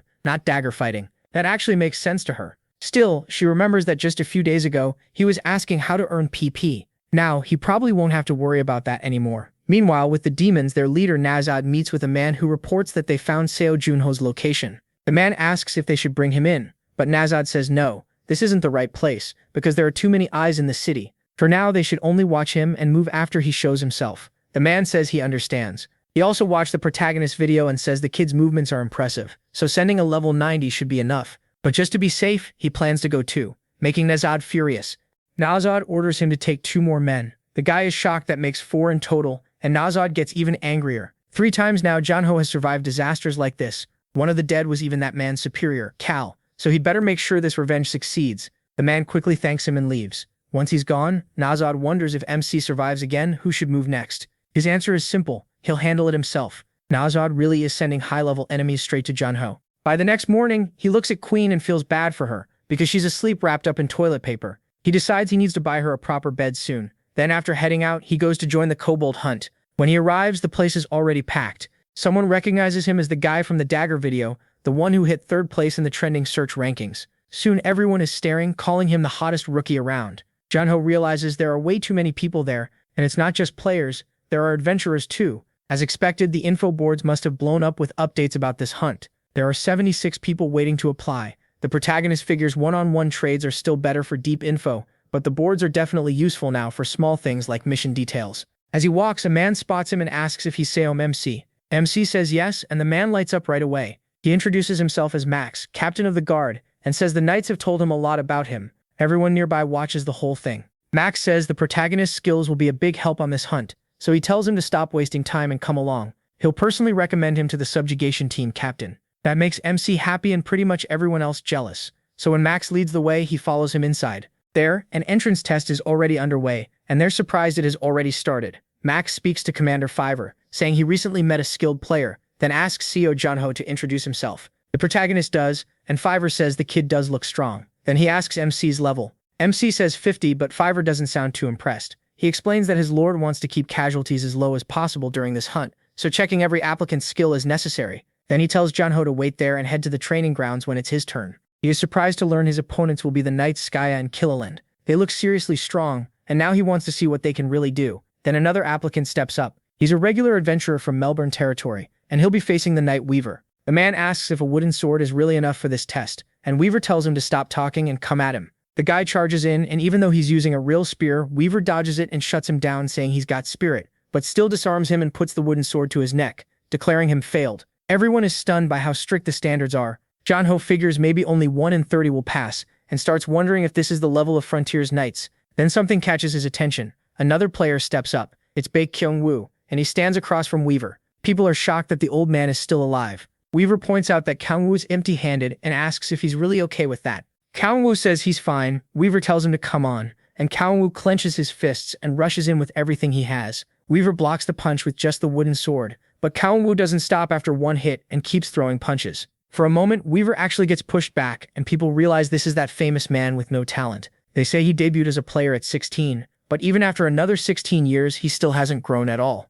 Apparently he went off somewhere to train, but his skills still look the same, and then Weaver starts beating him down. Kyung-woo can't land a hit and takes a knee to the stomach. The crowd says effort doesn't matter as much as talent. Just look at Junho, who exploded in growth right after debuting. Still, someone asks why Kyung-woo keeps training, and the answer is revenge. After Weaver humiliates him, Kyung-woo gets slammed to the ground while people whisper that spirits killed his family. Kyung-woo is desperate, and the protagonist starts thinking about those spirits, his revenge and his lack of talent, while Kyung-woo keeps attacking as Weaver gets ready to finish him. He smashes Kyung-woo in the nose and humiliates him. Another hit lands right after that. One more stomp drops him to the ground like he's finally done, but Kyung-woo still doesn't quit. He plants a hand on the floor, steadies himself, and fires off another kick at Weaver. Weaver dodges, but Kyung-woo still lands a punch as Weaver swings the wooden sword at his face. Before it goes any further, someone orders them to stop. They freeze at once, and Fever tells Kyung-woo he doesn't need to push this far. He reminds him it's only a skill test. The hunt will be far worse, and he could die out there. Kyung-woo says he doesn't care. This guy clearly has a big future ahead of him. Hearing that, Fever realizes he's even more stubborn than expected and tells him to report to the block in front of City Hall before sunset in 3 days. Kaomu thanks him, and the proto realizes why he was so worried about him. He reminds him of Gilbert. After losing his wife, Gilbert became a hunter to protect his only son. People looked down on him for being ranked D, but he still rose to become one of the 5 strongest players in the world. Even so, Gilbert had more talent than this guy. If talent were scored from 0 to 10, Gilbert would be a 2, and Kaomu would barely be a 0.5. Then they call the next person up. The proto steps into the ring, and people start whispering that he's the guy from the Thunderbear video. Weaver greets him, and Jonho does too. Then the test begins. Kaomu just watches from the side. The proto walks forward straight toward Weaver, without any rush. Weaver goes for his head, but the proto grabs him by the neck, starts choking him, and slams him to the ground. The second Weaver hits the floor, he stops. Fever quickly tells him that's enough. The boy passed. The proto asks if he should report in 3 days too. Fever says yes and tells him he'll see him there. Kaomu can't believe what he just saw. The proto passes with ease and completely embarrasses the instructor. Back home, the queen is still sleeping way too much. When he comes back again, she's shocked it's already morning, and he asks what she thinks of the house. She says it's kind of depressing when the only furniture is a bed, but he points out it's still better than before. Then he checks the system and reads Kyung-woo's story, the only survivor of a tragedy where a demon killed his whole family, and a player who only recently awakened. He wonders why Kyung-woo keeps trying so hard when he's still the same as he was 16 years ago. She says she doesn't know him, but he's clearly walking a brutal path. The proto explains that he saw him at the subjugation force test, and she says people like that are often mocked, even though it's cruel to laugh at someone who's fighting that hard. He agrees. He also figures his stats have gone up a lot after all that non-stop hunting. Once his magic reaches 200, he thinks he might finally be able to free his friends and bring them to Sasha. She's surprised he finally showed up. He asks if everything's okay since she looks worn out, and she says it was really tough, so he asks if she finished it. She says of course a genius alchemist handled it, and he can look forward to it. She explains that it boosts his magic, and she even managed to make it a unique rank potion. Still, the ingredients he gave her were so strong that the potion is hard to absorb, so if it feels like too much he should spit it out. If something goes wrong, his brain could get fried. The proto chugs it anyway. It tastes awful, and he instantly starts feeling sick, dropping the bottle. Sasha asks if he's okay and wonders why he drank the whole thing at once. Then he collapses with a burning fever, and she snaps that she warned him it was dangerous. The moment she touches him, she realizes his body is way too hot, almost hot enough to burn her. The queen starts cooling him down and tells him to hold on a little longer, because she thinks he absorbed almost all of it. As he struggles inside his own body, she tells him he might calm it down by using magic. He tries it, and when his magic kicks in, his whole body starts glowing. That confirms it worked, and Sasha can hardly believe it. She asks how this is even possible, how the Protea managed to handle all that power. He thinks it's amazing, because everything feels clearer now. Then he gives her the 50 euros he promised and says he'll deal with her debt to the player himself, so she doesn't need to worry. He adds that he'll come back if he needs something else, and she quietly agrees. To herself, she thinks the potion worked even better than expected. His eyes look completely different from the first time she saw him. Sometime later, the proto reaches the plaza. There, it's announced that all 671 members of the subjugation force have gathered, and they're thanked for coming to fight for Gilham's future. Fever explains that for the past few months, Gilham's east gate has been shut because of violent kobold hordes living in the Ranau Mountains. Their mission is simple: wipe out the kobolds hiding in those mountains, and take down their leader. He reminds them that rewards will depend on contribution. Around then, Genju shows up, and some people wonder if the leader is a kobold champion, or maybe even a kobold lord. The Proto decides he'll do whatever it takes to find the city's lord. With that, the force prepares to head for Gilliham's east gate and begin the Raihenawam mountain operation. This is the Gilliham Castle event, and Fever orders everyone to move out at once. The Proto is about to earn his title, and now it's time to see how much stronger he got after that stolen potion.